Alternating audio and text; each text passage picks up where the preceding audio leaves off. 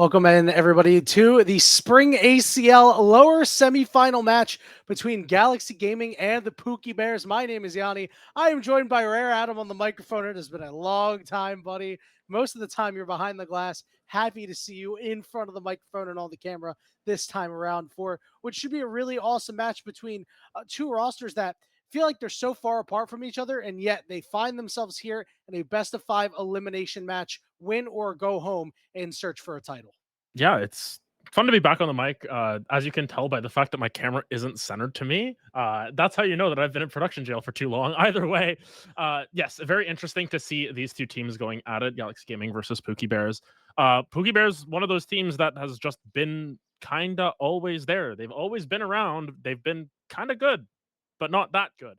And now they're up against a team that is quite good in Galaxy. Looking at that roster of Galaxy Gaming, though, Cozy, Crocodon, Ariandel, and Nori B, and KDKD on the bottom side, at least, as the IGN suggests. Very strong players across multiple roles, as we've seen in several OQs and CLOL in the past. Cozy, Crocodon, Ariandel, and even Honoribi, who plays on Drexel. Very strong players in those regards, leading their teams in a lot of ways. Ariandel led his team to a CLOL championship 7 years ago. He's been around for a while. That's crazy to think about, bro. I mean, like, I wasn't even conceptually casting League of Legends even in 2018, man. That is such a long time ago. And, can't forget Kim Down at the support role, right? Even though he doesn't have that college pedigree. Yeah, that guy played in Academy with Team Liquid. So, he's going to be a good one. And on the other side, a lot of good solo laners, Royal and Sean, basically the two guys for the Pookie Bears that have been putting in a lot of work. Kita, formerly from everybody's favorite team, Morningstar White, with Che in the bottom lane. I mean, in 2024, if you were like, yeah, this is our bot lane pairing, you're like, or 2023, you're like, oh my God, this is awesome. Like, this is a great bot lane pairing. And, it's nice to see Che return to competitive. I'm really excited to see the Pookie Bears go and try and get some revenge for what happened last time out, because, they did meet in the upper bracket and it was a 2-0 win for Galaxy. So, we're going to see what the Pookie Bears have learned from that last time out and try to turn it around. And we'll see in the draft if they were immediately able to put together any sort of conceptual plans or what have you to determine, hey, this is how we're going to kind of come out in this series and try to win. Yeah, I'm really curious to see what happens in these solo lanes as well, because at least Yanni and we used to cast Sean way back in the day on SFU. This is like, yeah, man, that's CLO 2023, a long time ago. We were like solo broadcasting, and it was a great time there. And Sean had some really outstanding performances there as well. Still, once again, sticking around the competitive scene, playing with this team now in Pookie Bears, where X Royal has had some stand-up performances in OQs in the past, notably.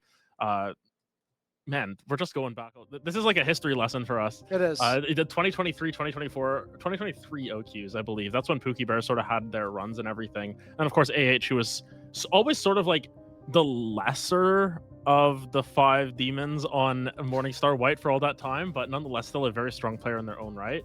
Now rebranding as Kita. Should be an interesting one between these two. I think my main thing that I'm looking at is to see how many bans go towards those solo lanes, because that's really where I've got to keep our eyes here. Cozy, Ariandel, Royal, Sean, those are 4 players of the utmost pedigree in terms of their mechanical skills, and it really comes down to how they're going to interact with the rest of the map. There's 1 solo lane ban already off the table.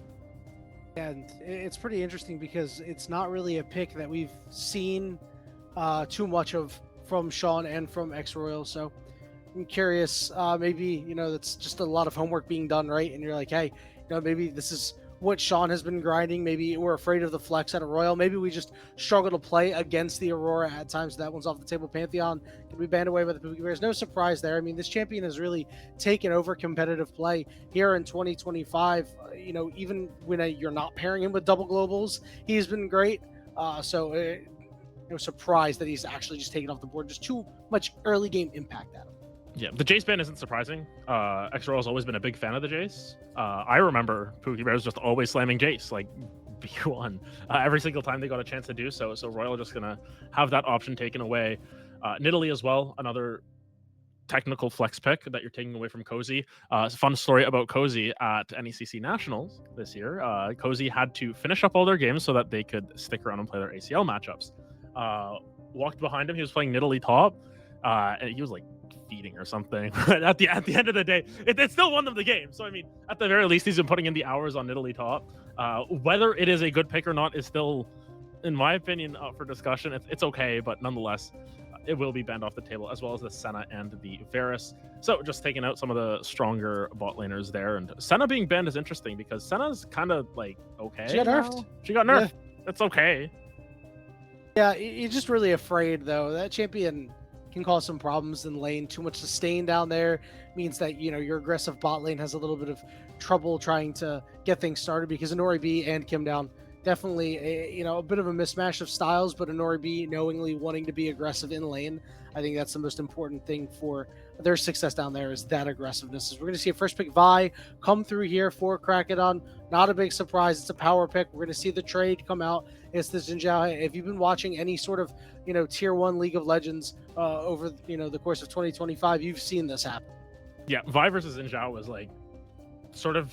It's funny because this is just like your beginner's guide to jungling. You always get you're learning League and they're like, oh, just play Xin Zhao, really easy to play. Oh, just play Vi, pretty straightforward to play. And now you see them here because they still have all of those same tools that just make them so effective. Of course, this matchup has been played over and over again. I'm pretty sure you can call it like a coin flip at this point with how many times it's been played out and with all the standard deviation taken out of it, the deviation taken out of it rather. But the Ezreal getting picked up, that's a key to safe pick there. You just pick it up, you say, hey, I can keep myself safe and away from this Vi. And now, especially with the Talia and the Zeri coming through as well, you afford yourself a little bit of distance here. You're allowed to start the fight before it actually starts here with Ezreal because you just sit back, you poke him out a little bit, and all of a sudden Galaxy are starting fights on 80% HP from there. Nico, though, going to be an answer, and once again, technically a flex pick here, but I'm interested to see how this goes because Ezreal Nico plays very differently from Ezreal plus another support and Nico in the mid lane. Yeah, well, and this should create a lot of pressure and cause some problems for the Galaxy Gaming bot lane, right? When you've already gone this Zeri. Zeri surprisingly able to scrap a little bit in the early game, but against, this Ezreal, this Nico with all this poke coming out, it is going to be increasingly difficult. Now, the Zeri pick is very interesting because you have a choice as Pookie Bears whether or not to go after the top lane, right? And go after Cozy, who has been one of the better top laners in the league, and try to give X Royal, one of your mechanical gods, some opportunity, or go after some supports that Kim Down could play to really buff up this Zeri. We're thinking the Yumis and the Lulus. And it looks like they're going to split the difference over on the side of the Pookie Bears. They're going to go ahead and take out the Gwen. Then they're going to go after the Lulu. So this is already an indication that we could see a potential tank top laner coming after the Pookie Bears. Maybe something to tie the room together like an Ornn would work pretty well. Yeah, and I think of note here, they didn't ban Cozy's Akali here, which is normally what you would see as a phase 2 ban. Seems as if they're just going to put that Nico into the mid lane, though, and this makes things a little bit different as well, because now you have that extra safety, but a little bit more engaged with that Rakan. Rakan really good at either starting it off to set up the Nico or following up on Nico effectively as well. They sort of have two ways to get in there. You just toss your Xin Zhao in there, Rakan, Nico are able to follow up, or if one of the three is not present there, you can just sort of mix and match your way in any permutation you like. Kim Down picking up the Nautilus and then the Akali right after. Nautilus is very good into Rakan because you're just able to pull him out of everything, basically, and you don't really care if you get charmed, but the Akali blind, this is how you know that this is Cozy playing here, because he'll play that into anything, and his name is Cozy Shroud. He's been playing this champion top lane for so many years. Oh my god. Yeah, okay. All right.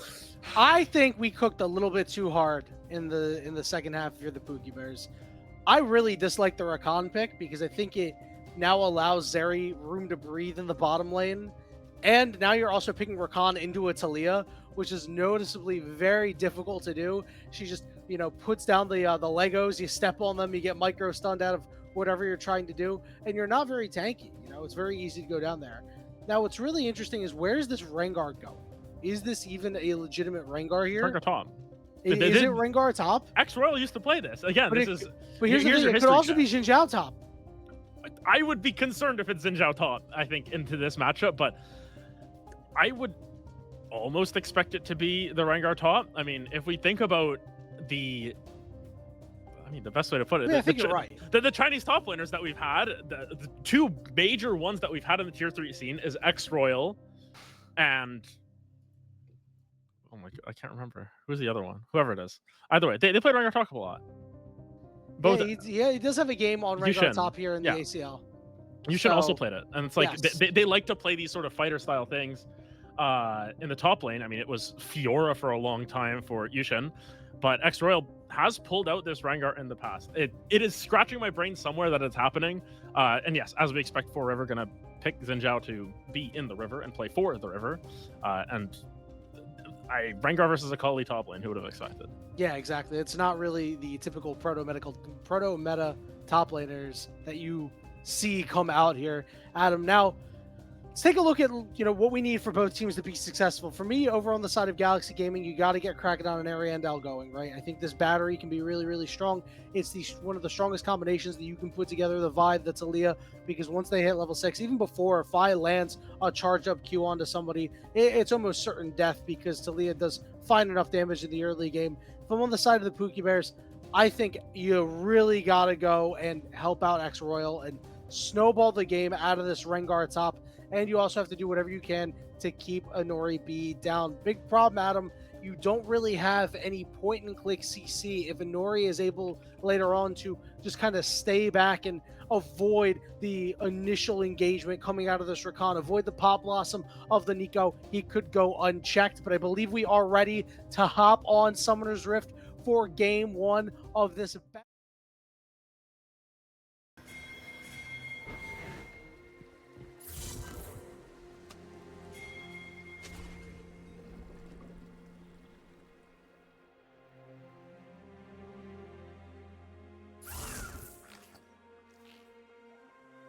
Welcome to Summoner's Rift.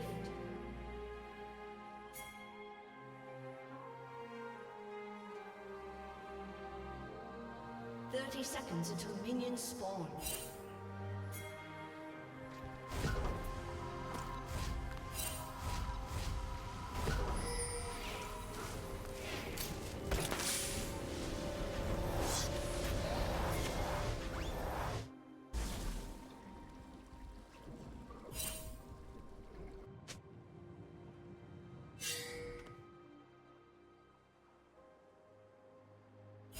Minions have spawned.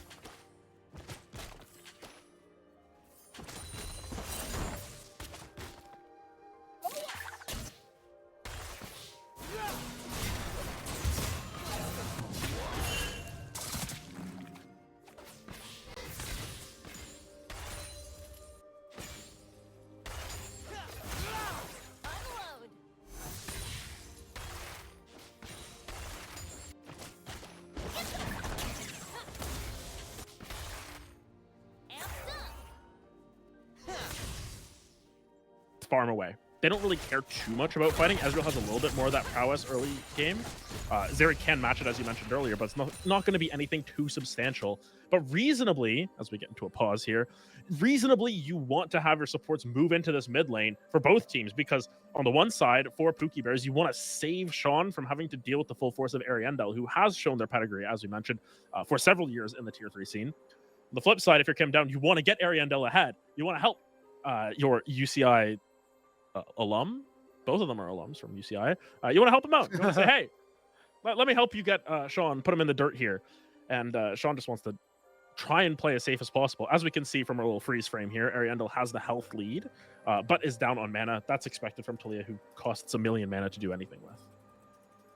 Yeah, and I think that this is a very favorable lane for Ariandel here, because yes. Nico pretty weak laner in the mid lane. This is why I was pretty surprised they were going to put Sean on this Nico specifically. I mean, a player that's lauded as a mechanical god, right? This is a champion that requires deeper thinking in order to really play and know what the impacts are of swapping over to a certain champion, right? And going like, oh yes, look, I'm cosplaying Xin Zhao right now. You should be scared because it's jungler Xin Zhao running right at you, right? Well, no, it's actually Nico. So, having to think on that deeper level, having to find these extra angles is a little bit different than, just getting out there and hand stiffing somebody. And I don't think he's really going to get too many opportunities to do that in this particular game. And I do think that's a big negative here for the Pookie Bears early on. Yeah, I think the other thing is Nico technically has a little bit of counterplay into Talia where you can throw your clone out to block the rocks. That's kind of all there is. There's not really much nuance to that matchup apart from Ariandel will shove in Sean over time, granted at the cost of a lot of mana, but Sean just needs to try and continue to match that push as much as possible. And I think conversely to how Galaxy want to play this game, where they want Kim down to go into that mid lane, Sean wants to get out of that lane as much as possible. They want to be going down to the bottom side. They want to link up with Forever here and make some 4-man plays happen on the bottom side. So I think it's going to be interesting to see the map movements.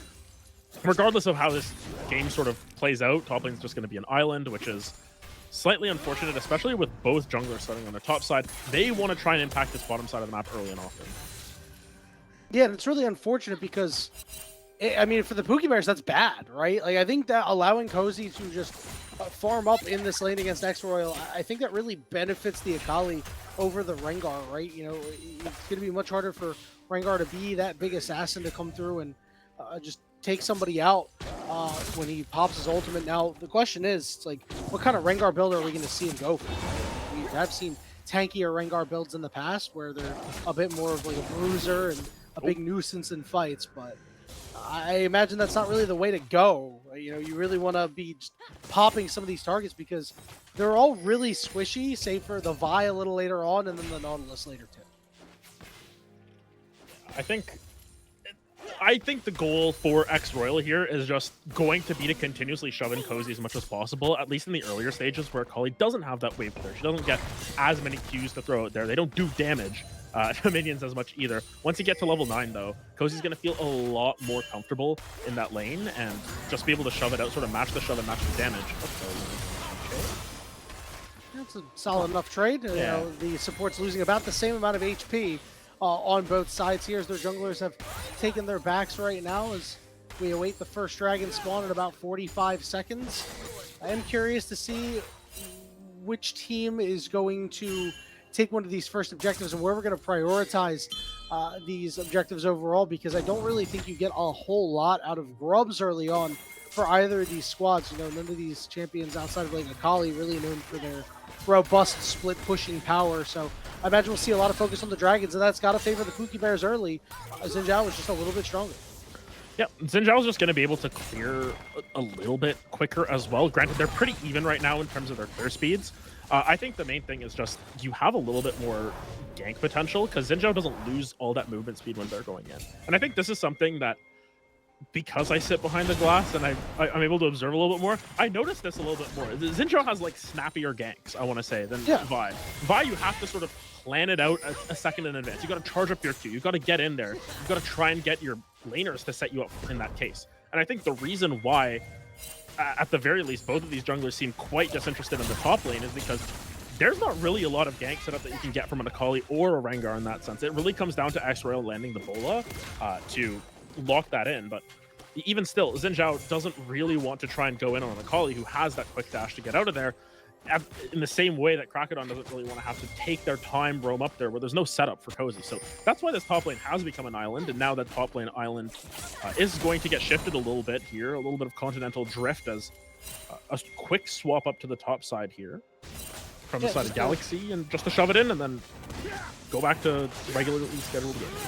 Yep, just to get that wave shoved in, make sure that Anori B and Kim down to get an opportunity to move around a little bit, and Cozy can pick up some free CS. It looks like they're going to stay the course with these lanes, so imagine that Galaxy is going to focus down these first grubs as the first dragon goes the way over of the Pookie Bears. It was good warding. Crocodon had to put down that pink, saw that he was on a bunch of wards, knew that, hey, not really too much to do, especially because, again, early on, the Pookie Bears is going to be a lot stronger, but the pick potential that's going to come through later on here for Galaxy is going to be huge as Royal is forced to use his ultimate. Now he's going to turn around onto Kim down for just a little bit of damage, but good burn there.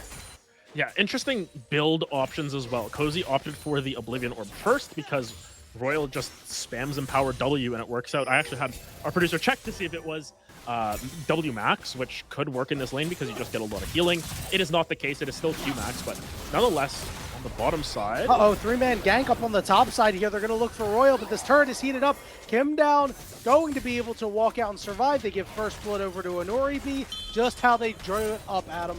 Yeah, and that's, as you saw the engage on the bottom side at the same time, just no help coming through. River, for River rather, not on the same side of the map as them, or wasn't really looking for a play there. Well, it is a little bit of damage to Cozy. It is unfortunately Royal losing their life and their flash there. So pretty big cooldowns being expended there, and at no real cost. It was just a heal burned off of Kim down, who reasonably, as the support in this lane, burning your heal is perfectly fine. That is your job to do that. Yeah, man, this is exactly what you wanted. Now your late game insurance option out of the Zeri gets going just a little bit, and you know, again, we talked about earlier, they're not really going to have a way to shut Honori B down outside of Rakan getting right on top of him. Che is going to have to play really, really well this game, or Sean getting these Pop Blossoms coming through. That just means that Honori B would be mispositioned, right? And, you know, if you're relying on him to misposition, I don't think that's the best way to try to win a game here. Now, Grubs have spawned up, and it looks like Four River is on top of them right away. Again, pretty good warding here coming out from the Pookie Bears as they look for this the second objective now. And it doesn't really look like Galaxy Gaming are too interested in securing any of these early objectives, much rather put EXP and gold onto their solo laners, onto their AD carry, and have Kraken move around the map. Yeah, I think the interesting thing to note here is actually Royal is playing in Narnia right now just because of the pressure that has been exerted on this bottom side of the map. Yeah, they're perfectly willing to just sort of counter jungle here, get that bot lane prio, and just keep putting resources into getting Royal behind. Rengar is going to be one of those champions where, despite you needing the engage for team fights onto Honori, one of the engages could just be death. And that's X-Royal just getting on top of Honori B with what should end up being a Profane Hydra. Just jump on top of the Zeri, and there's no real counterplay to that because she can't cleanse death. She has her flash, she has a way out of things, and it really comes down to whether Kim Down can keep the Rengar at bay, but it's still going to be challenging. Top side. Oh, nice flash to follow up Ariandel's. Sean very close to taking him down. Ariandel sidestepping around, able to survive. Good job there from the mid laner on the side of the Pookie Bears, and unfortunately wasn't able to close that one out. Ezreal coming through, and downtown Kita gets the job done, and now that's a good play. Yeah, that's an excellent play now. Flash burned off of Ariandel as well. Got caught napping on the recall there as Kim Down was coming through, and he had a flash away from the Pop Blossom. Didn't even work out for them, and nothing to get away from the True Shot Barrage. So good to get gold onto both Sean and onto Kita here.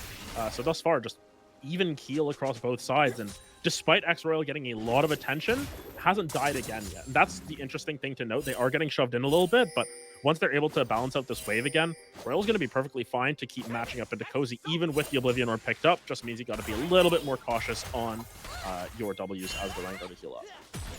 About a minute until this next dragon, Adam, and I still think the power lies a little bit here with the Pookie Bears, especially early. You know, even though Royal is kind of behind, his ultimate is very scary. If he's able to hop on one of these squishy targets, will deal a lot of good damage. As long as he's able to survive his initial engage, that'll be good. But I do wonder if it's time for Galaxy to kind of rip a fight. I think it's a little bit difficult when you're playing with a champion like Zeri on your team, where you kind of want to scale up a little bit more and wait till Zeri. All right, Zeri's got a couple of items we can fight, but you do have this Vi, you do have this Talia, you have this strength that, you know, this combo, you pick the combo to use the combo. We haven't seen it. Yeah, I think the interesting thing about Zeri is she kind of suffers from Sivir syndrome, where Sivir is one of those champions where if you get 300 CS on the champion by like 25 minutes and you get a couple of items, you are incredibly strong in team fights. Great shift there from Kita. But until then, like, yes, there is a little bit of laning prowess. You do have damage. You can still do things, but it's like you don't really want to. They're sort of incentivized to go for this 300, 400 CS win condition here if you're an Oribi on the Zeri, much akin as you would to a Sivir. So they're just going to move some members down, try and pick up this dragon, but it's not even safe at that. Teleport's coming in. They're going to go for a full engage onto Jay here. He's going to get blown up as Four River is in there, but here comes a stray minion from the top rope. He's going to hit two with that ultimate, and they're going to find Cozy. Kraken healing up a little bit, but he's going to fall too. Honori B got to the other side of the play. Ariandel trying to stay alive, but X-Royal will chase him down. patient play coming through for the Pookie Bears, and they are rewarded. And a strange play at that. It looked as if Chaewon and Wiggler, it did not look good for them. But instead, it's the feat of warfare that is picked up by the side of Pookie Bears, sort of just sacrificing away this Rakan, pulled so many members around, and then Sean's able to come through and find a very split Top Blossom on two members who were separated by almost the entire length of the river. Really well played by the side of Pookie Bears to just play patiently, as you mentioned. They come ahead with the advantage here. Believe they just got all defeats at that point because they got the objective as well. So they're sitting real comfy at this point. Yes, the gold is even, but Royal now afforded a little bit of free time on this bottom side. And now it's Ariendel who's going to have to try and answer this here, which comes to another interaction I want to talk about here. Rengar jumping into Ariendel has the same sort of feel as Fiora trying to hold off on a riposte here. You have to wait to throw out your rocks for as long as possible, which can give Royal a little bit of outplay potential in terms of saying, hey, I'm not going to jump in yet. I'm going to wait for you to use your rocks. And Ariendel just has to keep holding them for as long as possible. So it comes down to a game of chicken when it comes down to whether the Rengar can jump in or not. Speaking of holding things, we didn't see a Weaver's Wall come out from Ariendel. I think that Galaxy was really surprised that the Pookie Bears, went and took that fight, because at first it looked like the Pookie Bears were going to be willing to give up this dragon, and I was so ready to criticize them because it's like, hey, you don't have the scaling composition, like you need every single one of these. But again, their patience really paid off there. I mean, Sean had such a good play, and the problem is you can't get an Oribe, which meant that an Oribe is able to get a kill, an Oribe is able to get a well-timed back off. He's able to farm up some more. He's got 134, 135, tied with this Ezreal, essentially. They haven't been able to do anything to keep this guy down. And if this continues and they don't build up a big enough lead at him, they're going to lose to the Zeri in, like... Yeah, actually... Wait a minute. Royals... You know what? I respect that. This is a guy who knows the limits of that champion, because I think anybody would be afraid to do something like that and get pushed into the turret, but somehow he just managed to shrug it off and not really have a care in the world at it. Yeah, just sort of scream twice and get out of there with the Rengar healing. Yeah. I mean, that's what Rengar's W is. He just goes, bah! And heals. It's like, okay. The thing is, he also went for Ravenous Hydra instead of the Profane Hydra, which means not as much of a one-shot potential, but it does mean this is going to be likely the Bruiser style of Rengar, where you just heal infinitely.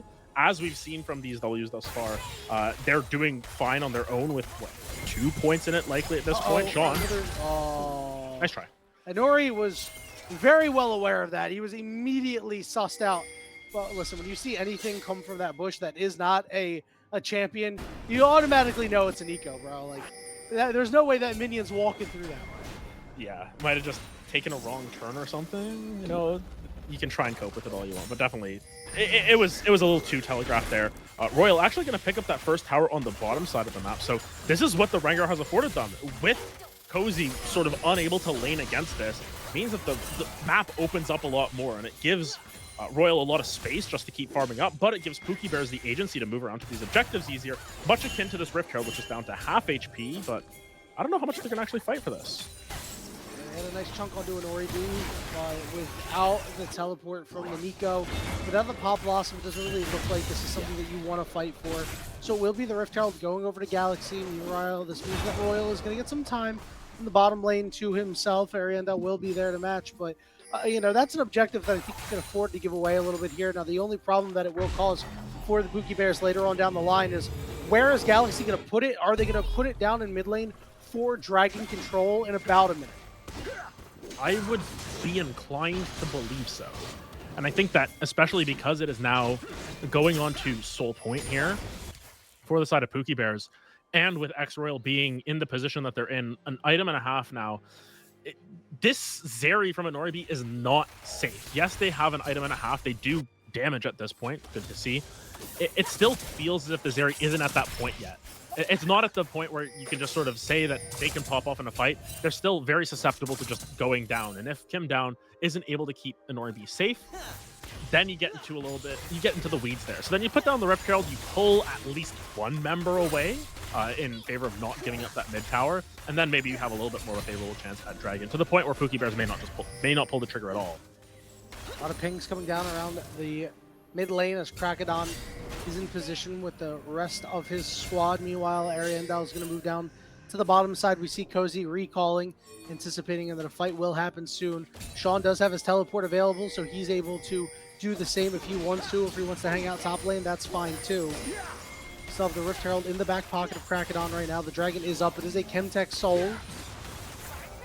This Four River is looking for an opportunity. We will see the Rift Herald get dropped. Meanwhile, on the bottom side, Rengar is going to cause some problems here with Cozy, at least marking him, knowing where he's at. Ezreal coming through does a little bit of damage. The Rift Herald is not going to be piloted by anybody, but it will go and get a crash into the turret. The dragon has been started up here.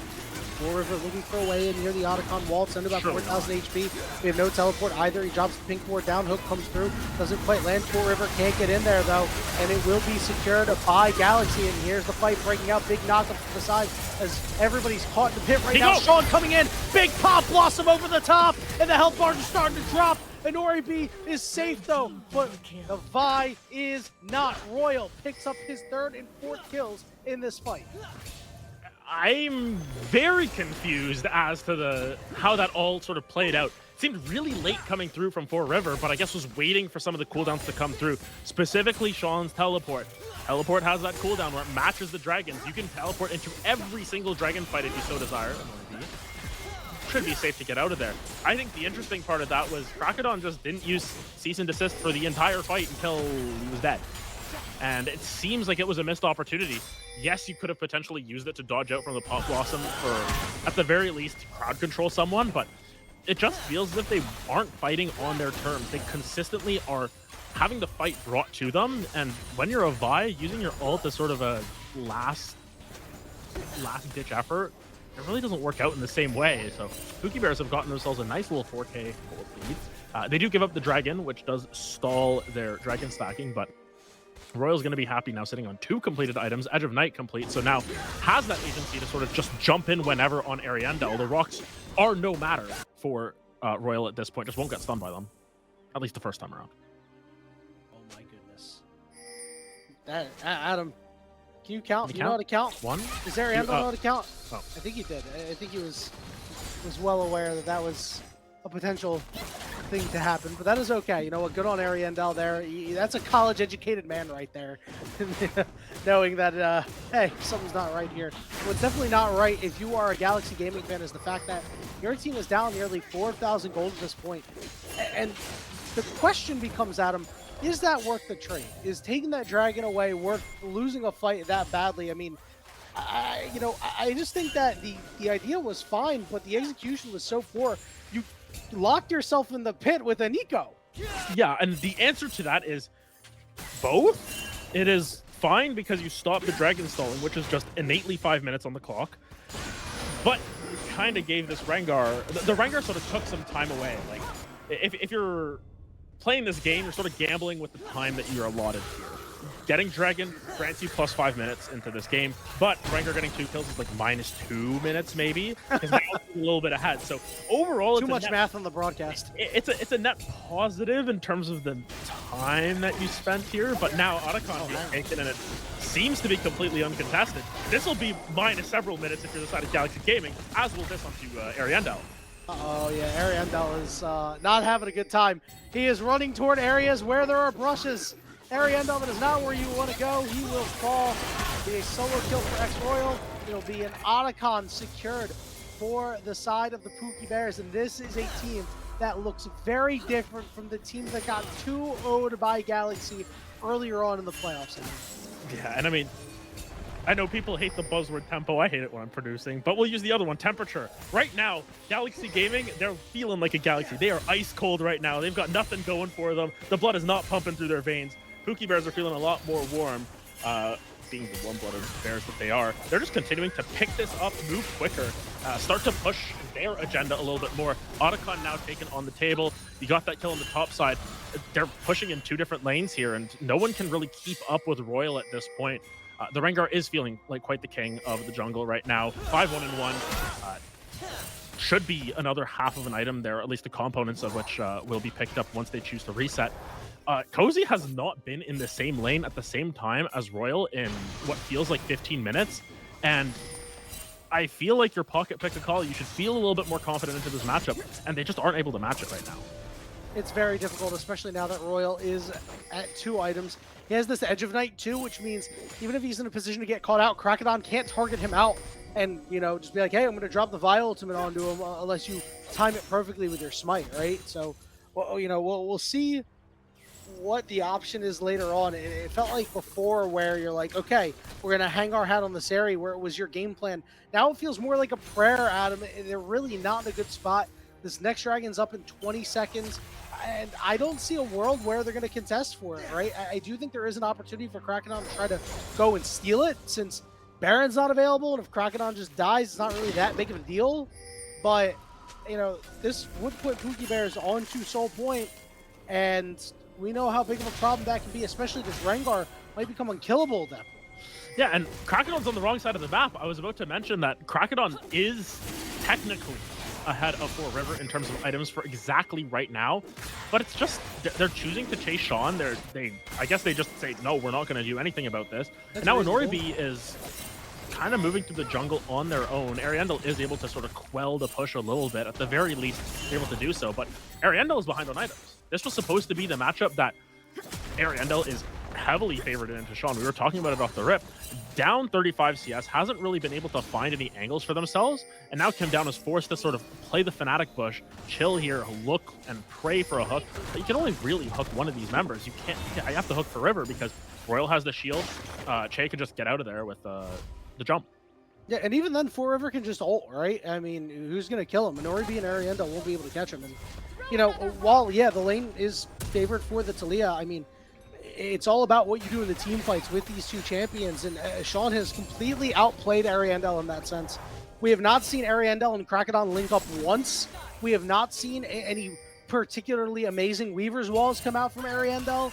We haven't seen any great seismic shoves either. I mean, we really need him to step up and control the game, be the control mage that his team needs to allow Inoribi time and space to cook, right? And you know, not getting that opportunity now at the 24-minute mark, you start to wonder if it's going to happen, and if that means that they're absolutely cooked, right? If it means there's nothing to do, is X-Royal getting tagged, did have to burn his ultimate, but will be able to survive, and that means in the mid lane, Hina and Che will be able to take down mid-tier too.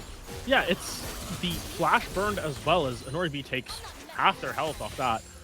But it's a trade on the bottom side, which will now be traded back for Sean on the top side of the map. Once again, the math isn't really adding up here for Galaxy Gaming. For a team named after astronomical phenomenon of a galaxy, they're kind of getting gapped by a galaxy right now. It's not very big galaxy brain here, Adam. Yeah, it's not galaxy brain. They're getting gapped by about a galaxy in terms of the macro play. And I think that's what is really interesting to me, is that, once again, yes, you've got 3 items on X-Royal. That is sort of your planet that is just doing absolutely everything. It's the Jupiter right now. You don't want to go to Jupiter because Jupiter is going to have that 300-year storm. That I thought you didn't go to Jupiter because you get more stupider. At this point, they might have been going to Jupiter too much, because Jupiter's 5-1 at this point. X-Royal has got 3 completed items. The other side of it, though, is Cozy, who started with this Oblivion Orb, just didn't use the Oblivion Orb against the champion that heals. And that's what's really confusing to me, is why bother going for this? You could have potentially accelerated 2 years Zhonya's already, but you took this 800 gold detour, and then you didn't use the item. And I'm going to ask a producer if they can hover the Oblivion Orb, because I'm curious how much healing they've actually reduced at this point. I'm putting on my LS hat here, because reasonably, I don't think that Cozy's Oblivion Orb has done anything this game. I don't think it's like got very good value. Reduced. I don't think it's got very good value. Right? I think that, sure, if you want to stop the healing of the Rengar, that's fine. I think that you, as an Akali, should probably try to burst him out first, and if he becomes unburstable, he's no longer your target. He's going to be the target now. That's because they popped the spell shield, and they're going to send the entire house after him. Ariandel's here too, and they managed to take him down. The shutdown goes to Ariandel, but the teleport is here. Sean is in. Double pop, Blossom lands, but Sean might be in a bad spot now. Ariandel's still alive, but he will finally fall over the top of Jay, and he's potting some people up. Four River is tanky. Cozy's on the backside. He's going to try to get away, but he's shut down by Sean. And Four River charging forward. Knockup is there. They find Krakodon too. It's a triple kill for Sean, and they're not done yet. Kim Down falls too. It's a 4-for-1 for the Pookie Bears. Yep. There you go. You go and kill Jupiter, and all of a sudden you get caught in the storm of the other 4 members. That 300-year storm is very strong. and Pookie Bears are just going to continue to push down at least one inhibitor, potentially a second inhibitor as well, if they are afforded the opportunity to go to this mid lane. And Anoribi, who has stayed deathless throughout this game, has those 3 items. Yes, you've got the Sivir effect. This champion is strong right now. Doesn't matter. The rest of Pookie Bears are stronger. You can be a whole galaxy, but the Apex Predator is still going to win on Earth. And the big problem, Adam, is they're not playing around Anoribi. They're going and making these aggressive plays onto this Rengar. They're playing around, you know, Ariandel, Cozy, and Krakedon. Well, guess what? These guys aren't strong. You're playing around your, you know, good. You got your mid laner, 1,000 volt shutdown. That's great. But I mean, Cozy didn't have any kills in this game. Ariandel only had 1. Your strongest member is your Zeri, and you need to play around your Zeri. Now that he's on 3 items, I mean, that has to be the way that Galaxy gamers are going to win this game. The question is, can they actually do it at this point? Because Sean has absolutely dominated these team fights. Sean has been, I would say, the MVP of this game so far, in that they keep finding these angles. Once again, they sort of get that wide pull on the Pot Blossom. We'll get back to that. Forces Che away, but not too much more. Cozy getting in there, looking for some good damage. He's got to go stealth, and he's got to get out of there. They do burn Che's ultimates. That's going to be big. Hook comes down onto Che as well. Oh, another big Pop Blossom. And guess who's going down? Anoribi is on a thread. He's kiting it out, trying to survive it. He just can't. And now they turn to Ariandel and take him out too. And Royal is chasing after Cozy. He is looking to run down this Akali.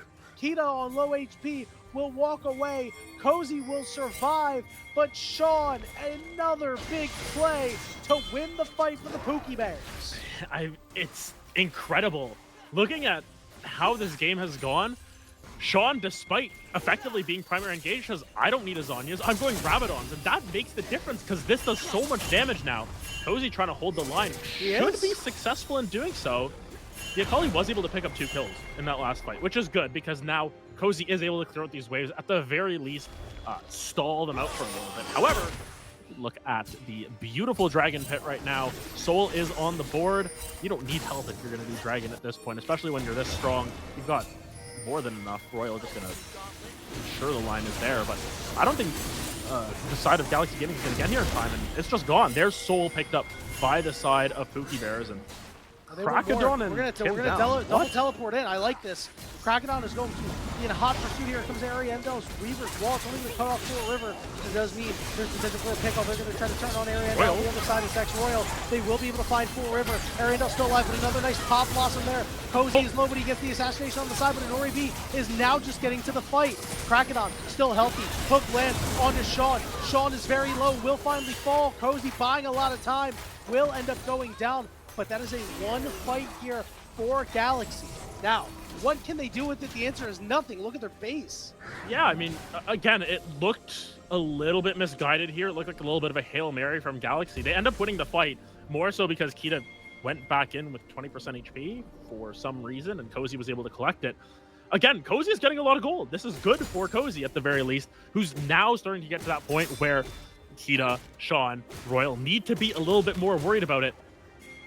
Royal is still 4 items though, and this is a very strong Rengar who isn't really going to get weaker, at least not yet. Doesn't have the completed boots, just said, I don't need that, I want damage. And it's working out like a charm, and now with Baron on the table, this is most likely the last hurrah here for Galaxy Gaming, barring them winning the fight. And I'm worried about their setup because Krakedon, working on an unending despair, just hasn't really been able to find the angles that you would expect the Vi to be able to find. We talked about it off the rip. Xin Zhao versus Vi is like your beginner's guide to jungling and how to play a bruiser. And it seems as if Forever actually paid attention to the tutorial, and Krakedon might have skipped and said, I can do better than this. And he's struggling this game. This is not a Krakedon-like performance. Aaron secured for the side of the Pookie Bears. With 2 inhibitors down, it's going to get really difficult for Galaxy Gaming to continue to try and farm up. Now, Anoribi is on 4 items. I imagine his last item is going to be his defensive, but we'll be able to shred through everybody. The question is, can Galaxy Gaming hold on? They have a couple of fights that look really good. You know, I think that fight that Sean broke up near the Dragon, I think that if he doesn't do that, you know, that's a 1 fight for Galaxy because they played it around Anori very well in that fight. I don't know if they'll be afforded that opportunity again. Sean does have his flash available, so it could be getting very difficult here They're just trying to clear out waves. They're going to lose their middle inhibitor as well. They're just running out of time. They're running out of real estate, Adam. Yep. This is so hard. It's all those timers that we were talking about. Yeah, they bought 5 minutes at that earlier drag, but all of these fights have started to tick down the clock. The sand is running out here. Hook to the land. All right, Nori is safe for right now, but here comes Sean. Sean's only going to be able to hit the one target, though. Now Nori's able to free hit as the health bar is low. Cozy gets a kill on the backside. As it being a 1-for-1 for right now. The minions still trying to find River, but will be able to be saved there. Hook not landing on anything there from Kim down as this Rengar ultimate is just going to time out. It looks like you're going to head to this bottom inhibitor. Let's see what else you still have here, Galaxies. It looks like the Pookie Bears are going to walk out, so Galaxy hold the line out. Yeah, and again, it's good damage on the backside by Cozy. Cozy is just able to force Kita and Sean to play very, very conservatively in these fights. The minions were almost able to pick them up, but that Zanya is able to keep them alive at the last moment. I think what's interesting as well is Sean is opting for Storm Surge instead of Zanya's. Now at this point is the point where you kind of like the Seeker's Arm Guard just to stall out a little bit of time. It's not about the damage anymore. You just gotta land your ult onto people and then you stall out that time afterwards to let Kita ramp up, to let Royal do the damage in the front line as well.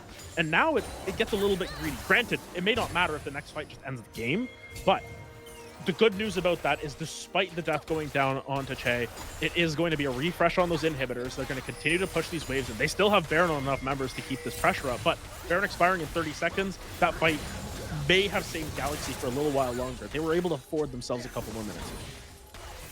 And the longer you can buy this Zeri, the better shot you're going to have. That Unending Despair did get finished by Kraken-On, so that's going to be interesting to note. Hook goes down onto Full River. He's going to take some good damage here. Not really going to be able to turn it around. Sean trying to get it over the top. He misses with his ultimate. And Nori B is still safe for right now as they do manage to find the mid later. But Royal's on top of Nori and takes him down. The target prioritization was perfect there for Royal. And that's when you see the Galaxy implode upon itself. The Pookie Bears, the surprise team of the split, will take game one. Yeah, Galaxy Gaming got turned into Supernova there, and unfortunately had a performance akin to Supernova's NACL run, in that they lost. And they lost pretty badly in this one. Pookie Bears were just able to continue to put up the pressure throughout that game. They played around their windows incredibly well, and in that last fight there, Sean just dies really early, doesn't really have a whole lot of impact with that Pop Blossom. However, it pulls all the eyes towards them. It's the global taunt, as we call it. You miss your ultimate on everyone, but five members are like, look at me. Oh, look, we got to kill this person. And then X-Royal is able to do their work from the shadows there. Looking at the scoreboard here, Cozy was able to come back around at the end of that, but your Kali's gone now. This is Fearless, right? Yeah, Fearless. Yes. So that was your Kali game. That was supposed to be the one that you can hang your hat on. There was a lot of pocket picks that were used in this one. You know, Talia for Ariandel is one of those champions that is well within their wheelhouse, just not the impact that you were going to expect from Ariandel there. Unfortunately for Galaxy, they got to go back to the drawing board on this one and really rethink things. The good side is no more Rengar for the rest of the series, no more Nico for the rest of the series. But honestly, incredible value picked up by Pookie Bears on those two picks. Yeah, they did so much work. I mean, it was Sean pretty much the entire game, and then at the end it was X-Royal finally just able to put them over the top. And again, you know, this is what we talk about when you don't pick an enchanter to pair with a Zeri. You don't have great ways to protect your Zeri, and look what happened in that last fight. Zeri was left unprotected. That was the champion that you needed to survive with. You needed to keep alive in order to potentially turn around and win the game, and they were unable to do so, Adam. Now, we are going to take a short break, and when we return, we'll be in the draft for game 2 between Galaxy Gaming and the Pookie Bears. Don't go anywhere. We'll see you soon.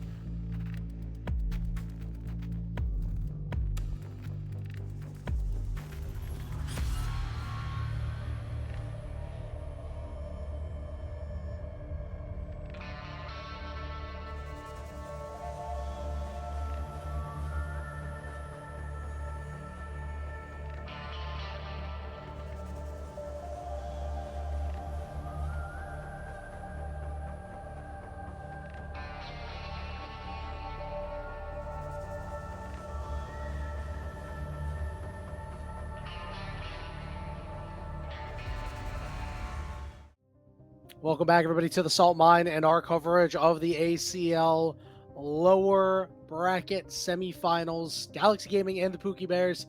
Pookie Bears took game one, being on the red side, Adam, which is something almost unheard of. And now Galaxy Gaming has decided, well, if they can do it, we can do it too. They are also taking red side. They want this counter pick. I already think this is not a good idea.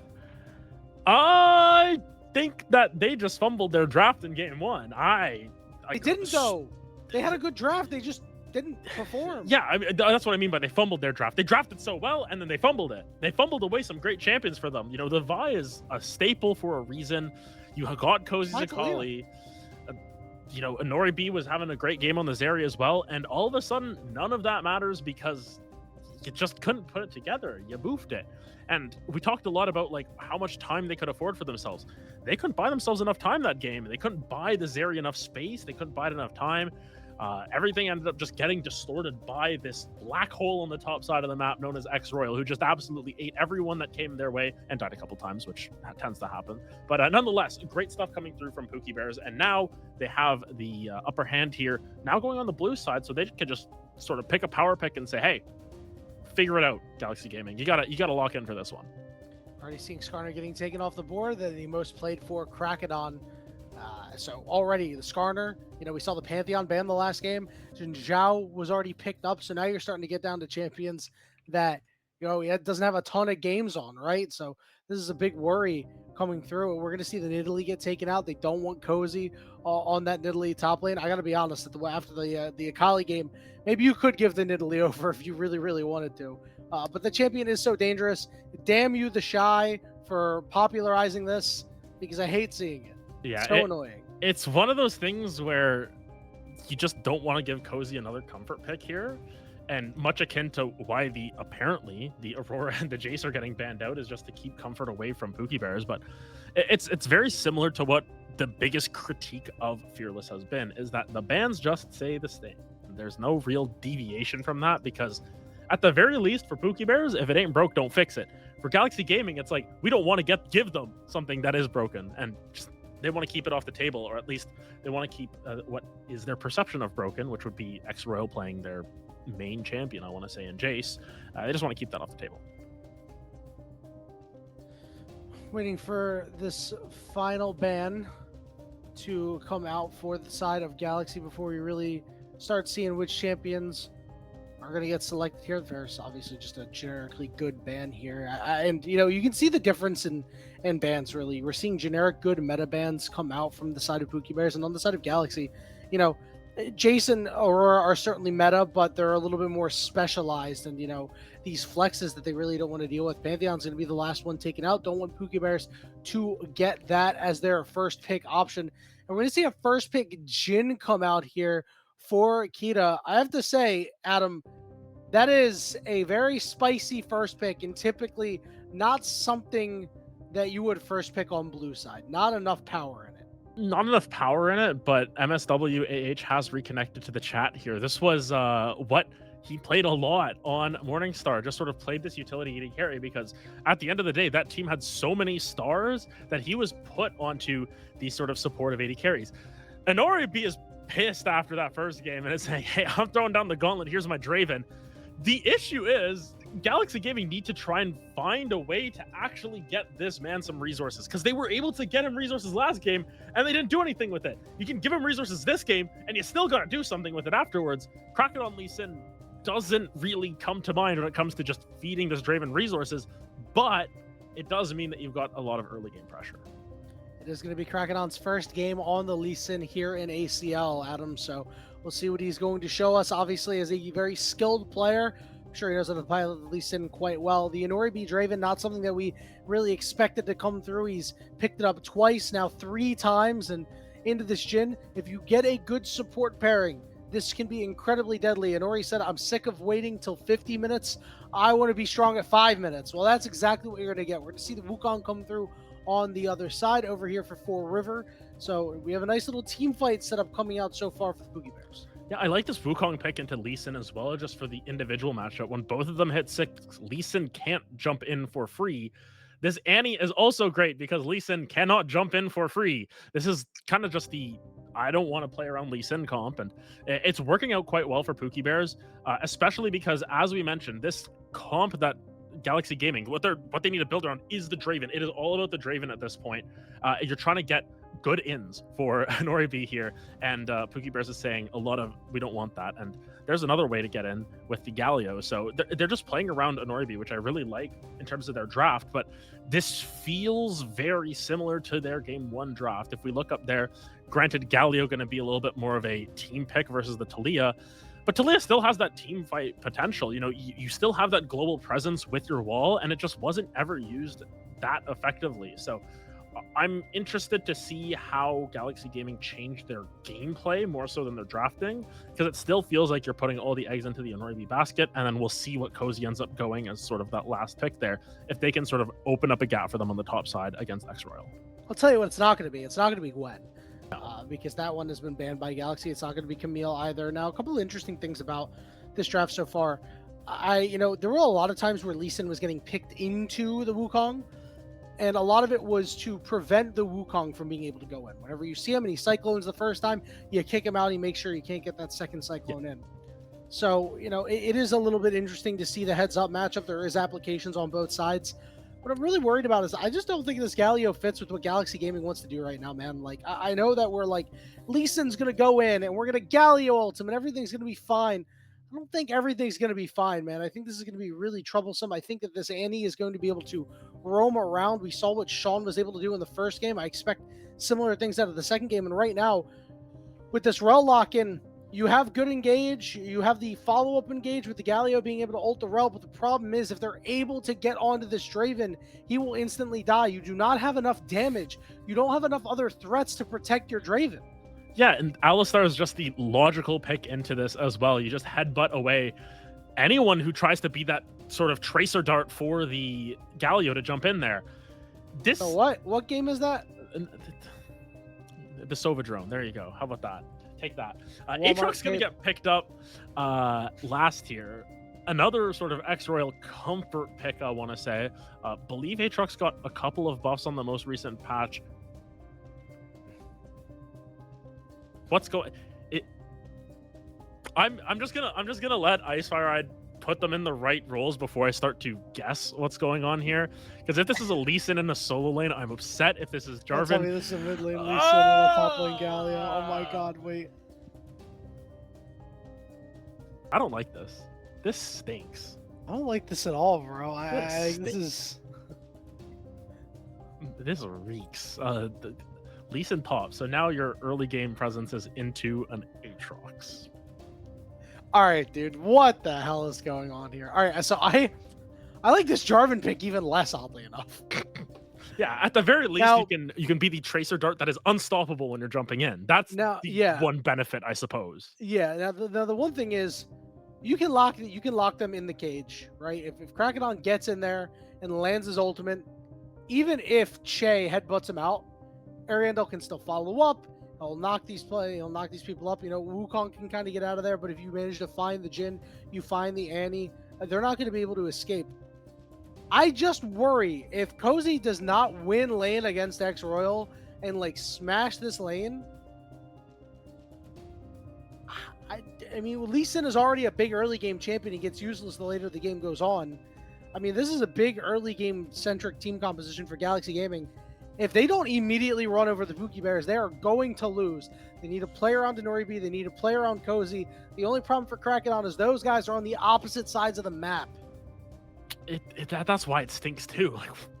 Unless Cozy's going mid lane, and Cozy's just gonna pull out this Lee Sin versus Annie ? Which sounds also terrible. It stinks. The whole thing stinks. And I've seen enough of lane Lee Sin in my days, man. I got to see Doinby play that thing. And it was bad. It was really bad. I think the last time I saw a Lee Sin top at not a tier 1 or tier 2 level was in CLOL 2020 when the University of Houston pulled it out. CLOL 2021 because 2020 got canceled. And it was okay, but they were also extremely favored going into it. They were playing a team that also kind of stunk. So I don't like it. I will wait to be surprised by Cozy at this, but man, just 30 put the seconds to Ornn in the minions bag at some spawn. point. Like, just man, we need to get locked in here and just support this this Inoribi Draven here, which is the pocket pick. Like, we've given Inoribi 2 incredible picks that is fully within their wheelhouse, and it just feels like spoiled milk after we toss the Lee Sin into the bowl of cereal. Well, we might not like the pick in the draft, but guess what? The pick could be good in the game. We'll have to see how things Minions have shake out spawned. here, Adam. It's game 2 of this best of 5 series. The Pookie Bears up 1-0. Galaxy Gaming, a team that we expect to make it to the final, right? Be around this top 2, top 3 pantheon of teams, and right now already behind the 8 ball in this first game. They got wackied on in game 1. They're bringing out the wacky here in game 2. I just don't know if that's what's going to do it. Yeah, and I think all of our concerns are validated by the sense that Galaxy beat Pookie Bears handedly the first time they played. This shouldn't feel as if it's the shoes on the other foot. These drafts have just... The game 1 draft was fully into Galaxy's favor as Crash Down from him down, a little bit of trading. The draft was fully in their wheelhouse. That should have been a game that they win purely off of draft, and instead, X-Royal was given all of these resources. Now, Pookie Bears have the normal draft, and we've got a Lee Sin top lane where X-Royal, once again, has a lot of tools to succeed. If this Lee Sin doesn't come out of lane with a couple of kills, or at least have enough impact there, it's just going to be X-Royal's game to lose once again, because Aatrox gets so obnoxious once you get a couple items as well. Yeah, and you don't have a whole lot to really disrupt this Aatrox, right? Because if Cozy is kicking Aatrox away, then you're not being able to kick the Wukong away, right? You're not kicking the Alistar away. Jarvan sure can knock him up, but can't actually knock him away. Galio can taunt him, but again, can't knock him away. You really, stand aside for Draven? Like, these are the big mitigation tools you have for an Aatrox later on, so... again, as long as X-Royal does not go up a little bit too far and get ganked, doesn't straight up lose a 1v1 to Cozy Shroud, I think he'll be just fine, man. I am quite worried about this one. We'll have to see what Fort River and Krakodon do. These are going to be the two guys to really watch to see how this game shakes out. Krakodon definitely going to be the guy that needs to gank, and if Fort River is there, able to counter them and, just elongate the game, that's great. Yeah, and we go back to our doomsday clock at this point. I fear that we've already lost a couple minutes by putting Lee Sin top lane here if you're Galaxy Gaming, but engage on the bottom side. This is risky from Jay. Jay is getting chopped down right now. No axes, though. No mana. So, unfortunately for Noribi, if you maybe had another Blood Rush, it was possible. Sean taunted up, though. Sean, Krakodon is here. Flag and drag forces the flash out of Sean. Not bad. And honestly, this is Galaxy Gaming playing Galio Jarvan as sort of your gank setup and attempt at a kill lane here as well as you can, especially into Annie, who likes to play from Narnia with her 625 attack range with all of her long-ranged abilities. You just got to put pressure onto Sean. The good thing that affords them is level 6. It doesn't mean Sean can free roam down to the bottom side, flash timbers onto the top of someone, and go from there. Ariendo, though, with a health lead, not the mana lead here, means that they need to be a little bit careful. They're just going to have to shove in that wave and look for a reset. Doesn't have a CS lead either right now. So. Yeah. Expected. Yeah, expected, but, you got to talk about it, right? It'd be something to really be like, oh, look at how well Ariendo's playing if he was the one with the CS lead. We do see Fort River poke set up toward the top side, but it is well warded and covered up by the side of Galaxy Gaming. That's the one thing that Cozy is going to be able to do and be able to escape the clutches of X-Royal. You can just hop over to a minion wave whenever it shows up. Yeah. The one thing that will be interesting is what they do with their wards. And this is something where when you're jungling, you just normally carry a boatload of control wards all the time because we all love to just buy way too many of those. And so you're able to always have your ward. Oh, because we're good at the game. We're not bronze. You always have your vision control. You can use them to jump in, jump out, and all that.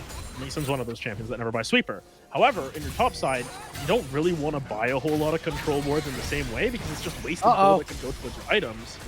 River. He's fine. He's fine. He was able to walk it out. It was a good sniff out there by Fort River, and I like the attempt there from Kim Down. I think they were maybe looking to dive Sean at one point. Not going to be able to get it.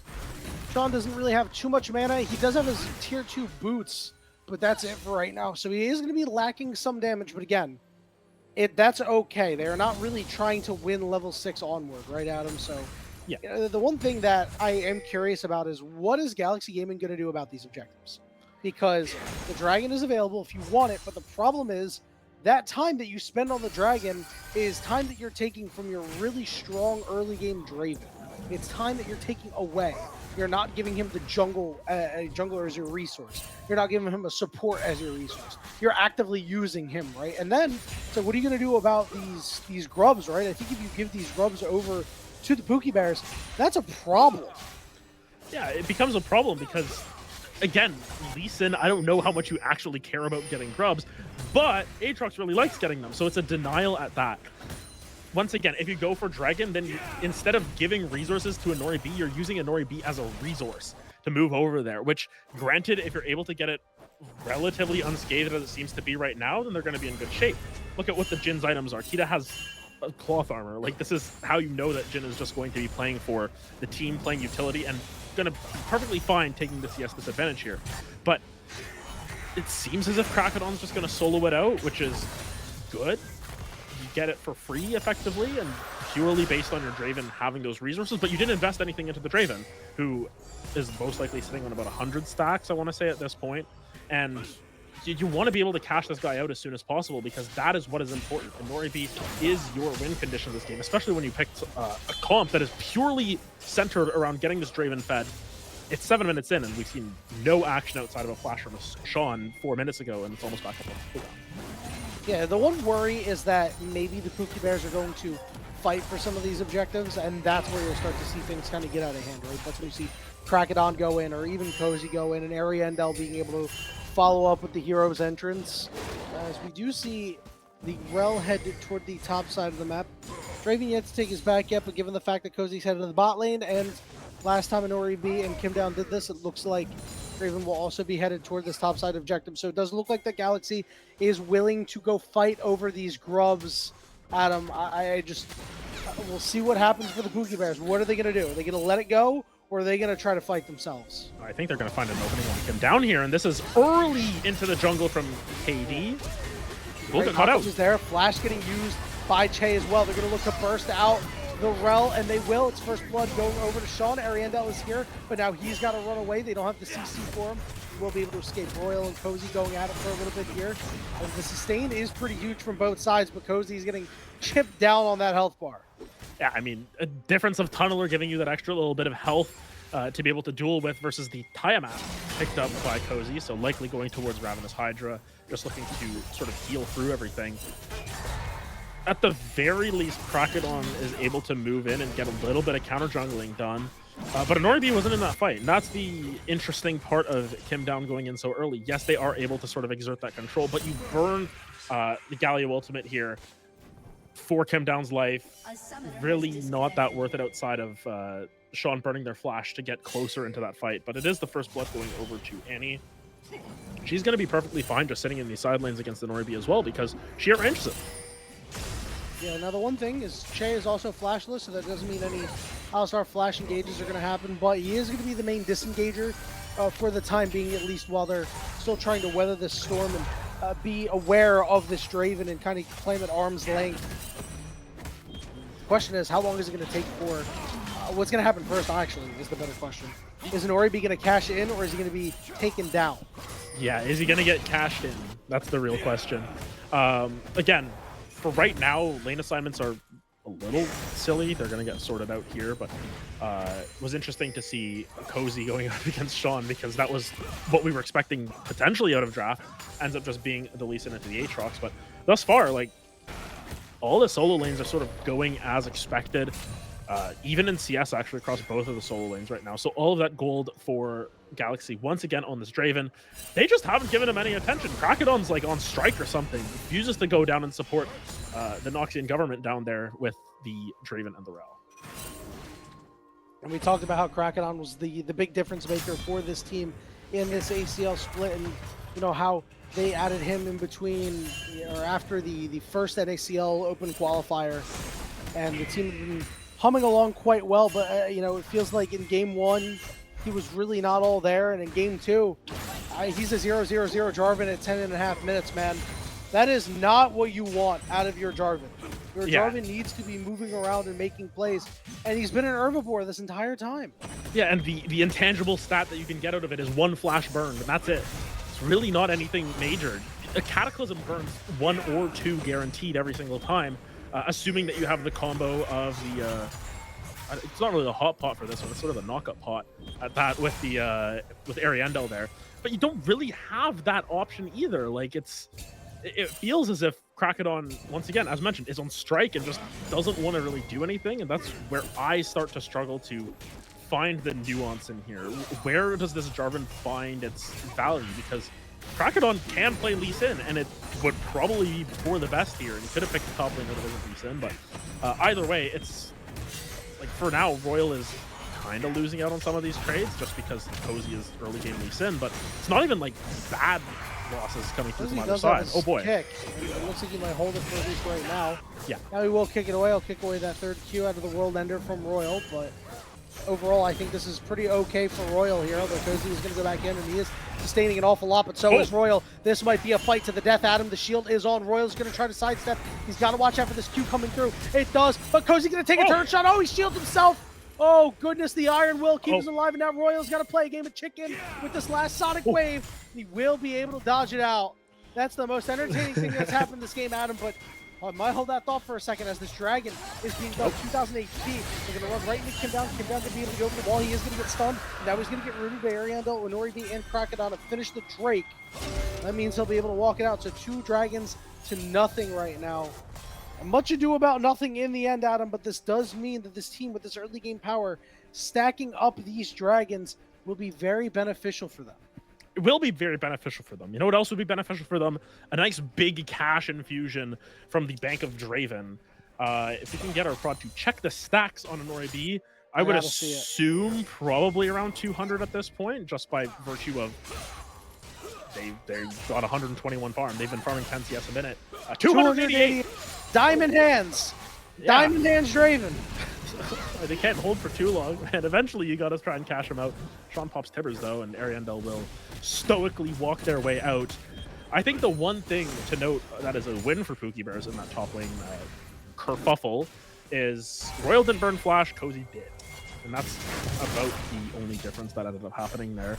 Of note as well, Royal has the Sundered Sky now.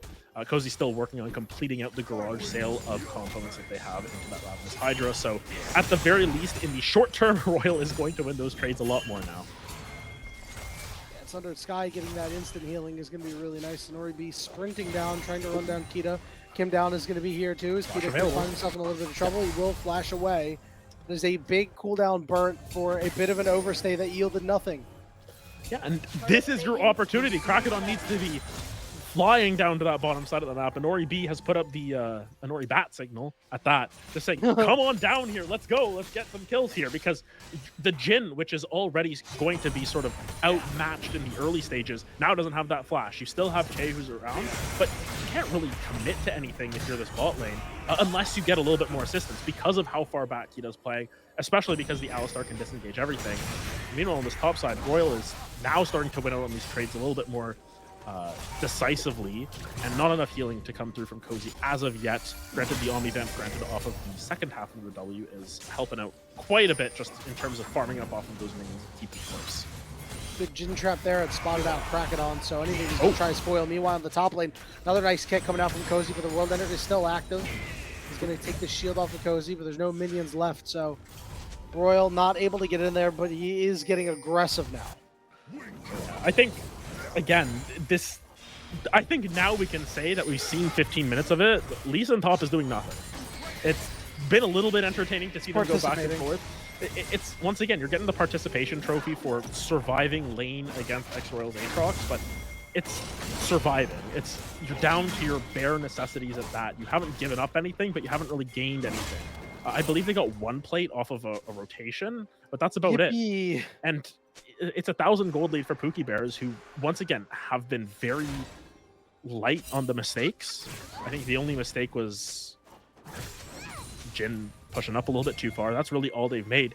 They haven't been they haven't caused any force errors at the side of Galaxy Gaming. So as of right now, our Doomsday Clock and whatever, it's still, I want to say, in Galaxy Gaming's favor, because it just takes one from Inori B to really blow the bank open. But as of right now, under lock and key are the side of Pookie Bears. They are holding on to their lives with everything that they're worth and a little bit more. And Inori B's got that heel cut now to deal with that Aatrox. Kim Down has spotted out Che, and we'll go try to target him out. Root won't be able to come out here, as it does look like Galaxy Gaming is very interested in taking this Rift Herald, making sure that the 3 Grub squad does not do anything with it. Cozy is down here with Sean. Sean will have an opportunity to teleport away and rejoin his team if he wants. Curtain Call coming out here. The teleport is going to come out too. The Rift Herald will reset. Just a couple of shots coming through, not hitting much of anything, as Cozy will show up. Kim Down did get tagged by 1. The Rift Herald has been pulled again. Ariandel off to the side. He's going to be spotted out by Royal. The Rift Herald is running out of patience here, as are you and I, as Rift Herald will once again reset. And into the mid lane now, and the pings go down onto the mid tier 1 turret is Kita. Come down, walking up, not going to be able to land a stun. Knockup is there, no root to follow it up. As again, Shelly is still full HP. They're just trying to clear out some more coverage. Coming up from behind is Cozy. This is a good Cataclysm. This is a good angle. Cozy with a 3-man kick, and the Galio over the top too. And this is a tough fight for them to try to survive. Inori B completely untouched. Royal's got to make a hero play, but it's still too early in the game. Che is going to get knocked up. He's going to be smited. He's going to fall. Inori B finds 2 in that fight. A wonderful flank from Cozy, and things just come together. Oh, they did something finally, and it just pays off in spades there. Inori B, big cash out coming through. Probably around 300 or so stack. Oh my goodness. Yes, there you go. There's your gold lead right there. All he needed to do was put the engage into Inori B's hands there, able to find 2 kills for themselves. My goodness, I was about to start saying some very mean things to both of these teams for not doing anything, and thank God Cozy came around with that flank. That's why you picked the reset off. Yeah, it was so good. They just lost track of him, right? Because he kind of slipped out the back. And then he said, crack it on, I got the angle, let's go. And then, again, just a 3-man kick. Then you got the Galio coming through. They never had a chance at him, and now this is going to be Chemtech Dragon. Dragon number 3, easily picked up here for Galaxy Gaming. Fully in the driver's seat right now on Soulful. Yeah, we talked about the timer that has been created. Galaxy Gaming threw their clock out the window, and it landed in Pookie Bear's lap there. They're like, yeah, now you're on the clock here, because Draven now, going from just the Bloodthirster, now has picked up that Last Whisper, and I believe their tier 2 boots off of that. They have the feats of strength in their back pocket as well, and now the Doomsday Clock lies on Pookie Bears. What can they do? Apparently, Chase just... got reset. Chase is in trouble. Roof comes down here. The curtain call. It's going to land on Kim Down. He's going to block a shot, too. Is showing up in the middle is Ariandel. He does land a 2-man taunt, but not too much of anything. Cozy off to the side here. Looking to cause a problem for Kita. Sean looking for an opportunity to get in there, maybe to save his buddy Che, but can't do so. And then he gets knocked up, caught up. He drops the Timbers down, but guess what? The Timbers ain't going to save you because he's running right into Crackedon. Meanwhile, over the side, X-Royal trying desperately to do something to this backline. Ariandel still standing. Big taunt coming out. Royal will fall. Inori B is still so goddamn healthy right now as he's throwing axes at everyone. He has Kita in his eyes and will take him down. Double kill for Inori. Oh my goodness. Crackedon heard us talking smack and said, hey, watch this. 2-0-7, finally showing those signs of life that we had been talking about. Crackedon is an excellent jungler, and game 1 seems so uncharacteristic with how slow they seem to be playing.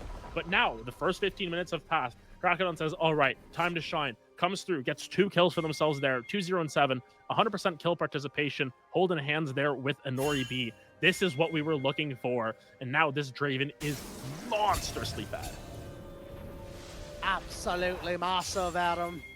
As he is now finished his heel cut item. He now has another BM sword in the inventory. He's up about 30 CS. He's up so much gold right now. It's a 4,000 gold lead. It's damn near all him. Yeah. 3 minutes until this next dragon is up. Yeah, it is all him. Oh my god, 3,700 gold up. That is crazy, man. He is just running away with this game. And it's just a shame because Royal, for everything that he did well, it's just not his time in the game yet. As they're going to make a 3-man play on Deshaun, and now everything is falling apart for the Pookie Bears. The hero of game 1, unable to get the job done here in game 2. Yeah, now all of a sudden this Lee Sin with the Cozy's got executioner's heel cut calling. too. Yeah, Cozy's just going to be able to sort of run this down. World Ender was expended. Now Cozy's starting to come alive. Who would have thought that Lee Sin is a mid-game champion of all things, especially into the Aatrox. Royal just not able to find any angles at this point. And this is where it gets challenging. We talked about how the clock was shifted over to Pookie Bears after that first fight. Now it just keeps ticking down. Third time's the charm here on this Rift Herald. No contest this time around. And this is starting to look real bleak for the side of Pookie Bears there. As a side note, just while all the chaos was going on, Soul Point was picked up by them as well. And Pookie Bears need to try and find some sort of angle with this, but they don't have damage. This Jhin that was picked up as sort of a neutralizer into this game can't really neutralize a 5-0 and 4, 200 CS Draven with 2.5 items. Jhin is not doing anything. He's tickling them. He's still practicing piano at this point. Yeah, this is still Mosquito Jhin build too, and like he's not even a Mosquito yet, right? Like, he just hasn't gotten to that form yet. He doesn't. Yeah, he's a midge. He doesn't have the he doesn't have Swifties because in this game I very much agree with what he did. You can't. You know, you do need the armor. You need the steel caps, and Okay. it's going to be a little bit tough. Now, the problem is you just don't really have the damage. I mean, Ariandel is taking a little bit, but really not a whole lot. Kim Down is bringing up the rear to try to help out his mid lane buddy. His Full River is here. They're going to try to turn around all Deshaun. They will be able to find Ariandel, and now maybe a turnaround looking for more. Kraken with a good buffer, though. He's able to escape. Here comes the curtain call. They're going to look to slow up Kim Down a little bit. Nori B has been tagged with 2. And it looks like the Otacon will be started up. It's a 5v3 for right now. Cozy does have teleport available. And it looks like he will pop it onto the turret. It looks like they will back off. They will take that teleport and they will walk out. I think it's very smart here for the Pookie Bears. Yeah, I had to teleport into the same state, but not quite the same area code there. It was a little bit far away to have any impact there, but you burn the cooldown, you get that bot lane pushed in. It's a decent look for Pookie Bears. They afford themselves a couple of extra seconds there, but they're going to go back to this. The issue is, Inori B is now starting to roam up here. Chain might have all right, back off again. Back off again. Yeah, you got the teleport. Looks like they're gonna commit for this one. I don't really like this here. They're still hanging around, and now it looks like Galaxy really want a piece of this. Yeah, this is going to be a straight up 5v5. Sean with Flash, with Timberstone. Cozy's doing it again. Cozy's looking for the angle once again. Otacon very impatient here. He's looking to go down. Cozy's going to be spotted on the side. Kicks Andy over the wall, and they're going to be able to find the mid laner. Don't get his chamber. He's not going to do much. Royal gets knocked up, and he's ignited. He's heel cut. He's going down. So is Che. Che an auto attack away. He's trying to get out of there. Going in as the Wukong, but he can't do too much. He gets stymied. He will fall. Down goes Royal. It looked so good, but Cozy once again makes the play. It's a triple kill for Krakedon and Otacon for Galaxy. Yeah, normally you call the jump behind and kick the squishy member in, the insect. That one was just an in sack because he just walked all the way around. He didn't have to do anything with it. Just lack of awareness, I want to say, coming through from Pookie Bears. The game one, it just seemed as if they had all the cards in their hand, but this time around, they're looking like an 18-month-old baby looking around, lacking object permanence or Lee Sin permanence here. As Lee Sin just leaves vision and they say, oh, Lee Sin's gone. We don't need to worry about it, until he just walks up and kicks the NE in. And now this is just Soul. This is the Doomsday Clock is looking worse than the world's Doomsday Clock at this point. We're 60 seconds from midnight, and Pookie Bears are just floundering. Full secured at 24 minutes here for the side of Galaxy Gaming. I think that is the final nail in the coffin, Adam. Once you see the teleport come out from Ariandel, you gotta pull off that. It would have been so smart. Oh my God, you're just dragging them around your macro maestros, and it's just not happening here. I have to say, Cozy has. Cozy's been my MVP, bro. So Cozy has silenced the haters.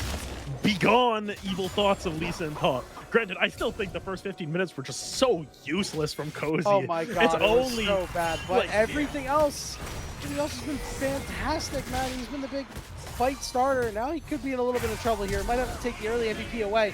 He's going to go Flash after him. The start is going to be there. Do you have any follow-ups, CC? Doesn't matter. You're going to be able to get him down. Royal never gives up and will take out Cozy. Yeah. The caster curse at its finest there. At the very least, Pookie Bears afford themselves I don't even want to give it an actual time value. So 34 seconds of respite into this game where Cozy cannot just walk around and kick someone in again. Nonetheless, Baron is now up on the table. Is taking a decent chunk of damage. Try to knock up. He can't get to Inori. That's the problem. Oh, the no. knockup from Krakenon means this fight is over before it begins. Inori's untouched, dealing good damage. He's 8-0-8. The Baron has spawned, and it is Galaxies. And he has to use the ultimate to try and clear the wave just because they can't walk up here. This Baron's gone once again. Krakenon has maintained. Oh, what's this? All right, Royal's going for it. I respect the hell out of it. He's going to get knocked up. He's going to be heel cut. Inori B's going to try to chop him down. He will have Cozy from behind once again. Lee Sin may be blood. Oh my goodness. AFF.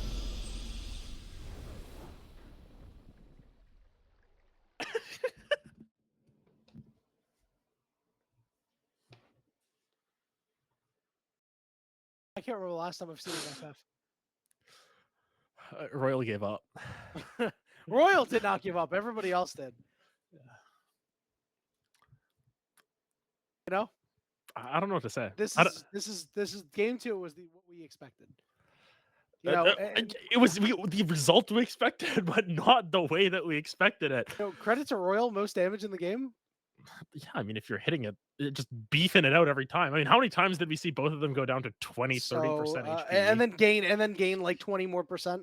Yeah, and then just heal it all back up. Yeah. They actually killed each other multiple times in that lane. It's just the healing kind of offset that. Yeah, Galaxy Gaming are back. Everything is now going as planned. Game 1 will be erased from their records at the very least, and Pookie Bears are hoping to erase this game from their records because, once again, their draft looked more cohesive, but apparently having a more cohesive draft is just the burden to have. If you have a better draft, you just have to throw it somehow, and apparently how you throw it is, again, lacking object permanence. Lee Sin had 4 kicks that game that did anything, and they were all Cozy just walking up and kicking them slowly. Hiya. Yep, he just moseyed on over, found the kicks, and it was over from there. Really great play there from Cozy throughout this game. You know, it did not look great early. We were memeing on him a lot, but he really came through when his team needed him the most. And, you know, for an early game that was really quiet, he got the ball rolling for his squad and is a big reason why Galaxy was able to take a game 2 victory. And with game 2 being over, you know what that means, Adam? That means we're taking a break. We got a series on our hands. We do. Oh my God, I see it. I see the series. It's on my hands. You don't look at my hands. It's all. I don't. Let me see. What you got. You got a series over there? Oh my goodness! It's right there. I see it. It's a series on my. It's a series on all of our hands at this point. Oh my God! Even your hands, if you're watching at home. You know, if you're watching elsewhere, that's pretty cool. Tell us where you're watching. Anyway, we're going to go and we're going to take a short break. And when we return, we'll kick into game 3 draft between these two squads. See you on the other side. Go get some water. Hydrate.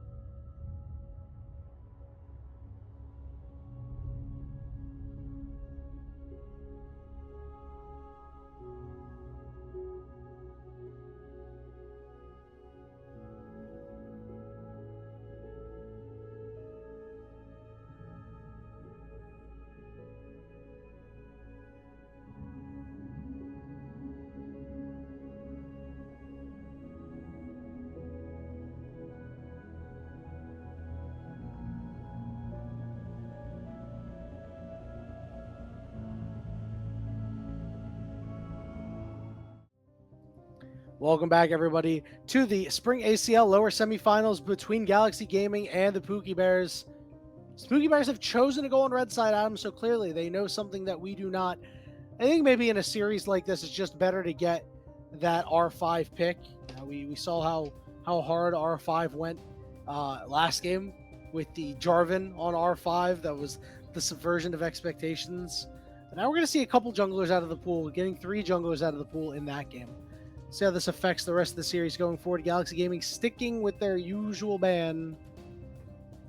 Yeah, and not surprising at that either, because once again, the biggest issue with Fearless is bans will remain the same so long as you have any control over it, unless you really need to change something up and you really want to ban something else that just absolutely ruins your comp. Like, if you had to ban a first phase Poppy because you want to pick 3 Dash champions, for instance, then okay, understandable, you change it up.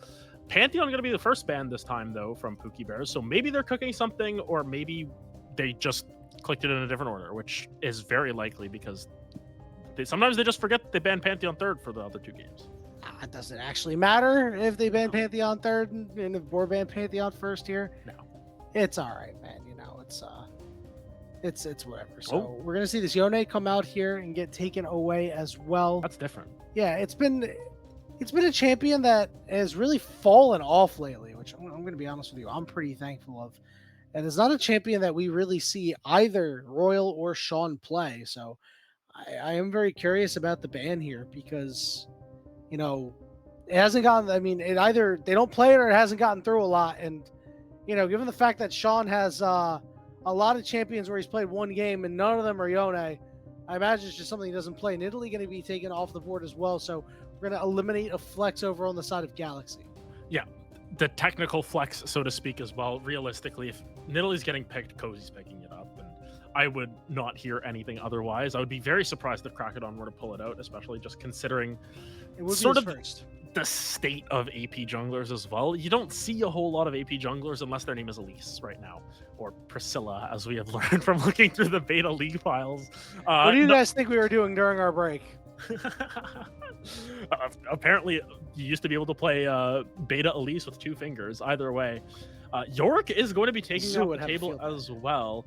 So they let the Jace through this time. Does that mean it's a B1 Jace? And if it is a B1 Jace, I have more questions to ask past that. Notably, why B1 Jace at that? Pookie Bears is going to ban Jace. Okay. No questions needed. No questions needed. I guess the real question is, I guess these teams just think Jace is incredibly strong and must be banned in this game. Granted, that means Varus is up. You know what I'm curious about? We haven't seen Rumble. We haven't seen Scion. We haven't seen Ambessa. We haven't seen Maokai. We haven't seen Sejuani. We haven't seen Nefiri. We're gonna see A-Soul come out. We're gonna the A-Soul in the hole for Ariandel, a guy who has been one of the greatest A-Souls in Tier 3, is going to go back on his beloved champion. Let's see if the Pookie Bears have an answer in the pivotal Game 3.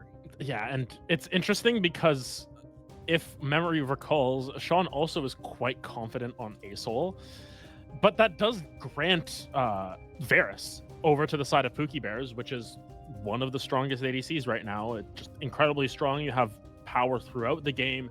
You have multiple different builds you can go.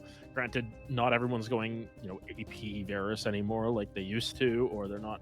It's usually going to be Bork into attack speed into, hey, I do a boatload of damage. You could still go lethality if you wanted to as well. But Viego is now opted into here for Pookie Bears. So at the very least, you've got a little bit of reset potential here. Potentially an Ahri to answer the A-Soul in the mid lane there. And Ahri Viego, you just get your reset comp going, and much akin to what we've seen in the past. A good, strong early game with the Varus. It's always something you need to be aware of. We're going to see a Sejuani come out here, so it will be a little bit difficult for Viego to actually make things happen, but you ban Yone and just to pick Sejuani is always a weird feeling, Adam. I'm not a fan of that personally, but we'll need to see some melee champions come through here for Galaxy to be able to really enable Crackedon.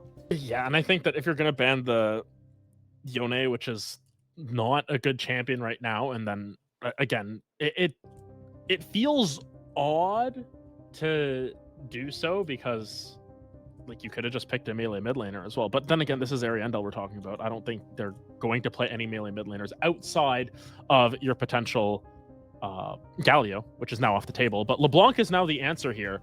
And I don't know about you, but I look at this comp and it doesn't look like a LeBlanc angle right off the bat here, especially considering there's a Sejuani there where you kind of have to try and get around her as much as possible. Granted, it does give you safety against the Sejuani, and it gives you a little bit of space to create against an Aurelion Soul who really likes to control their little zone around them. Despite not having the stars anymore, they still want to have sort of their safe space there. LeBlanc violates that as much as possible, and it will be important that Sean does so as often as possible without the Sejuani getting involved.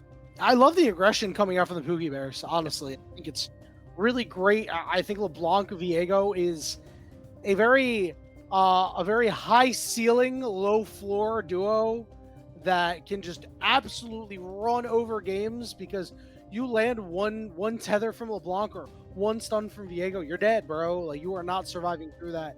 I do like that Inori B did go to the Sivir to kind of, give himself a little bit of insulation there, protect himself, but also post 6, being able to speed up Ariandel will be huge for this game.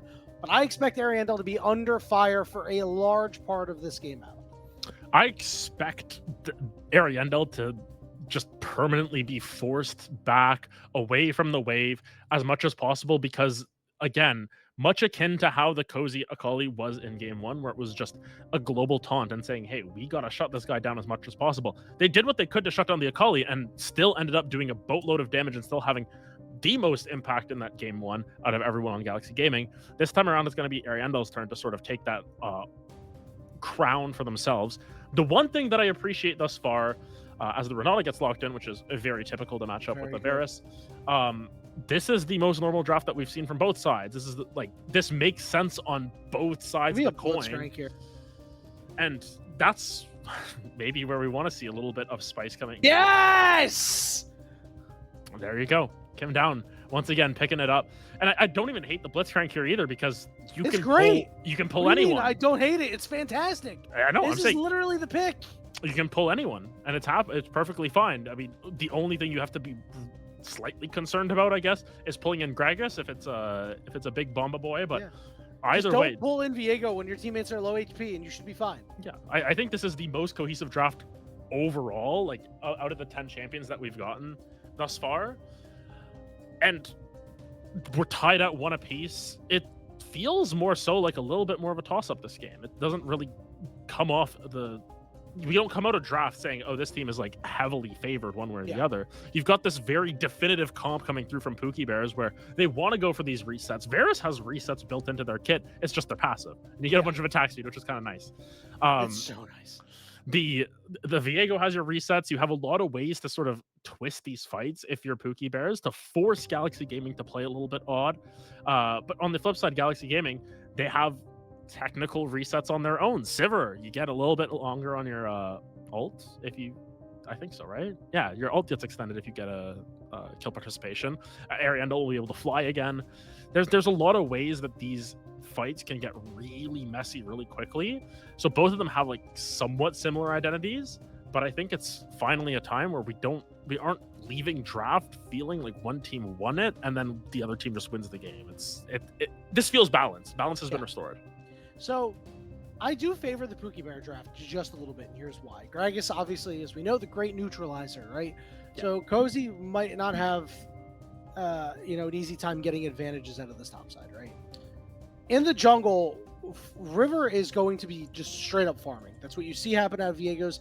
He is a farm jungler until 6. So, Krakenon will have opportunities to potentially make plays, but the problem is, against the Gragas, Cozy's not really going to be able to do much, so you're not really going to stun him too often and actually be able to kill the Gragas. Ariandel doesn't have CC to be able to take down Sean, and now in the bottom lane, you're really reliant on a Blitzcrank hook and a follow-up from there. If Krakenon's not there, these Blitz hooks aren't actually going to instantly kill any targets, I don't think. And Sivir is just not the champion that hard punishes that with a kill. Will be able to get good damage out, that's for sure, but outside of that, will be a little bit difficult. But the problem is, Norby also gets to farm up and just do whatever he wants, right? So what I think we're going to see here, Adam, is very little interaction in the early game. And then once everybody hits 6, that's when things are going to start moving. That's when you're going to see, okay, we're going to start throwing out Varus ultimates here to try and pick some targets to go get some kills for Viego. As you know, the Pookie Bears, they don't really have that much engage, right? Like their engage is Renata ultimate. Usually it's only good if you're getting engaged on, right? Yeah. I don't know how they're going to touch Ariandel this game. Yeah, I think that's my concern as well. Reasonably, if Nautilus wasn't picked in game one, that would have been my sort of answer for Che here into what you've got going on with this Aurelion Soul, just because point and click, there you go. You can knock up this Aurelion Soul, but not on the table. You're not able to find it. I don't mind the Renata here. It sort of gives you a second chance at life. And specifically, Renata and Viego work really well because Viego likes to get in there, get down and dirty, and you're looking for that reset. If you're able to find that reset after you've passed away, you have that the Renata W on you, then you're in good shape. But nonetheless, I think that this game, veganism is going to come back in a big way in this early game, and it's going to be like, we're going to get a real late first blood. And if we don't, then I'm kind of concerned for both teams because both of them just want to kind of scale into the later stages. You know, Aurelion Soul, Sivir, both of them just love, Aurelion Soul loves to get them stacks. Norby loves to get farm. River likes to get farm. Varus doesn't really mind. Varus doesn't really fall off at any point in the game either. And Sean doesn't really have the angles to get in there unless it's an early, like level 2 all-in type of thing onto Ariandel. So we're either going to get the boatload of kills all at once, or it's going to be sort of a slower start to this game. And then it comes down to the macro. And I think Galaxy last game showed that they might have just a little bit better positioning when it comes to some of these team fights. I will say, Adam, you know, Varus, while he doesn't really fall off, certainly at his strongest in the early game, right? His early power is really what's going to drive this team, and he's gonna have an important job. He has to be the one to land these chains of corruption onto key targets. It's going to be hard to pick Ariandel because he's got the spell shield. Or Anori B, because he's got the spell shield. It's going to be hard to pick an Ariandel because he's going to be in the back of the fight. If you hit Cozy, do you have the damage to be able to blow him up, right? What's your positioning of your carries going to look like? There are a lot of questions that the Pookie Bears are going to have to answer simply through their play. This is a composition that is like, yeah, you have tools, but you need to really hand stiff your opponents. And for a team that is known for being hand stiff champions, let's see what they got. I mean, look at that early trade already. Kim Down just can't really find an angle to find a pull, and immediately takes 300 health for their trouble there. And Chase was perfectly fine to walk up, knowing, hey, you know what? I'm the better player. I'm going to dodge the hook at that. Granted, at this stage of the game, once again, the hook doesn't really provide much fruit at that. You just sort of get the hook, and there you go. You look for whatever damage you can. But this is where, as you mentioned, Kita is going to have to make sure that they hit the key targets with that Chain of Corruption. That was a good one. You knew the datum jokes were going to come out. Yeah, I knew it. Every time I see Kita, I always I've been watching a lot of Death Note lately. Yeah. So I'm just like, every time that's what I think of, because that's how Kira is pronounced. You know, when I was watching the Japanese. The correct version. Yeah. Well, it's just got better voice acting, except L's voice acting in English is so great. They're gonna go after Cozy here. Going to slice and dice, but he will not be able to survive. It's going to be first blood going over to Royal. Good flash there from Four River. And already they make the play. Yeah, cutting the options with that flash as well. That's what I really like. Sean, lots of damage. Okay, the Ignite is on. Not quite. Couldn't quite take him out. That is tough. Well, LeBlanc's often taking Ignite to get that little bit of extra damage over the top, but with no teleport, the Ariandel is going to back teleport in, and Sean's going to have to take the long walk back.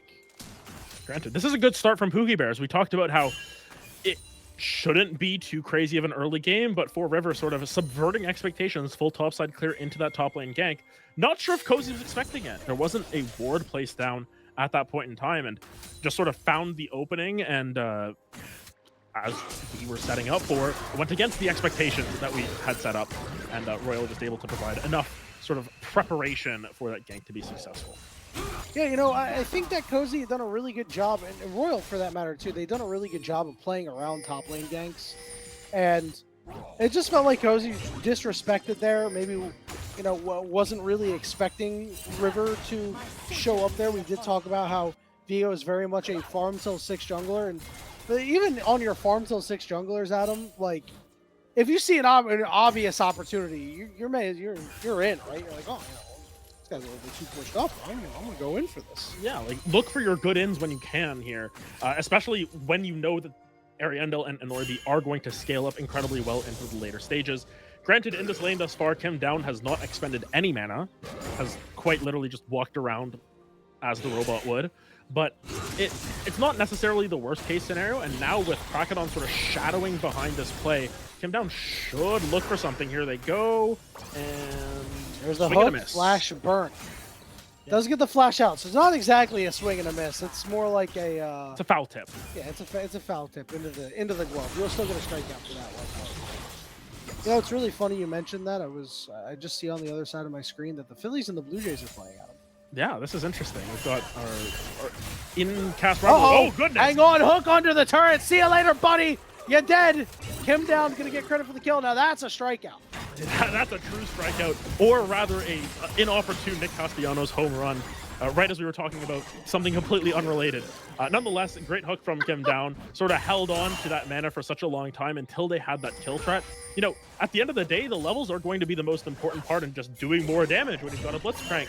You get that pull, you have a Sivir that has 8 more AD than she had at level 1, and you're going to be in good shape. Adam, are you really trying to say it was the 8 AD? That was the difference? It wasn't the 8 AD. It was a great hook. It was the turret. It was the turret as well. It was everything. Hey, listen, you know what? Sometimes it's just the 3v2 and the third is the turret, but, you know, I have to say, very disrespectful by Che. I think Che's positioning in this lane in particular is just, he's always been so upfront, and, you know, timing the cooldown of the Blitzcrank hook is one thing, but after you burn your flash, to be so brazen to continue to do that, that's crazy. Yeah, the dragon is secured by the side of the Pookie Bears. Yes, so they get a small win off of that, off of the reset that Anoibi and Kim Down take. They're able to pick up the objective, but it's still, as you mentioned, quite disrespectful coming through from Che just to stand there in that position. And I think in the previous 2 games, when you have the Rakan, you have that mobility to sort of get away from things. Last game playing Alistar, you sort of have the disengage tools in your own right.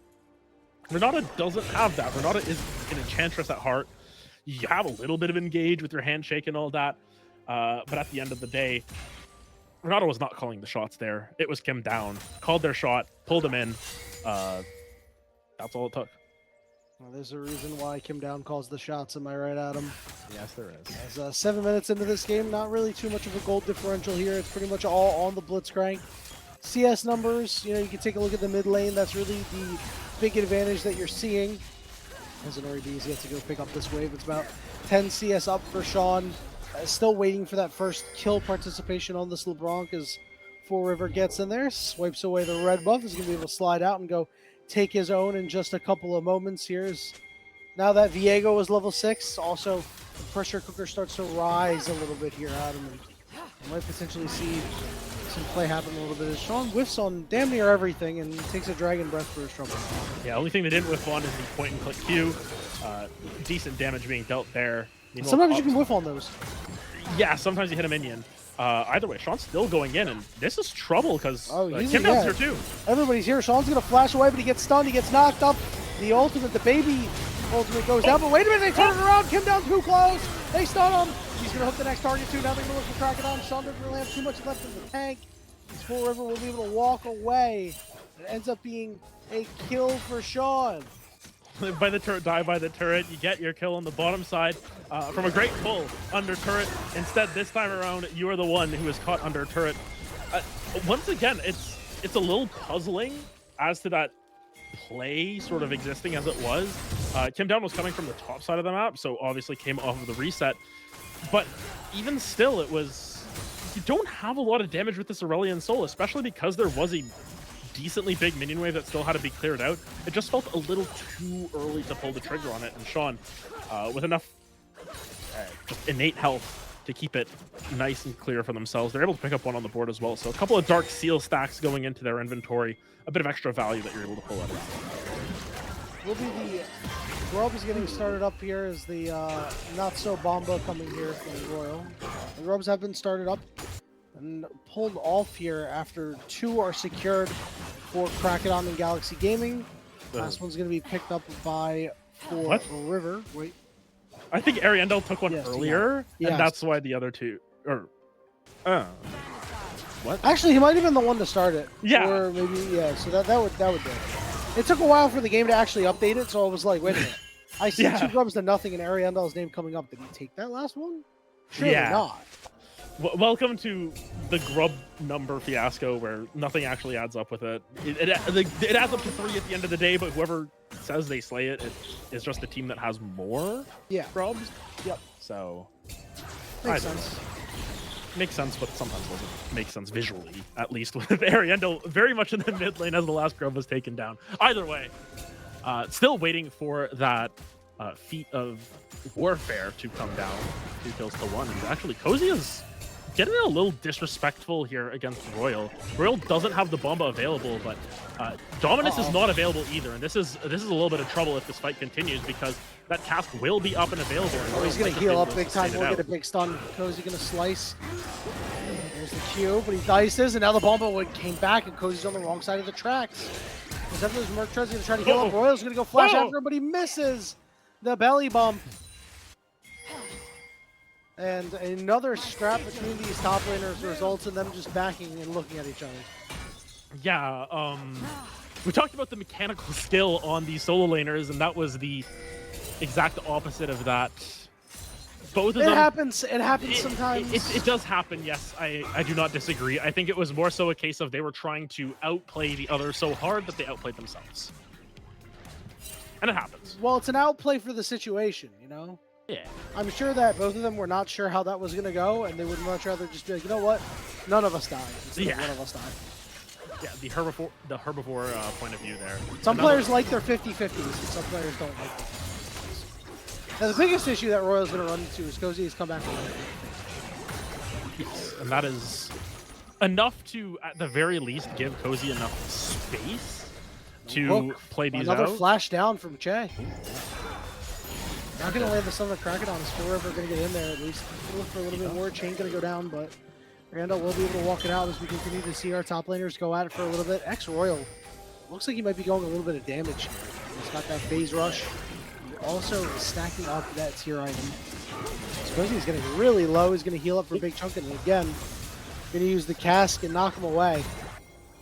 The health bar is still getting chipped down here. Team's really vying for control of the dragon. Forever goes all the way in. A little bit too far. The Falling Star lands on the 2, but the ultimate from Renata is going to try to turn around the fight. He's going to give damage on the Kraken. He's going to get blown up by Sean.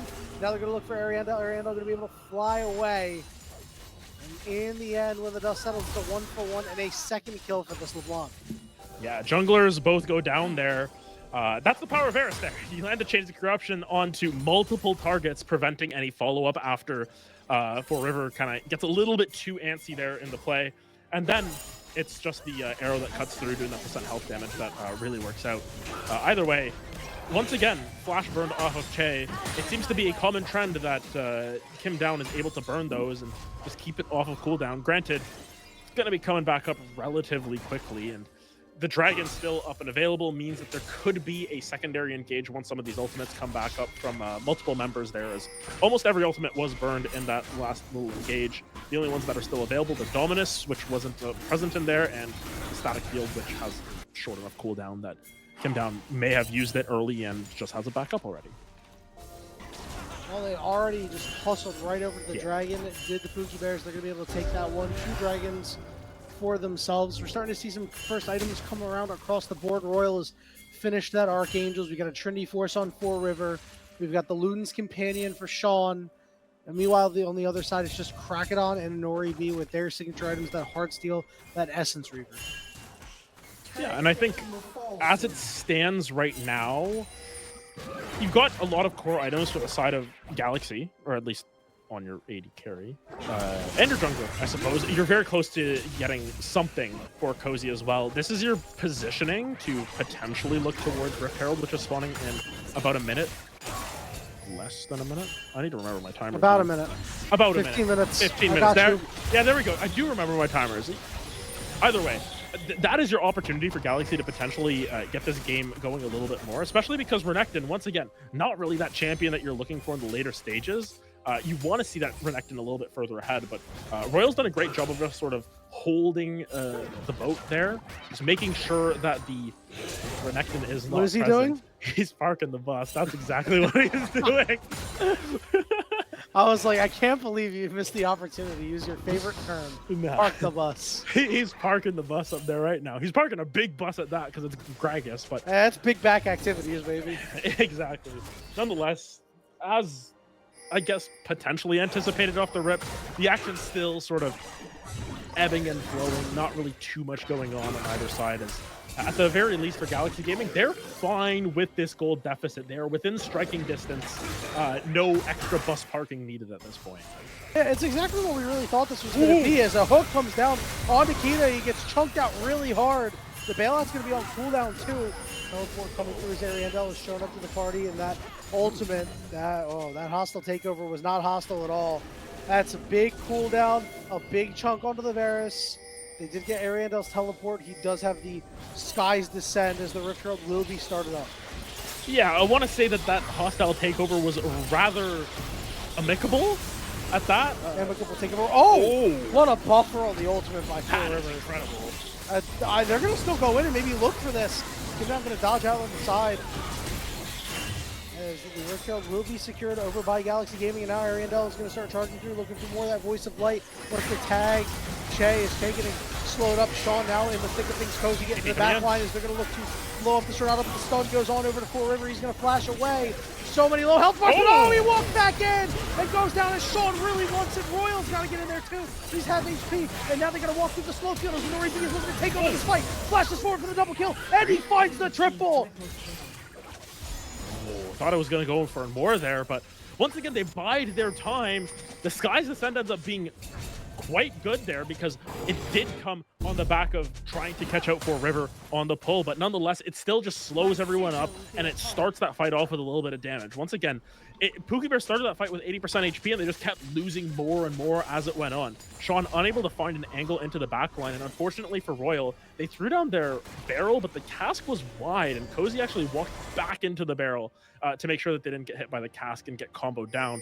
So really small wins individually for the side of Galaxy Gaming that led to a big win for the team as a whole. As gold lead has now been flipped exactly on its head there. Went from 1.5k down to 1.5k ahead here for Galaxy Gaming. Yeah, and the Pookie Bears are just not playing to the level that they were in game one, man. I mean, Yeah.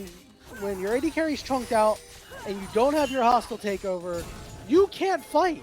Like, you have to just let that objective go and go for the next fight, right? Don't give them any extra gold. Now Honoribi is the most fed member in the game. He's got 170 CS. He's almost on his second item. This is bad. Sean's getting caught up in a side lane here. Crocodile's going to try to chase after him. Sean might be in a little bit of trouble and will get him just the tip, takes him out. They will take all of the stacks off the Dark Seal 37 seconds before this dragon is up too. I get to use my favorite term again. Pookie Bear, just park the bus. Let's chill out here a little bit. As Sean getting caught in the side lane. You can't anymore though. You can't anymore. You have to fight for this third dragon. Yes, you definitely do have to fight for. They missed their time to park the bus. The cops showed up and they said no parking. Yeah, apparently Cozy's gonna have Cozy to. on the top side here. I like this here. Oh, beautifully done there by Four River. And Royal is now 6 seconds until this dragon is up though. Complete control in the mid lane after that Rift Herald getting dropped means that they're going to break the dragon stacking. They will break the dragon stacking, and now they are going to park the bus if you're on the side of Pookie Bears, because realistically, there's no way into this one.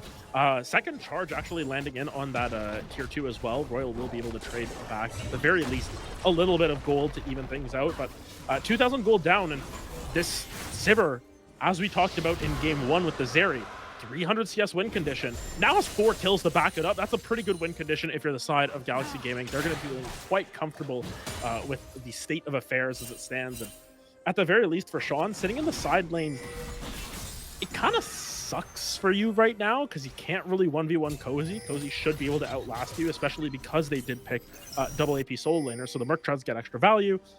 And Ariandel, kind of at the stage where you can't just 1v1 the Aurelion Soul as easily as you could in potentially lane, where, as we mentioned earlier this game, just barely missed out on it with the Ignite. So Sean feeling a little bit worse for wear right now. I'm not going to say they're homeless yet because they're still 2-1-0. They still do damage. It's just there's not really any angles for them to get into these fights unless it's coming in on the flank on a team fight after the spell shield has been burned. Pressing toward the 20-minute mark here, Adam, and this Pookie Bears squad that we said needs to play hard, needs to play fast. Once they hit level 6, is run into the brick wall on the other side. One rough sequence has made this game hard to play. Ariandel, with his completed Rylai's 2, means that it's going to be hard to get in on him, and it's going to be hard to escape him. I mean, just look at all the damage that Royal is taking. He's going to try to knock Ariandel into the turret, but guess what? 2 of his teammates have shown up. Ariandel will be forced to flash, but will get the kill anyway. Yeah, tower was hot, but seems as if the tanking went exactly as planned. Granted, with 3 members up on the top side of the map, Otacon is going to go towards Pookie Bears with very little contest. It could be actually a TP is going to come through. They might try and play this one out, but there's no flash, no ult. He's got nothing. Secure's going to go. Oh my goodness, it's secured by Sean. But guess what? People are dying. Che is bleeding out in the streets. He's going to fall. Hina's going to be the next target. He's going to go down 2. Sean is slow. He's got to try to go with the distortion on the other side, but he's got nowhere to go. Kim down, chasing down. The clone is going to eat the hook, but guess what? That's going to be an ace. Ariandel picking up his 3rd of the game. And it doesn't matter that you lose Otacon. You get so much for it.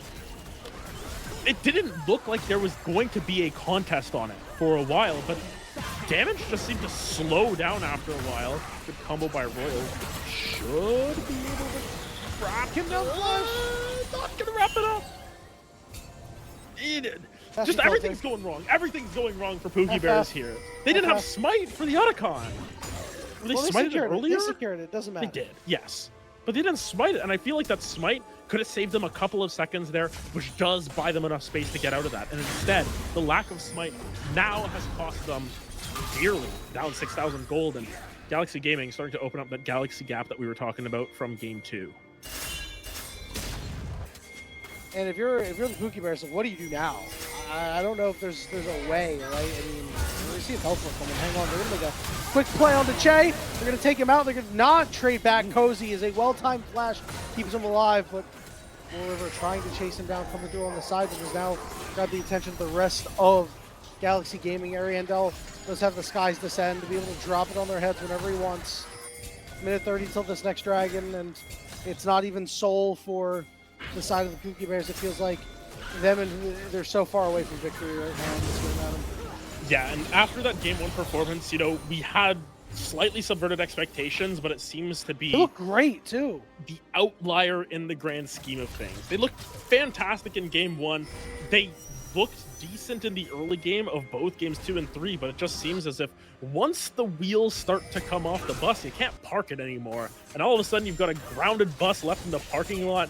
People are starting to come through, loot your bus, breaking the windows, starting spray painting everything. That seems to be what Galaxy Gaming have done. They've just sort of broken in here, and they're just getting everything that they want and need and could ever want at this point, because this series seems to be tilting heavily in their favor, and Pookie Bears just seem to be tilting. Empowered, impounded, no tires, no nothing. You're sitting on the cinder blocks. You left the bus on the big city, and guess what? You took all the wheels away, man. Listen, those tires are worth something. Yeah, we got this dragon in 30 seconds here. We see Pookie Bears are in position. Kim down walking up here. He's going to walk right with 2 members. The handshake, he's got a knock up there. He's going to drop both of the 2. Now he might look for a hook. But so many people are low. Full River trying to stay alive, and he will not be able to take over the body of the Blitzcrank. He does not get bailed out. It is a 2-for-1, and the skies will descend. The slow under Royal. He's going to have the blast coming their way, but guess what? Nori B was chasing down members on the other side. They're going to turn around and look for Royal. They will find him too. A 4-for-1 for Galaxy again. I mean, look at the score lines now. Inoribi 9-0-5, Ariandel 5-0-7. The game plan was shut down Ariandel as much as possible. Unfortunately, it seems as if they have found their employment as a plumber this game, because they're doing exactly what you and I are both thinking to the side of Pookie Bears, and there's really nothing that they can do about it at this point. Ariandel is... A soul is inevitable. Out here clogging the toilets of the Pookie Bears, man. It's tough. clogging It's up a tough. lot of stuff. They just they have Listen, no bro, way in. that's what's happened this game. Ariandel has gone into the home of the Pookie Bears. He said, let me use your bathroom real quick. And then, you know, you don't go into the bathroom the entire time he's there. He's like, all right, guys, I got to go see you. And you go into the bathroom and you're like, why is there 3 inches of water on my tile? Giving you the true gas station experience of that, nonetheless. And listen, every gas station I've stopped at hasn't really been that bad. I've gone on enough road trips in the last couple months Okay, to so see the worst I of go it. to East Coast bathrooms. Much different than, like, Midwest Southern bathrooms. Yeah. Right now it doesn't matter because Pookie Bears look like a bathroom. They're a mess right now. They are the Pookie Bears for sure in this game. Yeah, this game has gone off the rails for them, much akin to how we are starting to go off the rails. And I don't know how they get back into this one. And that's where I start to get concerned because we always look for silver linings. Unfortunately, Che is forced to flash once again. I feel like every single time came down. This guy has never had his flash up. Yeah, he's just burning it on cooldown here. And at the very least, they got Ionian Boot so they can flash more often.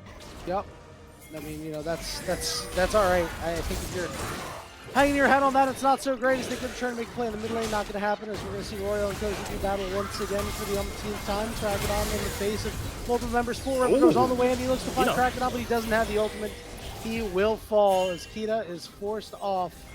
And the Baron is in the eyes of Galaxy Gaming. And, you know, it's a damn shame because the Pookie Bears, you know, a squad that, you know, they were underdogs. They were seen as an average team coming into this ACL season, middle of the pack squad, and every single time they've had a challenge in their way, whether they cleanly hurdle over it or they just squeak by, they have done it. They have made it this far. It is a very impressive run. But when you go up against the heavyweights like Galaxy Gaming, you have to play clean games of League of Legends from start to finish, and they were able to do that in Game 1, but they were unable to do so in Game 2, have not been able to do so here in Game 3, and they're staring an elimination game in the face. You have to play up to your opponents at that point, and they've been able to do that thus far. This time around, though, it just feels as if they can't put it together, and it sucks because at the very least, we're starting to see Kita start to heat up a little bit. Yes, you pick Varus for the early game power, but you've got lethal tempo fully stacked up in a team fight and you're just leaving the Varus untouched. He's going to do damage at that point. Granted, it's just not enough time being bought by the rest of the team. And you look at the builds that have come through, you can't build tank Viego and feel happy about it. They don't really have that front line to afford this Varus enough time. Normally, you don't need all that time to sort of ramp it up, but in this situation, you're like, oh man, I really wish I had something that could just sort of be that beat tank in the front line and give Varus enough time. There's just not enough time here. And the Doomsday Clock, once again, starting to tick towards midnight. It's already there, buddy. Hey, listen, the Nexus hasn't exploded. Last time around, they just sort of accelerated the clock, but we're like, we're a couple seconds away from it at this point. The siege is on, baby. The siege is on, and they are not letting up. Yeah. Our Galaxy Gaming, and there's really no flank to do. Here we go. Awesome big over there. Sure does a little bit of damage, and Full River goes in, and he immediately gets taken out. Sean is going to bleed out, and the next target will be Che and Royal on the back side after they take out Kita. Royal goes down. The inhibitor goes down. They got plenty of minions in the base. They just gotta wait to escort them in. The Nexus turrets are up next. Adam, 12-0-7 for Inori B.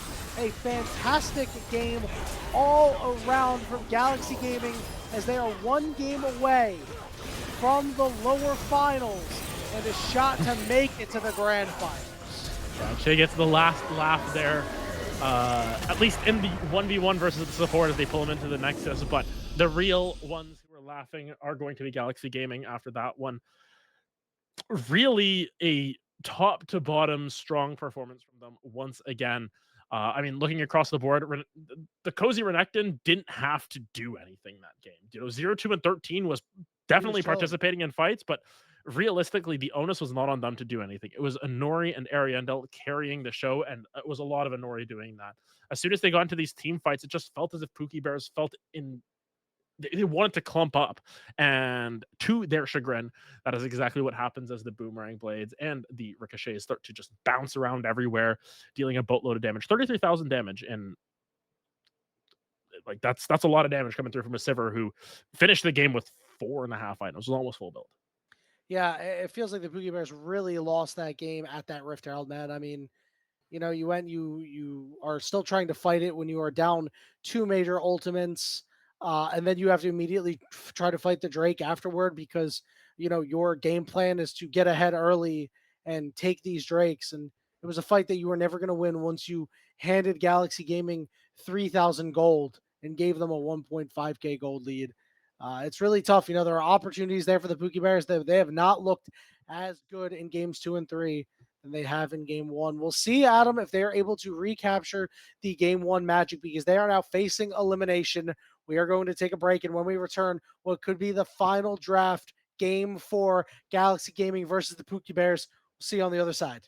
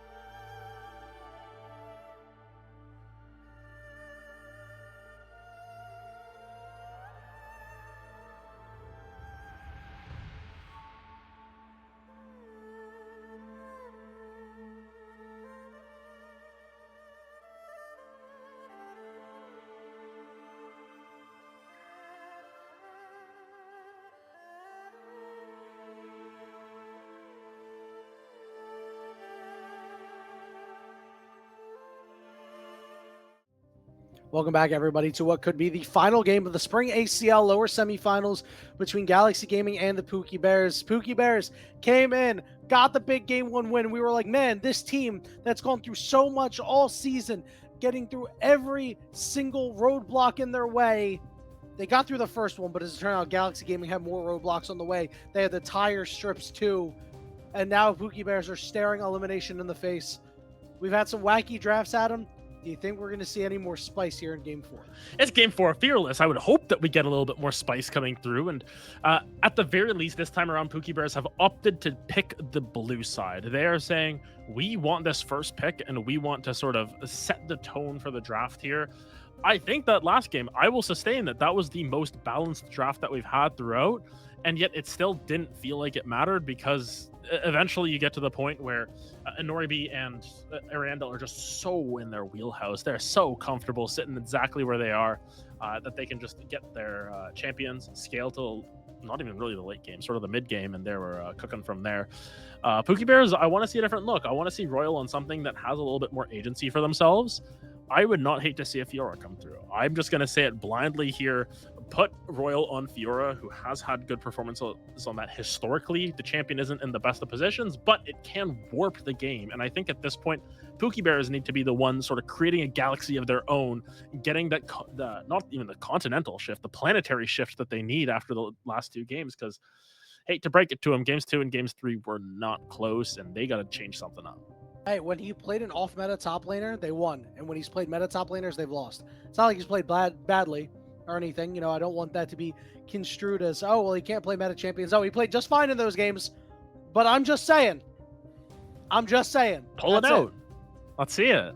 Like, at this point, you might as well throw down the gauntlet as well, because there's so many champions that have been taken off the table. You gotta reach into your bag for some of these ones. You gotta get the deep cuts. The lints out of your pocket. Exactly. You gotta pull the Ryan Langerhans out. Just for whatever it's worth here, but I hate you, bro. Either way, out here on my immaculate grid picks. You got to pull the Chad Qualls out. That's what we're looking for. Chad Qualls has played for every damn team, man. Come on, we don't need any Chad Qualls here. What we do need is we need Sean to step up again like he did in Game 1. We haven't seen that sort of Giga solo carry level performance out of him since that first game on that Nico. Where is it? You know, on that Annie, he got picked off a lot. Really didn't look spectacular. And then the last game on LeBlanc, you know, he got an early kill and wasn't able to do anything with it. Even took the Ignite. Didn't yield any fruit. We're going to see an Azir come through. All right.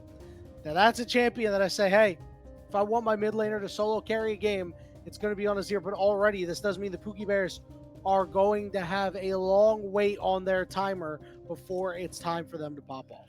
Yeah, they've revealed their hand a little bit here too with the Azir, but I think it's enough of a neutralizer that you're generally fine with it. Granted, picking it into Mel is interesting. I don't believe Mel does much in terms of reflecting. I think they can reflect the soldiers back, which is kind of funny. But the biggest thing is the wall. You sort of make a hole in the wall with the reflection, which could be a little bit odd to say the least. But definitely something that Ariandel would have in their wheelhouse for it. Granted, Skarner left up and available, and this is what Crocodon has played the most of. This is a champion that Crocodon is extremely confident on, and considering their performance on the Sejuani last game, they're confident on these tank junglers, and they're going to be perfectly fine with it. I think my main concern here for Pookie Bears is you still have to pull out that X factor, and Poppy with no dashes already picked up is a little bit of an odd choice.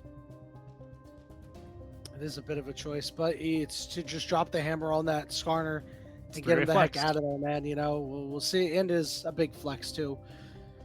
You know, the one thing about Mel and Azir, because now thinking about it is really interesting. If Mel pops her reflect, like you can actually just stop a Shurima shuffle. Like if you see Azir sliding in, you just go like, no. Yeah, you got the Shurima shuffled at that point, and then you get to root him, and then drop everything on him. Oh, that's big. It's big. We're gonna see Jinx get locked in for Pookie Bear. So again, they are indexing into really, really, really late game here, Adam, and with this early Skarner, if we see strong laners coming out for Galaxy the rest of the way, Galaxy could end this game before it really gets off the ground for the Pookie Bears. Yeah, and I will actually get our producer to tell me in our ear to correct me if I'm wrong, but I believe because it is Game 4, there is no Phase 2 bans, which makes... Oh, we have all bans. Never mind. There's a lot of champions that are going to be taken off the table. The Senna getting picked up here is an interesting one because, as we mentioned, Senna got nerfed, and every time I see Senna, I think that champion is terrible. And it just feels a little odd to pick it up here because Jinx is one of those champions where in laning phase, yes, she can get punished a lot. It just feels like Senna takes too long to come online. It doesn't feel like it feels like you have to sort of force a lot of fights here. And I'm curious to see how Galaxy Gaming pair this up, whether this is going to be sort of an aggressive lane once again. But Kim Down doesn't have a whole lot of engaged champions left to pick here. You've gone through the Nautilus, you've gone through the Rel, you've gone through the Blitzcrank, the Alistar's taken off the table, Rakan taken off the table. What do you have left in the bag here to pair up with a Senna? You could go the Forbidden Combo Senna Thresh. The Forbidden Combo. Lore accurate Forbidden Combo. Yeah, hey, listen, you know what? So now she was signed to Thresh Records in her Louis Vuitton skin. I know that because I'm a whale. Not only in size, but in League of Legends. Second half of bans coming through. The Ambessa is gone. The Lulu is the Lulu. She's gone. And, you know, you need something to pair up with this Jinx. I mean, Yumi is typically not a good pairing for this Jinx. Maybe, so you're not really going to get the Enchanter look. You could Janna to try to keep Skarner away.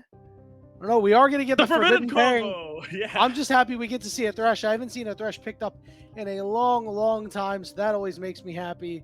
Hope we see some crazy hooks in this game coming out of our support. We have Braum taken on the other side here.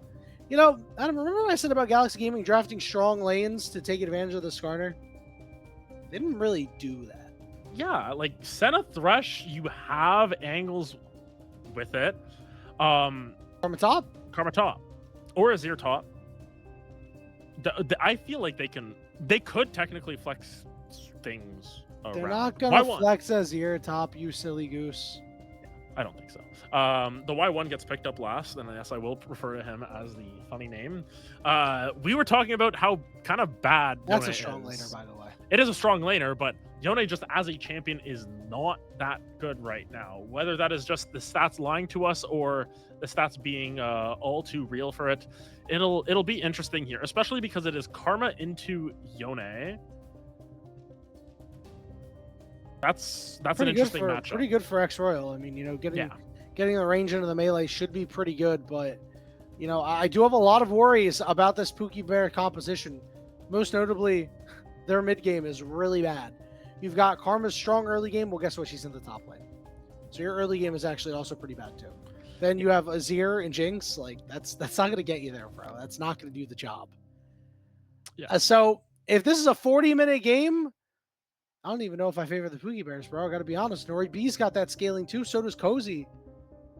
Yeah, I think they might have just gotten out drafted, bro. I think he's just cooked.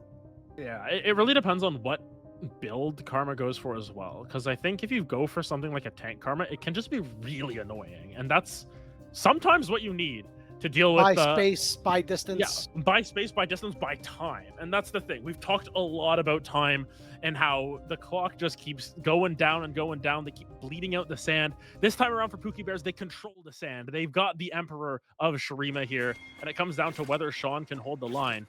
As much as Azir is a great champion once you get to 3 items, you still do have playmaking potential at level 6. You can shuffle people in, and if Ariandel is caught with the Reflect down, then all of a sudden Sean has a lot of angles to go, and Sean can also just go to the bottom side of the map. Like Senna Thresh is not one of those. It feels like a very slow moving bot lane. It's one of those like vibe things. Jinx, you go fast in a sense. You're immobile, but you're a little bit faster at it. Senna Thresh, they just sort of like move around. They kind of waltz around this bottom side, and Sean may be able to take advantage of that. We'll see what plays out here though, because Pookie Bears on their last gasp here, a lower bracket elimination game backs up against the wall. They are banking it on Karma top lane here from X Royal, who of note has Airy, doesn't really indicate anything for now, but didn't go grass because grass on range is troll now. See how much sand that Sean can add to his team's hourglass, my friend. So not going to see anything crazy happen at level 1. I haven't seen any really ridiculous stuff at level 1. We did see a top lane stack earlier on, but that didn't yield anything, didn't bear any fruit. So it It looks was like a situational stack as well due to yeah, Rengar I mean, existing. of course, and no situational stacks to be had here as the mid lane wave will meet, and we will get our first action of this game for Adam. All right. So, Four River is going to have to do a lot of work in this game. Yeah. Again, it feels like it's going to be mostly counter gank. Oh. It's mostly there stopping Kraken. He's getting to work already. Look at where he's this. going. I love this. He is in hot pursuit, looking to get into this jungle. But he did walk over a ward, so Kraken is well aware. Might look to re-engage. The pings are going down, and Ori being Kim down, looking to hit level 2. Oh my goodness. To maybe try to help out a little bit later. But here comes Four River on a big flank there, and Ori B. The heal is forced out of Kim down. Kim down will be tagged up with a couple of autos, but there's no worse for wear. That's what we take those right there from Pookie Bears. You know, Four River has had some good early looks here. This is the earliest look they have. Yes, they were spotted on a ward, but Anoribi and Kim down, I don't think they were expecting the wrap there. It is a summoner burn. In the grand scheme of things, heal being burned is not the worst case scenario, but at the very least, it affords Kita and Che here a little bit more space. And that's kind of important here because you want to just try and keep this wave shoved in. It makes Anoribi's life harder in terms of just getting souls, and that's where you're really going to find the value in this matchup. Just prevent the souls from stacking, because farming Senna, once again, it's great that she can scale slightly better off of items, it feels, when she farms, but souls are really what the champion is all about. You got to play the champion. Don't play the items, play the champion, you know? Exactly. That's why some champions can build Serpent's Fang and some can't. Not saying that I didn't have a bad experience with that recently or anything. As for River, I like the early aggressiveness on the Kraken. It didn't really speed bump him too hard though. Once Kraken hits level 6, those impales are going to make a big impact, but also his creative gank angles that he can take could present some issues. I expect him to, set his sights really on Royal up top or this bottom lane. I think that Sean will not have too much difficulty trying to slide away from the Scar. Yeah, we'll get checks on Anoribi's stacks as they go through, but seems to be at the very least getting stacks off of the champions decently well, which is what we want to see. I think a lot of the disdain for Senna that I have is due to them just focusing on farming a little bit too much. Realistically, Senna wants to duke it out in the early game. She doesn't do a boatload of damage, but it is important to keep that in mind and try and find as many stacks in lane as possible, because this is going to be your safest point, especially against the Jinx. As you move later on, you're going to have to deal with a lot more damage coming through from Azir. Just consistent damage, as well as Royal possibly tossing down Mantra Qs onto you. Could end up causing some issues. Granted, Anoribi there had an opportunity. Minions got in the way.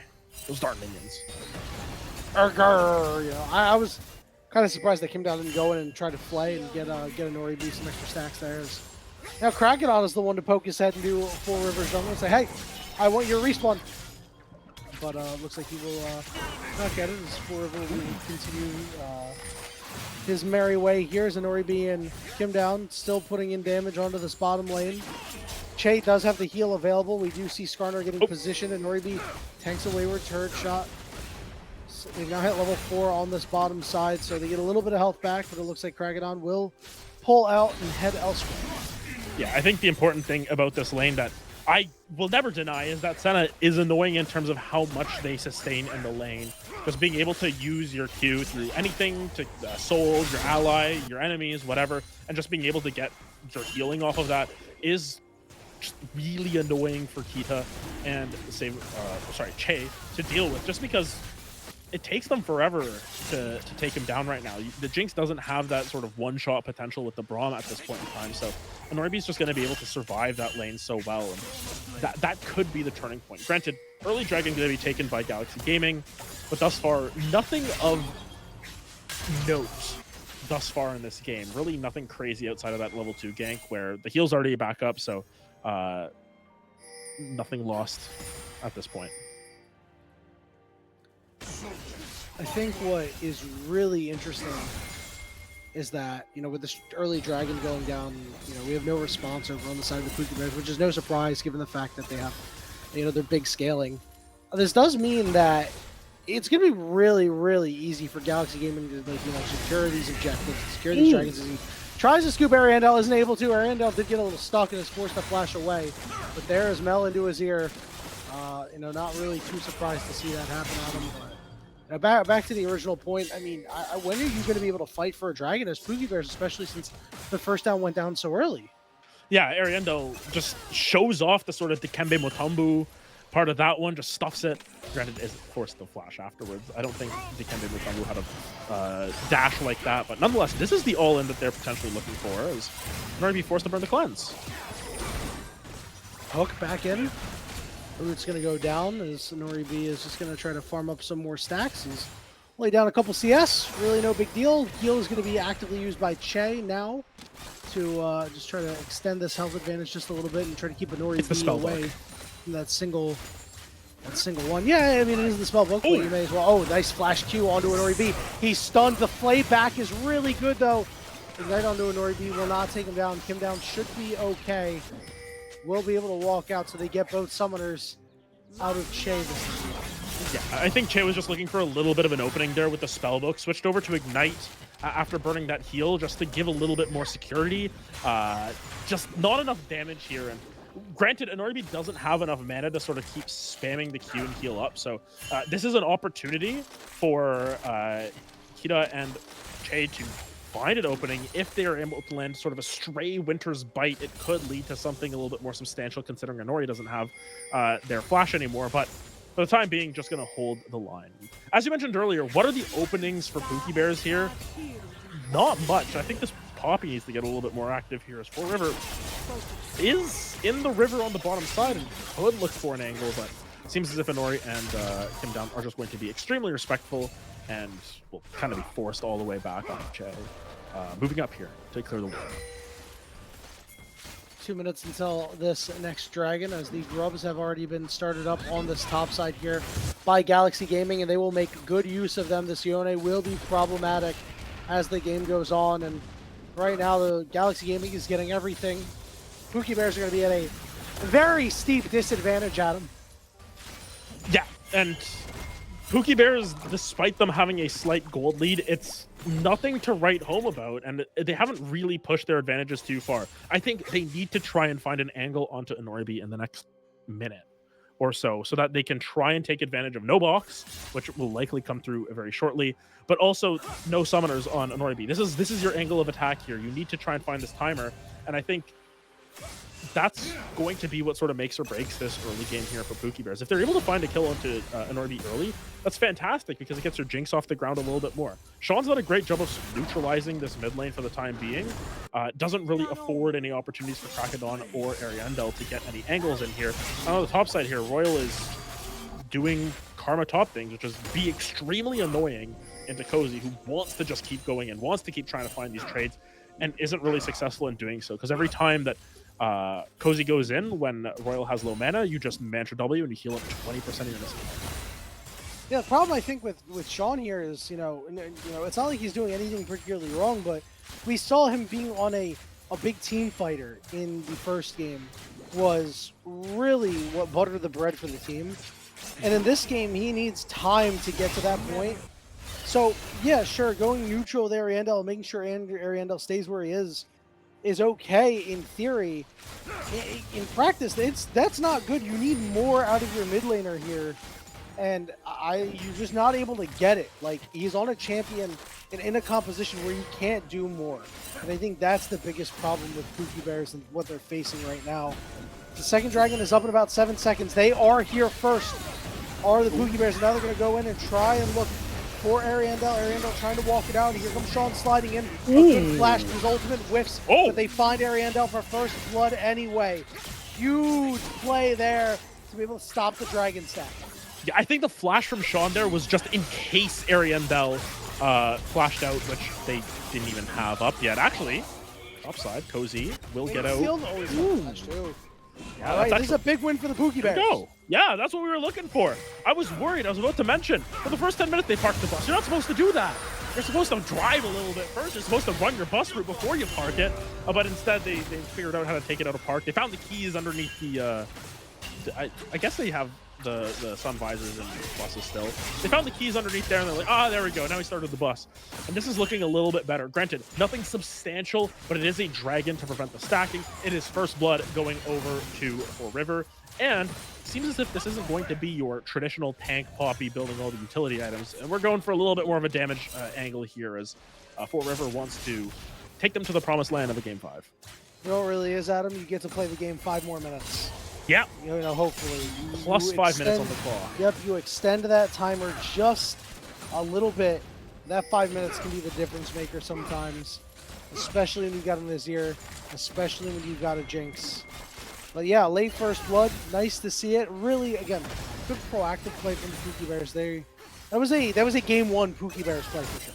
Yes, and the thing is, we've seen that in games 2 and games 3 in the early game. It just doesn't amount to much afterwards. I think something that I like to see here, though, is Kita did opt for the call purchase, which we haven't seen in the first 3 games. There's a TP behind here from Che, actually. Spellbook. Oh, he tags an Ori B with it. Can Kita get close and land the stun? They get a slow. Kita won't be able to actually land the stun. Kim down will get stunned, but Ariandel is walking all the way down. We need to heal out of Che here. Will Ariandel be able to land any sort of route? He's going to split the gap between the two, and now they're going to try to turn it around, but it'll just reflect the Winter's Bite. Yeah, Winter's Bite gets reflected before. Oh! Downtown Joe Brown out of Kita for his first kill. Now we have Crocodile up on the top side. They're looking for Royal here. He's trying to sidestep around. He's taking big chunks of damage, knocked up there by Cozy. He's forced to snap back, and he will be able to survive. Yeah, Royal holds their flash there.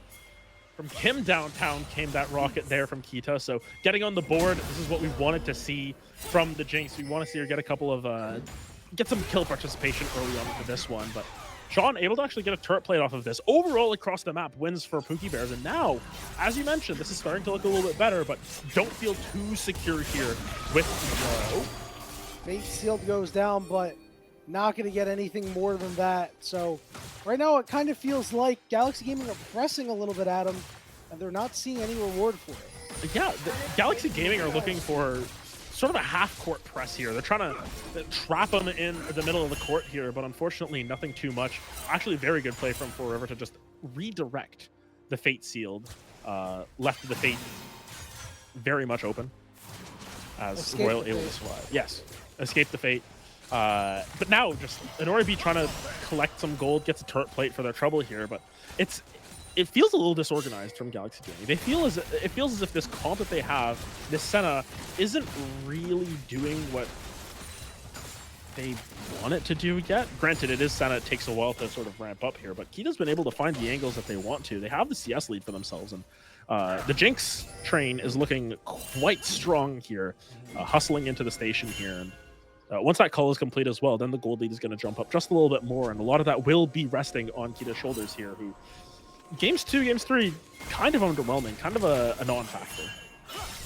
Yeah, I mean, you know, the Galaxy Gaming squad just gave Jinx a free lane in this game, and when you give a free lane over to Jinx, it is going to be difficult to shut her down later. We did talk about, again, how they don't really have any point and clicks for this Jinx, right?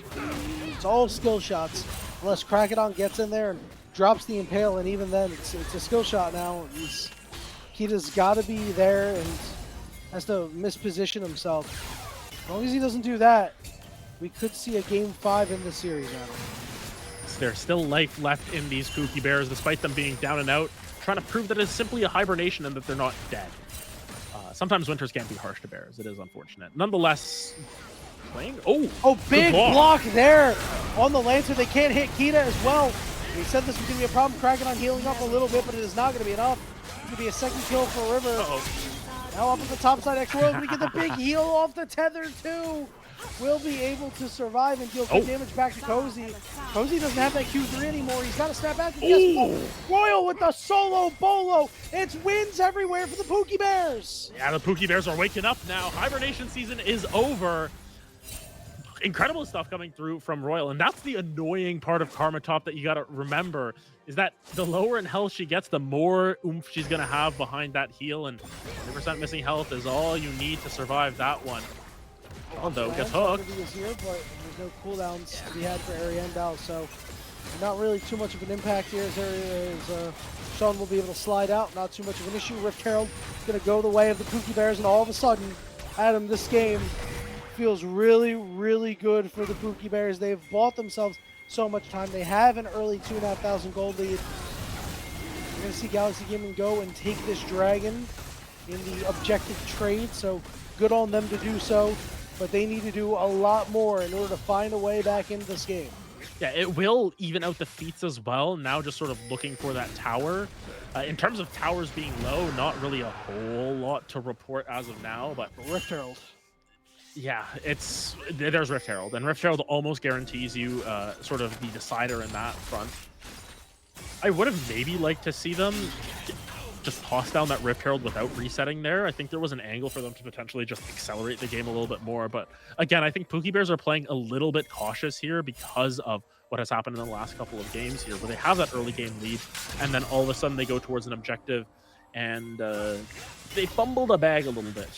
So nonetheless, Royal tempting fate, but He'll be fine. He's a fine. He's a-okay. He's doing God's work down there as we're looking to make a dive play onto Ariandel. The Rift Herald is going to get dropped down. Ariandel is going to teleport out. They get slammed up against the wall! Slammed up by River. Sean gets the kill. Turret goes down.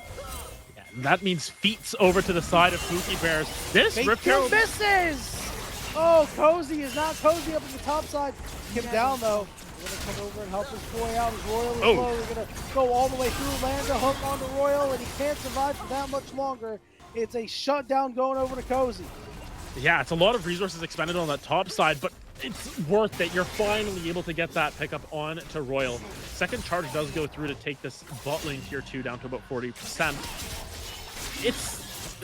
I don't want to say it's a even trade at the end of it, especially with this mid tier 1 going down as well, but at the very least, Galaxy Gaming found a little bit of life there. They bought themselves a little bit of time against the Emperor of Sand.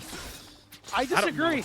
I don't know if they have enough sand there. I do not think they bought themselves time. I think they have lost time on this. They definitely lost time overall. I mean, just they're picking up a little bit to bring them back into this. And I think, importantly, Cozy gets a lot of gold out of that. They get the kill onto Royal. They get that top lane turret as well. So should be resetting with a solid 12, 1300 here, which would be nice for them. But they still did lose time overall. It's more so they cut their losses a little bit.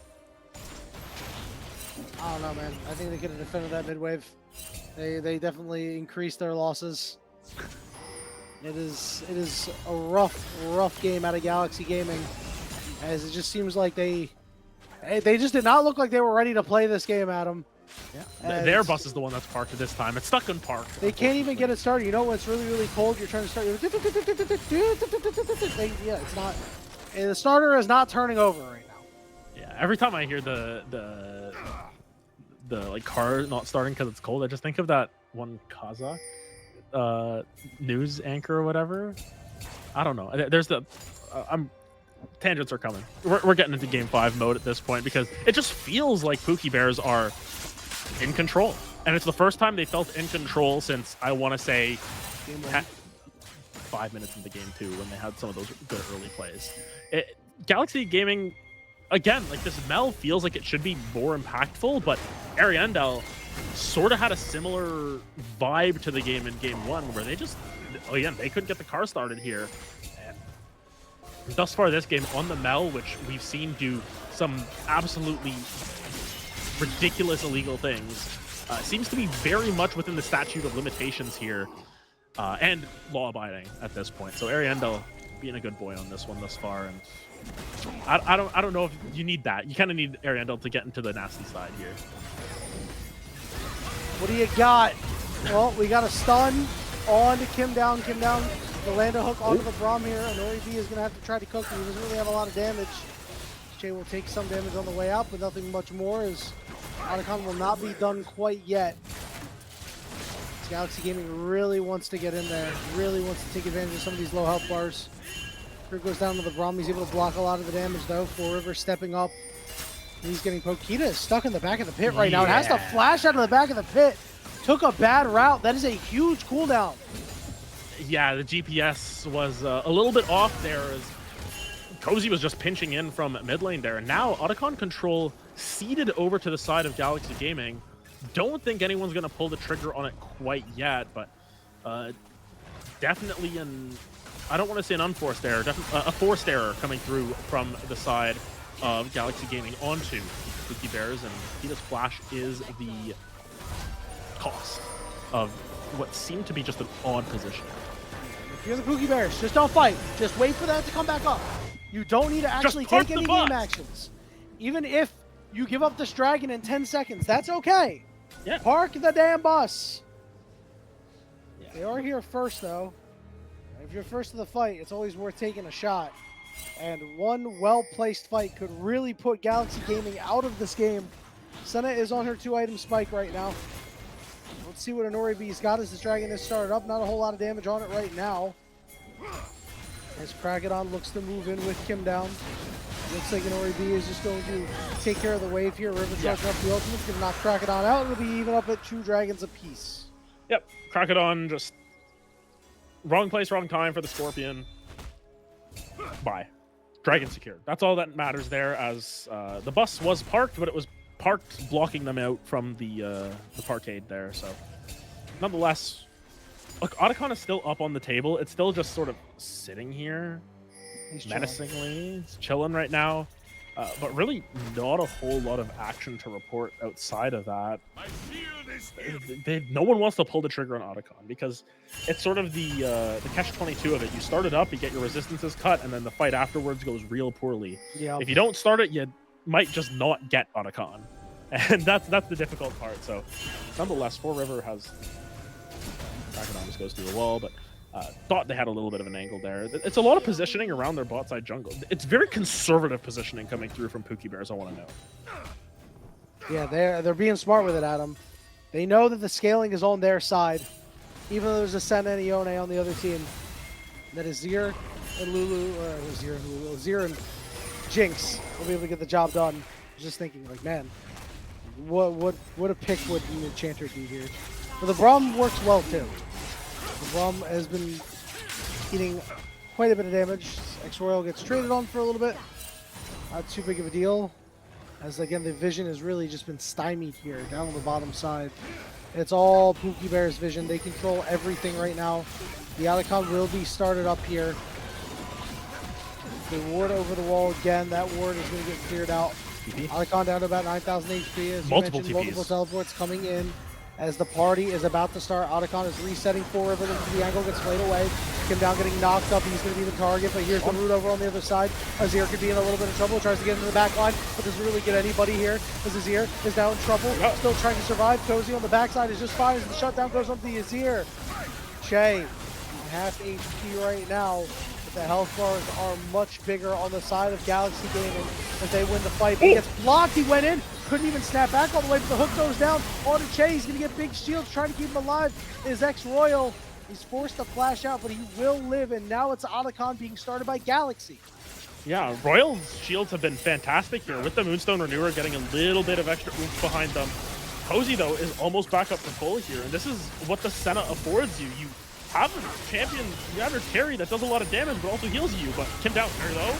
Both! Teleports coming in here from the Braum as Kim down is very, very low. Cozy's going to snap back, and he's going to be the one to go down. Kita's going to get credit for that kill. Ooh. He's going to hit the zap onto Kim down. Kim down is so slow, trying to get out before River over the wall, trying to get more of the winner's bite. Does not land. The block by Kragadon on the Jinx ultimate as they're still trying to get out. He's slowed up a little bit more, but he will be able to escape when the dust settles. Adam, a 1-for-1 overall, but Otacon going the way of Galaxy. Otacon going the way of Galaxy, and the wave isn't pushed in, so they can't capitalize and pick up that tier 2 before the resets come through. Baron now on the map, though. And of note, Kita stayed alive through almost everything there. Great positioning, I want to add, just as a side note. Yeah, his flash wasn't up that entire time and stayed alive through all of it. Cozy was on top of them. Kragadon impaled only Kita in that situation, but the split fight made it so difficult to take advantage of this Jinx. So now, you start to worry about what happens with the Jinx having flash up. Is she going to be able to get enough damage out in that? Because while the positioning was great, not a whole lot of damage was coming back the opposite way. Now you start to consider, for both sides, I want to say, where's our utility items? Where are they going to come from? Because no Grievous wounds picked up by anyone yet, which does influence specifically Cozy here, but also no Serpent's Fang to deal with the Karma, who has these massive shields that are coming through. Will either of those items be relevant in this game? We'll see if they decide to build them at all. Who's going to build a Serpent's Fang, Adam? Like, I don't really think you have a good option right now. Don't. But he's got to get his Infinity Edge. Exactly. I think Nori B needs to get this Cleaver. there's too many items that come before a Serpent's Fang in any regard. On the flip side for Pookie Bears, how important is your Grievous Wounds? Do you want to be cutting Nori's healing? More so with That's Posey's much healing. easier to get, though. Yes, significantly so. It's just who's going to be the one to take it here. And I don't think it should be your Jinx in In the any mid lane, case. Full River gets played away. Bomb Ultimate goes down. Doesn't land on anybody if they manage to survive the siege. Cleanse comes out too as Cozy wants to get in there, but won't be able to do too much here. That's it. The Dragon is up in 5 seconds, Adam. This is going to be a big fight in this game. If the Pookie Bears are able to win it, they could find their way back into this game. They could find their way back into the series. Because at this point, the lead that they had has sort of slipped away a little bit here. Some of the key items have been completed. 2 items on Yone, 2 items on Mel, 2 items on Senna. But King's instead, onto the Baron. yeah, they're just going onto the Baron here, and this could be sort of this could be the fight they're looking for. He does out of position. he Good does a block, good fun- shield. He'll be just fine as they're going to head back to the mid wave. Ultimate coming through is that Super Mega Death Dragon. It did not land. The Dragon will go the other way. There's the suppression as they found their initial target. Big shield's coming out. Full River is able to hop away and survive for right now. Will they be able to find more? Ultimate coming out. It's not enough to kill from the area end out. So overall, nobody dies, but the Dragon and Soul Point goes to Galaxy. Yeah, the Nothing Burger does kind of have a little bit of lettuce in there, and that's the Dragon that's picked up.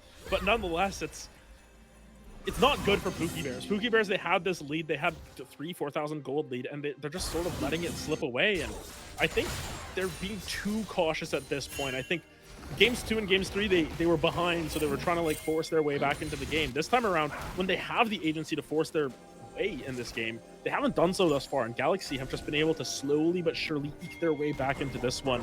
Now I start to get concerned around this Baron because the objective control in the last 10 minutes for Pookie Bears has been poor. They got that one Dragon to sort of even them up, but after that, it's been Otacon into Dragon, and now they're losing control over this Baron in terms of just the vision and everything. Four River is kind of on the wrong side of town right now, and you ideally want to have your Poppy at the very least somewhere in the same area code, but doesn't seem like anyone will pull the trigger on this Baron quite yet, and goes back to regularly scheduled farming programming. Nori B is starting to get really big. He's got 72 Senna stacks now. He's 8 away from his next break point, which is going to be absolutely huge. He's going to start hitting from miles away as Cozy might be caught out here. He's going to get a little bit of a snapback here. He's going to flash away, ult away, escape, and the Baron's been started up. They're going to shotgun this Baron at him. I don't know if they have the damage to do it though. Ariandel took a lot of damage off of it. Many members out of position, and the Galaxy Gaming squad realizes that they cannot do that. Their damage, their consistent damage, Cozy was the one who was not with the team. Yeah, and that's the issue with Senna. Senna takes forever to do Baron because you don't build attack speed really on her, and a lot of her damage is based off of... Oh, there's a teleport. This is a bad teleport coming in. But here's a side flank here coming in from Cozy.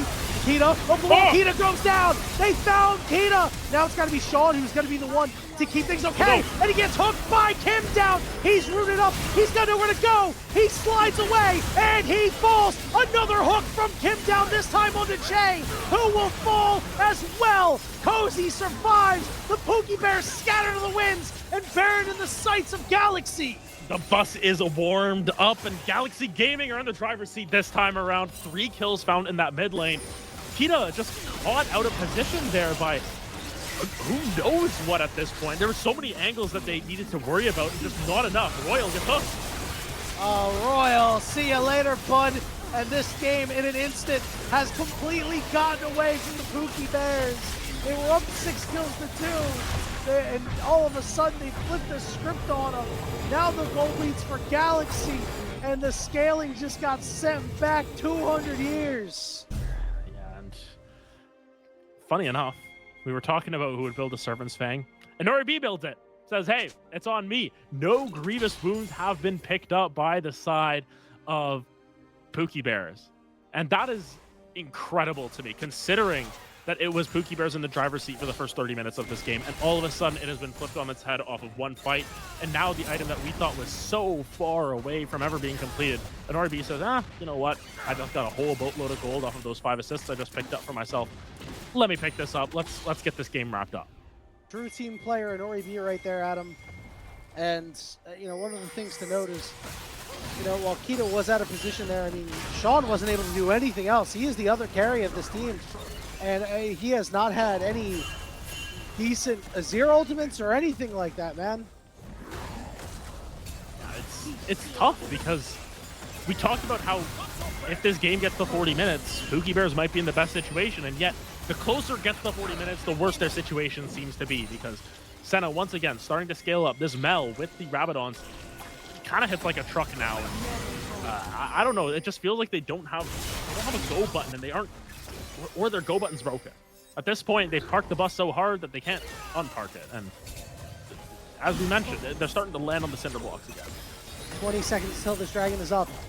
Root goes down. Ariando's able to escape as the Pookie Bears are trying to encroach on the top side of this river. Cozy ever available for the flank. He doesn't have a flash available. Ariando's gonna have to walk over to the other side. The river took a lot of damage. He's gonna be able to go link back up with the team. Double knock up with River there. And Ori B is chunked. He's escaping. And Ori B survives on the backside. Cozy gets knocked back. He has an opportunity to maybe make something happen. Meanwhile, they get back on top and they shut down an Ori B. Ariando falls on the other side too. The Pookie Bears come up huge in this fight. Cozy can't get only though he does get the 1 kill. But they say, screw the dragon. Adam, they're going for the game. They have to go for the game, but you don't have your Jinx. The snapback damage just does enough here. At most, I think they're going to be able to get an inhibitor if they push for it. It seems like they have decision paralysis. They're undecided. They don't know what to do.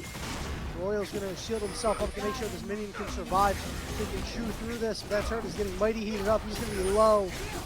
The next person to come up. Kim Down is all the way over. Kim Down pulled the wave. Yes. Kim Down pulled the wave critically. He's going to be able to go back and link up with his team here. But here we go.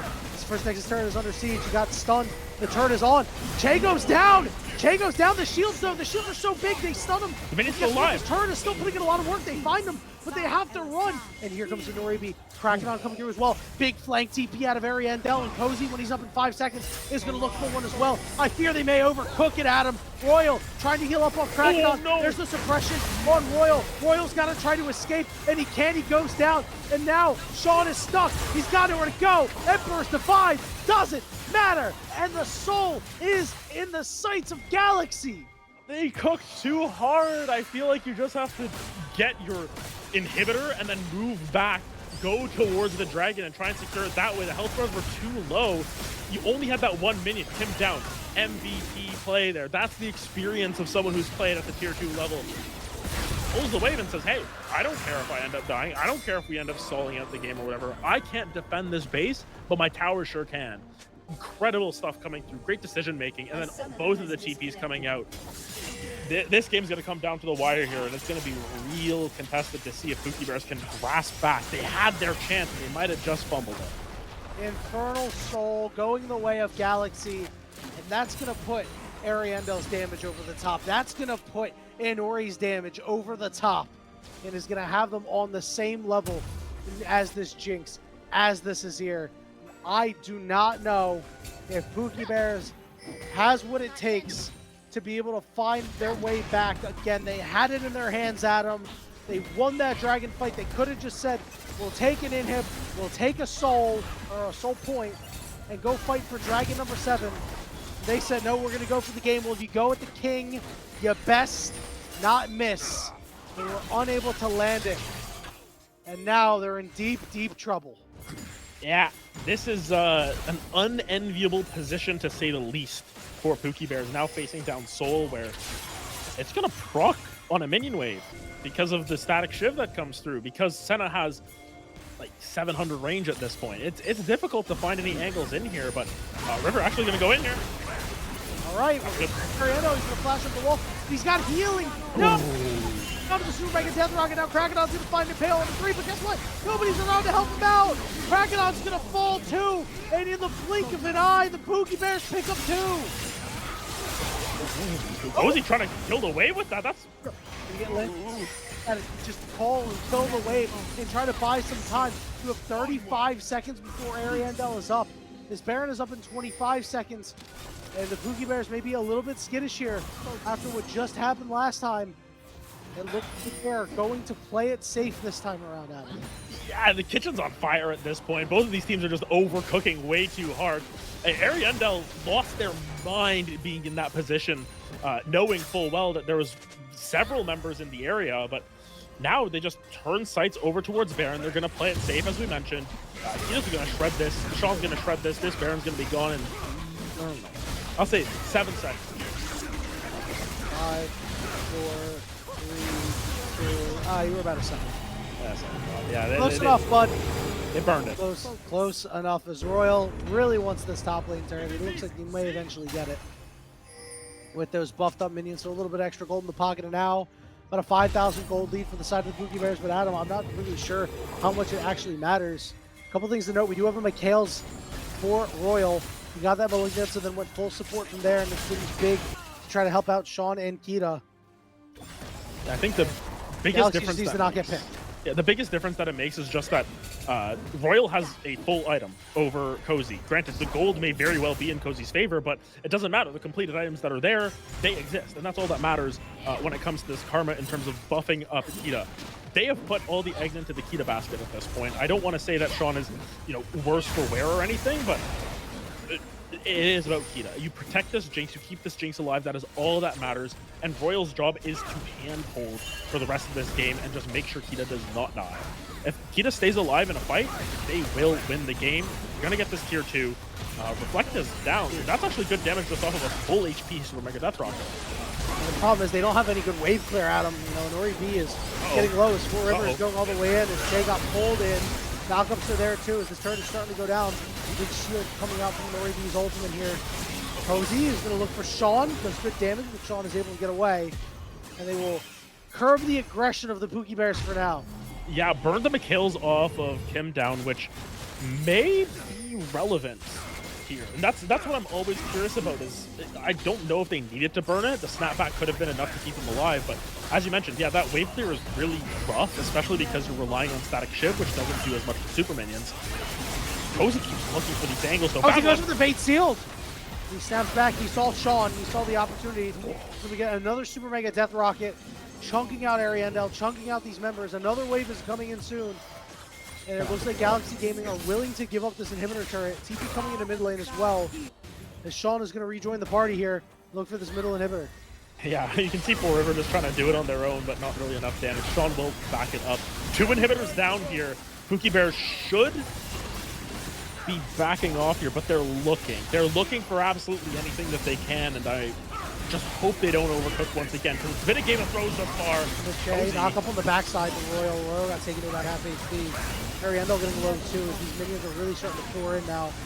There's another wave coming. It doesn't have a super on it, so we will be able to survive for at least a little bit longer. And it looks like the Pookie Bears have decided it's time to get out. 45 seconds on this Elder Dragon. Hold on, they may have found Kim down. Kim down is getting low. He got knocked up. This is going to make another rocket. The shields. Kim down still alive somehow. Backside rooted up is Cozy. He's got a cook though. Kita is untouched, well protected. Krakenon falls. 5v3. Kita looking for more. Rooted up, and Ariandel is low. Cozy does not have a way in. He is healed up to half. Honori's got to be a hero, but even he's getting chunked. Turning around, trying to get good damage on. As Shay is tanking up his turret. Now Royal has swapped to it. Kita is low. Sean is low. Four goes in. Fake sealed. Finds Kita. Takes him down. Cozy keeps it alive. They overcooked again. There's no way. They didn't have Baron. They were running on fumes at that point, and it is frustrating. We have teleports too. Sean is so far away. Cozy's just gonna try to heal up off jungle camps because guess what? This Elder Dragon is up. Sean doesn't have teleport. Remember that. He's backing now. Royal, it does have teleport. He's gonna be able to get back, but Kita's down for 30 more seconds, Adam. This is critical. 5v4. You're in a really bad spot here. Krakenon is now up. You don't really have a quick way of getting to this dragon. Four River is in the area. He is the one with the smite. You do not have an unsealed spell book, but him down in position to lantern Krakenon over. He's gonna hex flash over the wall. ready. He needs the Lantern over 2018. There's the Lantern. There's the hook on the pool. Everybody, wait! We knocked away. Crackdon's got to get in there quick. It's low. It's stolen away by Four River. And now, Cozy going to be the target. He's going to go around knocked up. And the resurrection is out. Here's the Super Mega Death Rocket, but it's not going to even land because they find him. Cozy gets blasted away by the Dragon's Breath. Crackdon hits the most useless suppression I've ever seen. And he is blasted away by the Dragon's Breath. Minions in the base. We're going to game 5, Adam. Are you kidding me? What is this game?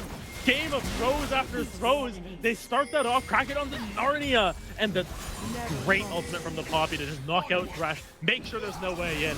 Game 5 on the docket. Oh my goodness. Wow, what a play by Four River. What a game, Adam. It doesn't matter that Kita made a mistake. His team bails him out, and they get the job done. A game that went back and forth like a pendulum at the end. You never knew who was going to win, and in the end, the Pookie Bears outlast Galaxy Gaming in a series, upper bracket series that they lost 2-0. They have evened the series as we go to a pivotal game 5. I'm stunned at that game. Four River had a really good early game, was getting active on the map, and then did nothing for 20 minutes and finishes the game 5-0-9. And just with some crazy heroic plays there, Kita got given a free lane and yet still had a couple of oopsies there, had a couple of, I'm way out of position, I'm getting impaled by Skarner, and yet was still bailed out by the team. And at the end of the day, Pookie Bears they held on. We said if this game goes to 40 minutes, it is theirs to lose. They pushed it as far as they could. They pushed it back and forth. Galaxy had some incredible looks getting into the later stages. Cozy proved that Yone's win rate may be a little bit deceptive, but at the end of the day, still wasn't able to get them across the line. And man, what a barn burner.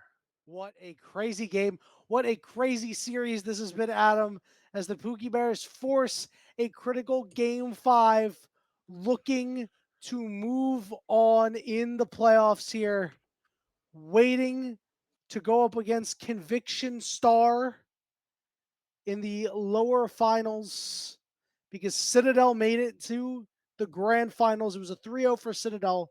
The winner of the series will play against Conviction Star.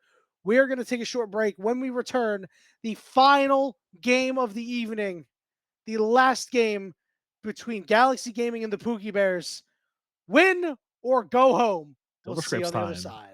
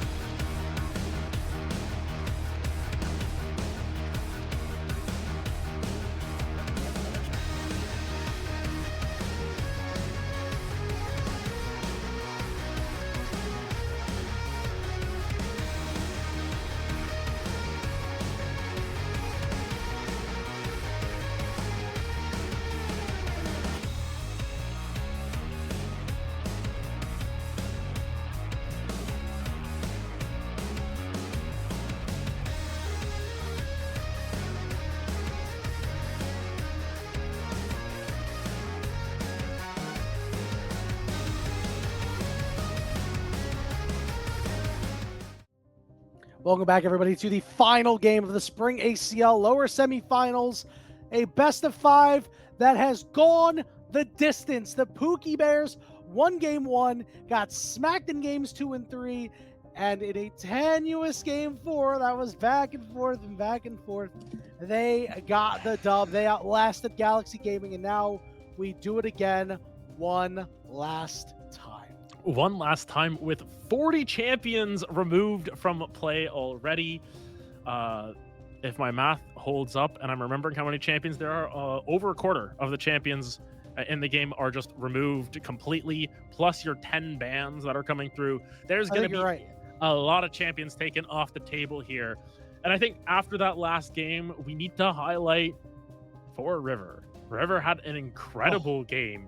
You know, beginning of that game, set the tempo early, had a little bit of a lull in the middle, the cursed word, but then able to push from there, able to push them across the line with a great keeper's verdict at the end. If we were to assign River some sort of stat from that one, that was a 1 war game coming through from 4 River.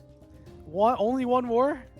Listen, you got 5 games in the series. You got to earn yourself up to being an Aaron Judge. You got to earn your war in that game. I mean, it wasn't worth a whole lot of war in games 2 and 3. But, exactly. He's turning out right around like a 2 war for the entire thing. Like maybe not even that. But that last game was incredible from them. Huge. And I think as well, just if we look at that bot lane, you just gave a free lane over to Kita. And I'm concerned. That's despicable. Yes. That's illegal. You can't really do that. And again, you know, looking at the bans, these bans are very similar. I think Tristana is the only new curveball that's been thrown in. But you know, Jason Aurora still being banned regularly by Galaxy Gaming here, not wanting to deal with the flex potential out of the 2 Pookie Bear solo laners, the mechanically gifted ones. Lucian will not be played at all this series, and you're starting to really scrape the bottom of the barrel for picks. Gwen was available and was snapped up immediately for Royal in the top lane. And this is going to be the X factor, I want to say. We can just handshake rumble. Could handshake rumble, but Gwen is good. Just morphs the game so much. There's a reason why it was banned out of the first 4 games, because it is incredibly strong. It was always getting banned out against Cozy here. But instead, Cozy's going to go for the Ambessa. So it's slightly handshake, but Gwen versus Ambessa is a very interesting matchup in the case that it's volatile. It's extremely volatile. I forgot Ambessa was up. You know how many best of 5 fearlesses I've done over, you know, in this year? I've done a lot. You know how many times Gwen and Ambessa made it to game 5? Literally 0. Yeah. Like, typically these picks are gone or banned, and yet both of them get through. We're going to see the Corki come out here. Galaxy, again, going to go with a more early game centered composition, and I really like it.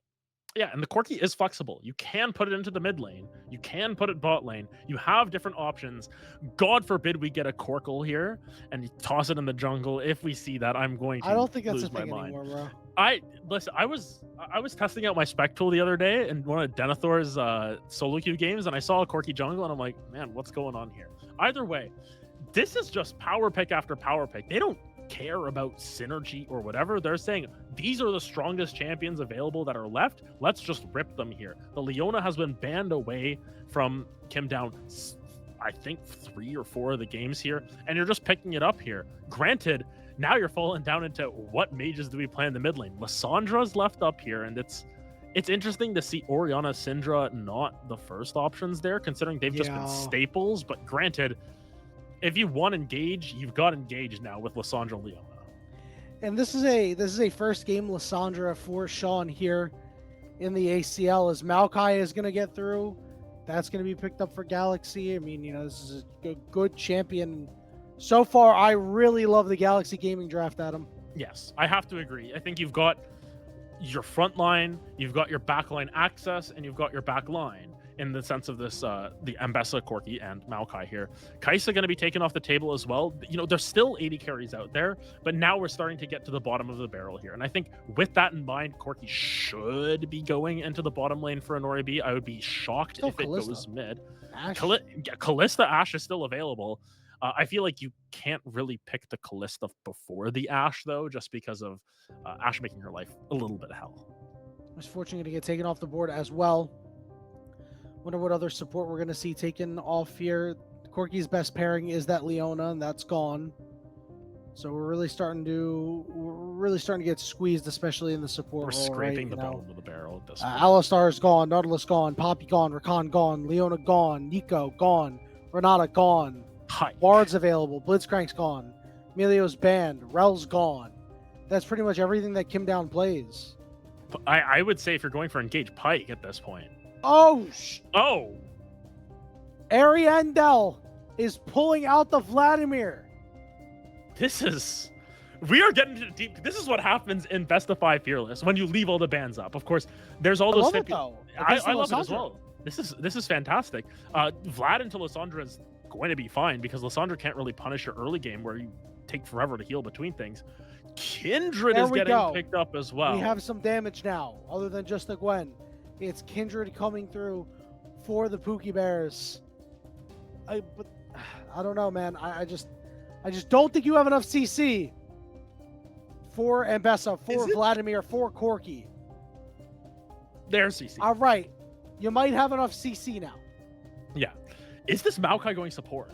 That's what I'm wondering now. It could be. It could be. Because especially against Kindred, I feel like Maokai has not a very fun time because Kindred can just clear decently fast and just Maybe go in and like invade an Fury or something. And the Fury could be an option here. Very curious to see what this last pick is, Adam. The Fury would be good here. It's Kha'Zix! Where's Quacks when you need him, bro? He's in Spain, bro. He's gonna be so upset. He did not cast this game. I am literally tagging him right now to make him upset. It's 5 a.m. there. Picked in He'll wake up for this. 5. Oh yeah, I forgot. He's in Spain. Yeah, he'd wake up at 5 a.m. for a Kha'Zix. He is definitely in Spain. That is why he's not here. I forgot about that. He's having a good time over in the EU side of things. Well, Krakedon is going to pick up this Kha'Zix into this Kindred very early on. And if Kha'Zix catches you by surprise, you're dead. You are not surviving. Conversely, if Kindred catches you by surprise, Kha'Zix is also not in a great position. May not be dead right off the rip, but this is so much damage from both sides, I want to say. I think that you've got yourself carries in basically every role, except for supports. The supports are just there to be beef tanks and all that stuff. I don't know what's gonna happen. This game's gonna be wild. I'm so excited. I'm so excited for this game, Adam. We turned the draft wackiness up to 11 for this. We've got Kha'Zix. We've got Vladimir. It's the worst mid-jungle duo I've seen in my life. It's so bad. It's so bad. And on the other side, we've got a good mid-jungle duo. We've got the Kindred. We've got the Lissandra. All right. So who are we giving the edge to here? I think the split push game is heavily won by Galaxy Gaming. Yes. I think the team fight game... Dude, I don't know, man. The team fights are going to be kind of crazy. I think I have to give the edge to the Pookie Bears. I think depending the skirmish game is where what's going to be important. The team fight is, and depending, it's going to be Krakedon. The game is on his shoulders, not Ariandel. The game's on Krakedon's shoulders. Because I assume if all things are equal, Krakedon is going to be the one in these fights that isn't going to be able to do anything because nobody's going to be isolated.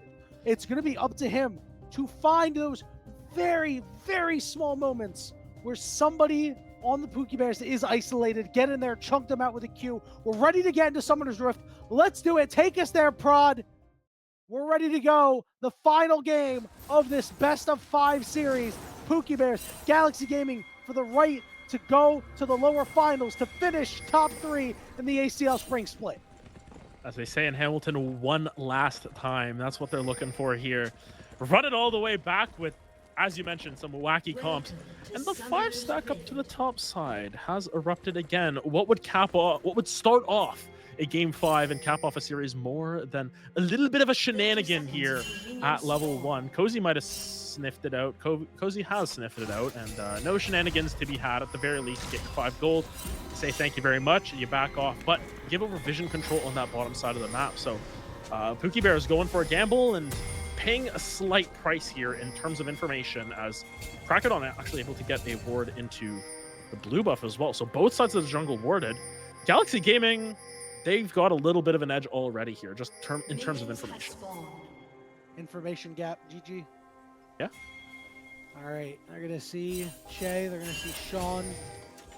They're not going to see Rivers. A good sweep there will cut off all the rest of that vision. See what the move is here for Krakenon and Cozy. We'll see what the move is for River.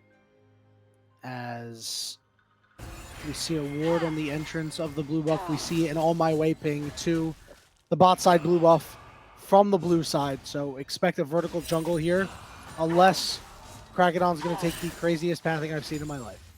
Yeah, and once again, that's sort of where the worst mid-jungle duo, as you've mentioned, between the Vlad and the Kazakhs kind of takes form. It's that you can't really do a crazy path now if you're Krakenon. You can't just go through mid lane and try and get some damage onto Sean and then just go over to your own blue buff. You are stuck into this vertical situation where, in some ways, I kind of like the setup that you've got on the bottom side of the map from both teams, which does give that edge over to Pookie Bears. Oh my goodness, Sean is doing damage here. Getting really damaged here is Kita and Che should be hitting level 2 first. Interesting thing to note is that Foot River took the red buff, immediately went to his side of the jungle, so did leave multiple camps up on his bottom side to go pick them back up. It's doing the Gromp currently, spotted out by Inori B. It's going to reset, but Inori B is level 1 right now, and Che is going to target him out and go all the way in. Cleanse is used, Ignite is down, and Inori B's got to retreat to the safety of the turret. Yeah, honestly, very well played. Both summoners burned off of an Oribi, and I believe that's heal off of Kim Down as well. So a little bit of presence being shown. Granted, it does slow up the clear a little bit from Four Rivers. So now stuck at level 2. Krakenon is moving in here at level 3, and this could be trouble if, yeah, exactly. There we go. We found him. This is what we talked about, Adam. If you go find him, it could be problematic. Kim Down is going to move over, though. At least going to start this fight here. And Oribi is level 2. This Che is going to go all the way in. Ariendel flashed over the wall, gets first blood. They're going to find Che, too. It's a double kill for Ariendel. What a roam. Oh, my goodness. Ariendel uses both stones, but gets 2 kills. It doesn't matter. And it's an interesting choice in the runes department, actually, with the Aerie. Normally you'd want Phase Rush to be able to run around a little bit more, but there's too much CC. You just say, I'm not going to be moving. I'm just going to go in there, get a little bit of extra damage. Sean caught napping, I want to say, a little bit. Got caught shoved in, and that's not something that you'd expect out of a Lissandra into the Vladimir, where Vladimir has to use up so much health in that early game to shove waves in. It works out in favor of Galaxy Gaming, and doesn't matter if it's the worst mid-jungle duo you've ever seen. The jungler does their job, and then the mid laner does their job.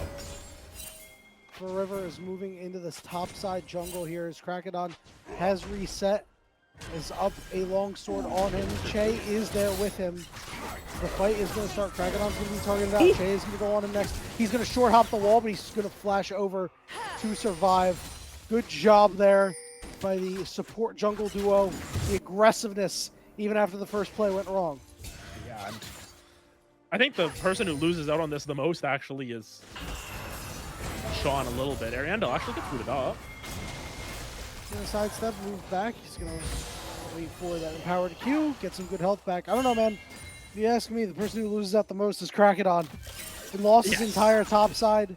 He lost his Gromp too. I mean, this guy's behind, and the only reason why the CS looks palatable is because the jungle camps, a lot of them were up on the side for Full River. Now, Krakenon is moving in. He's going to be able to take these chickens at the very least, but Full River could have just said, hey, I'm going to full clear my own stuff and left Krakenon with nothing.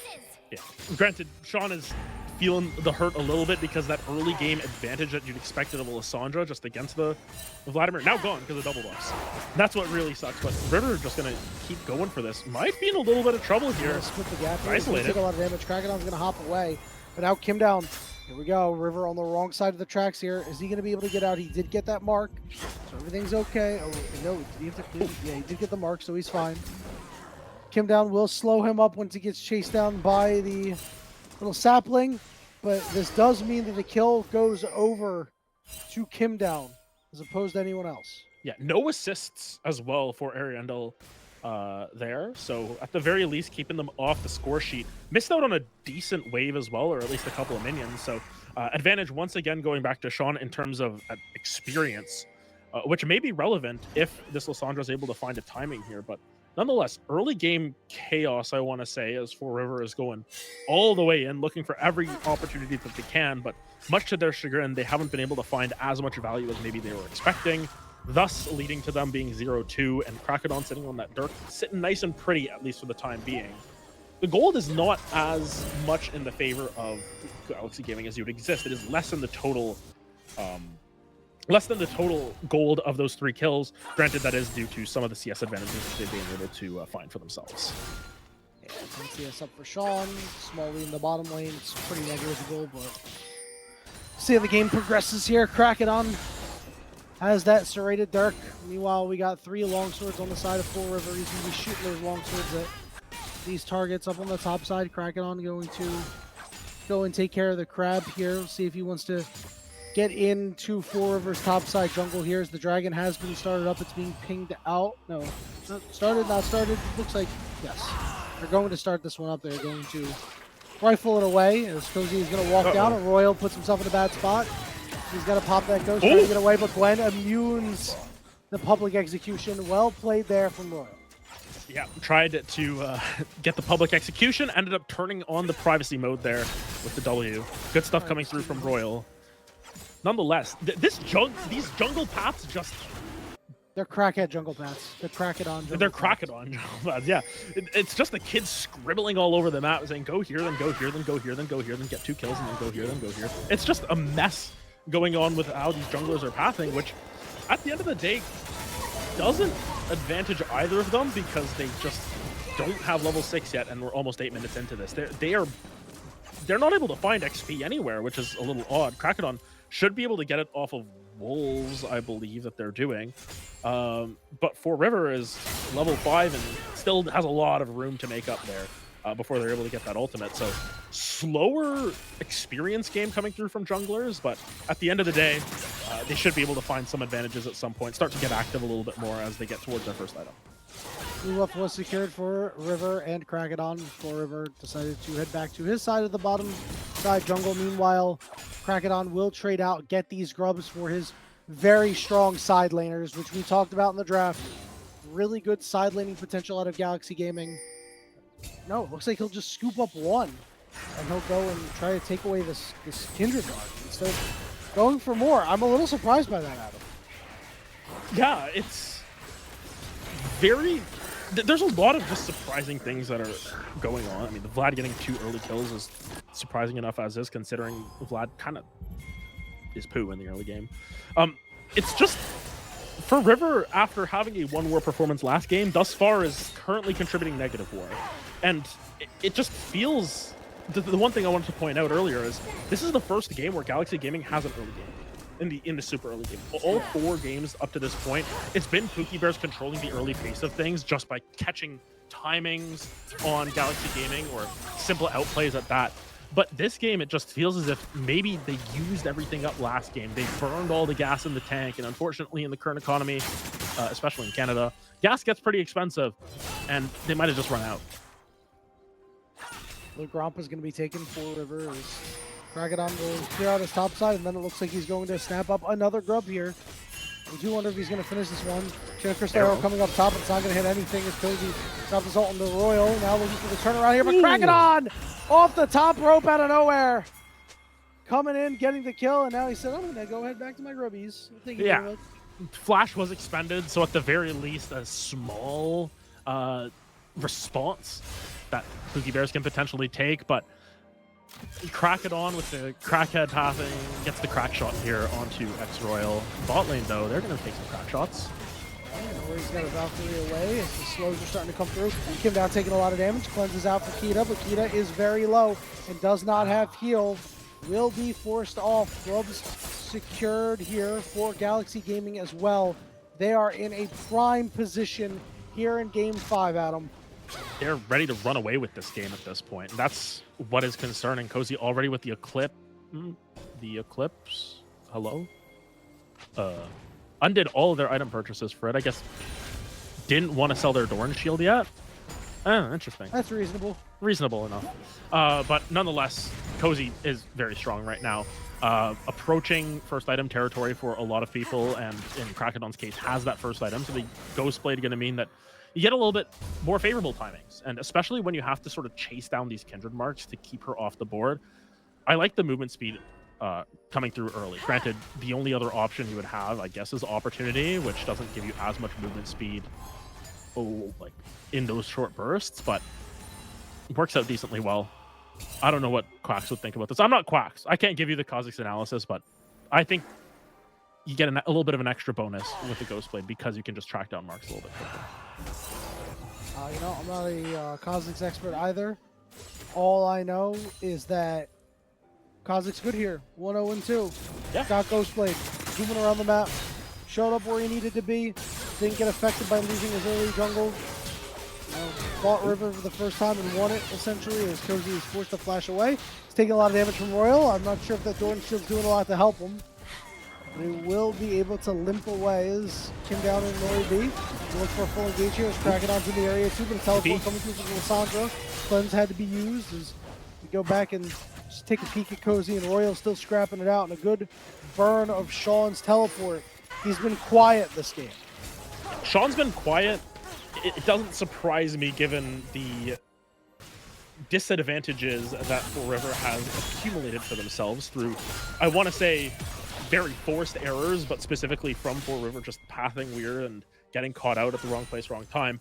Sean, it's hard for Lissandra to just solo kill in general. You sort of have to chip them out, really wait for Ariandel to burn a lot.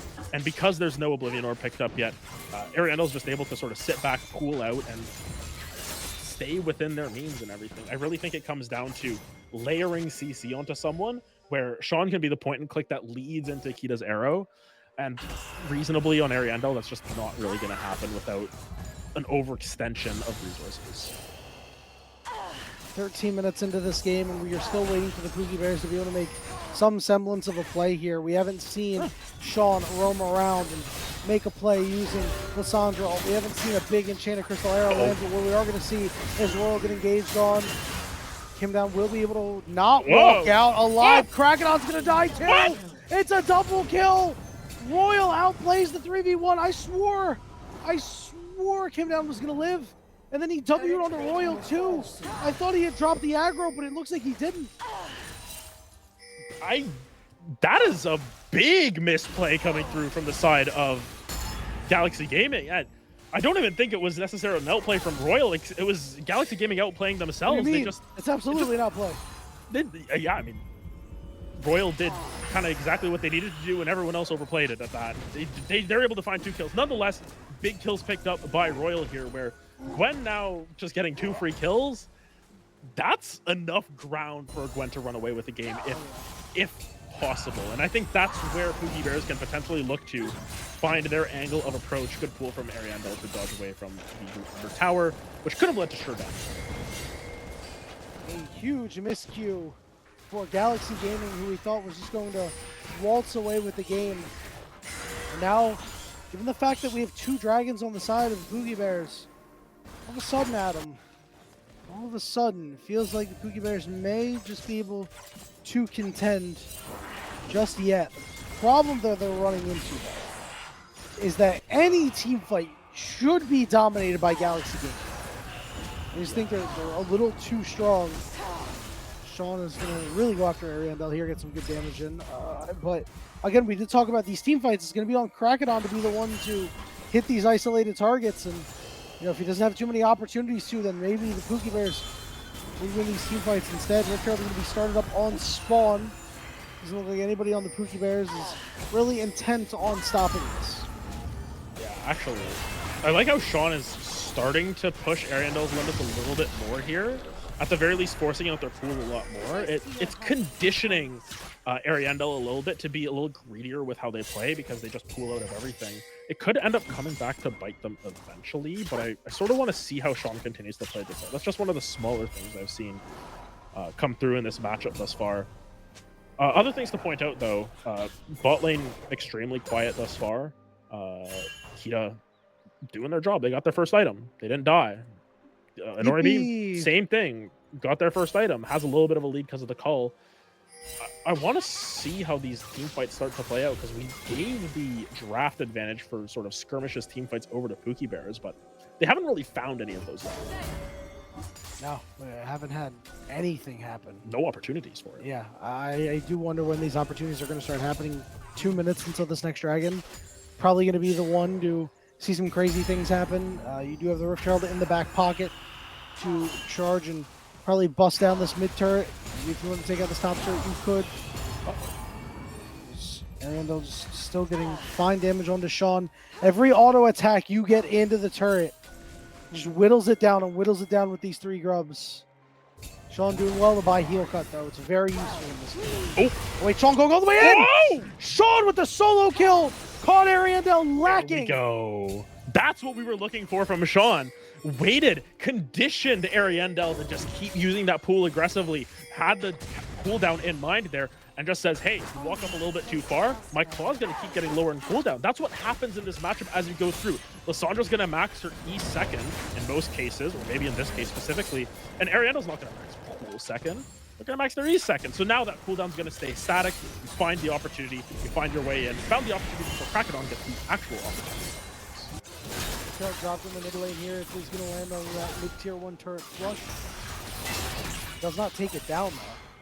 So that is something to keep in mind, is that Galaxy Gaming will have to expend resources to go and chop down that turret. Ooh. Gonna force the cleanse out of an Ori B, going all the way deep there. Too far is Che. Che takes another turret shot, but Krakodon has to hop away. Teleport coming in from Sean here to cover this mid lane. They really want more. They were looking for an Ori B. The good thing about that is it forces out a couple of resets right before Dragon spawns, and if they're able to get this, they still manage to find defeats with towers and objectives. This is what will be interesting, though, is that an Ori doesn't have the cleanse for the upcoming fight, but you don't have a Leona ult either. You don't have Enchanted Crystal Arrow. There was a lot that was expended from Pookie Bears, and I think they might have pulled the trigger a little bit too early if they wanted to find a window for Dragon. Now, all of Galaxy Gaming is on this bottom side of the map. Royal is late to the party here, and I'm very concerned about the positioning of Che already, sort of walking in before the rest of the team is ready for this. Ariandel's off on a flank here, has potential to go crazy in this fight as well, as Dragon already started up. So, we're going for it. He's getting very low. About 5,000 HP and still dropping. Here it comes. Yeah, they're looking for Cozy. Cozy's going to be able to hop away. On the backside, we're going to go right after Sean here. Dragon down to about 2,000, 1,000 taken. And it is sole point for the Pookie Bears, who after a very rough start to this game, have played so tight since. Yeah, that's good team play coming through from them. They bide their time. Yes, I was concerned about Che's positioning, but Forever jumps over the wall extremely early and just starts putting pressure on. It starts to give Krakodon the shivers a little bit, and all of a sudden, the positioning doesn't quite work out. The engage that they were looking for doesn't come to fruition. Ghost was expended from Ariandel, and I believe the flash from Kim down as well. So a couple of key summoners were used there to try and potentially look for a turn and burn on it, but nothing came about it. And now Pookie Bears on soul point. They've got that for the rest of the game. They've got the pressure advantage now. All of a sudden, Galaxy Gaming, they slip and stumble a little bit. Game's still on their side of the court, but not that much. The dodgeball is just barely across the halfway line, and they made sure they made the house where you can't reach over. You know, I can't believe that's a house. That's just got to be a rule. If you got long arms, you just go for it, right? Kim Down stepping up a little bit too far, perhaps. You know, River's got the damage. Kim Down's got to go in, and he is going to go down. River will get his first of the game. The kill score at 20 minutes has been evened up. Otacon has spawned on the top side of the map. And it looks like they're ripping it at him. They are starting up this Otacon. Royal still on the bot side. Sean's going to move over now. Teleport going to be coming in from Royal to meet the rest of the squad, make sure that this is secured. Meanwhile, Onori is shoving mid. This is a concession, Adam, as you said. A free Otacon going over to the Pookie Bears, courtesy of Kim Down. Yeah, Kim Down just gets a little bit, it gets a lot out of position, I want to say. Very out of position there. It does grant the side of Galaxy Gaming that mid tier 2 and potentially this bottom tier 1 as well. So Otacon for 2 towers, is it worth it? Yet to be decided here, because Otacon's value will come with the kills that you're able to get off the back of it. Kim down though, doing it again? Oh my goodness, Kim down, what are we doing? What are we doing, brother? Four River picks up kill number 2. And this game has gotten completely away from Galaxy Gaming. Down with the sickness. What are you doing going in there? Absolutely losing their mind. And that's just 2 free kills given over Arrow. Arrow does force a cleanse out of Inori B. Again, his cleanse is just perpetually down. Mid-tier 1 is going to fall. The Pookie Bears had him. It looks like the Pookie Bears might do it. It's in a pressure cooker. The steam is erupting out of this, and yes, it's trades on trades, but those 2 mid lane turrets that they were able to pick up off of the Otacon immediately traded back. Bot lane tier 1 still hasn't gone down because Cozy hasn't had enough free time to go for it. The split push game is working in Galaxy Gaming's favor. I will give them credit for that. Ariandel has been left on an island, 200 CS, 2 completed items, but Cozy hasn't really found the angles I think that they were hoping for in this side lane, and I think all of that has to do with the miscue on the top side, giving X-Royal those 2 kills. Yeah. Oh Cozy's no. been quiet. Ariandel's been quiet since his first 2 kills. Now Ariandel's going to take a lot of damage, but guess what? There's not a lot of people here. Here we go. We're on top of the Kindred. Lens Respite going to try to buy some time. Kim down is low. It goes down, but Krakenov is going to hop up the wall looking for a kill. Che manages to escape. Cozy on a sliver. He goes down. Hina flashing after and rifling down Inori B. 4 for 1 for the Pookie Bears. And Krakenov isn't allowed a chance to reset yet, forced to sort of run around the map aimlessly. Arrow! Oh my goodness.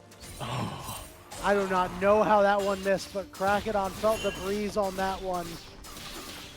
Felt the chill from the arrow. The Enchanted Crystal Arrow almost caught him there. Nonetheless, Krakenov's still running around the map. They can't find a reset. They can't find any angles for anything.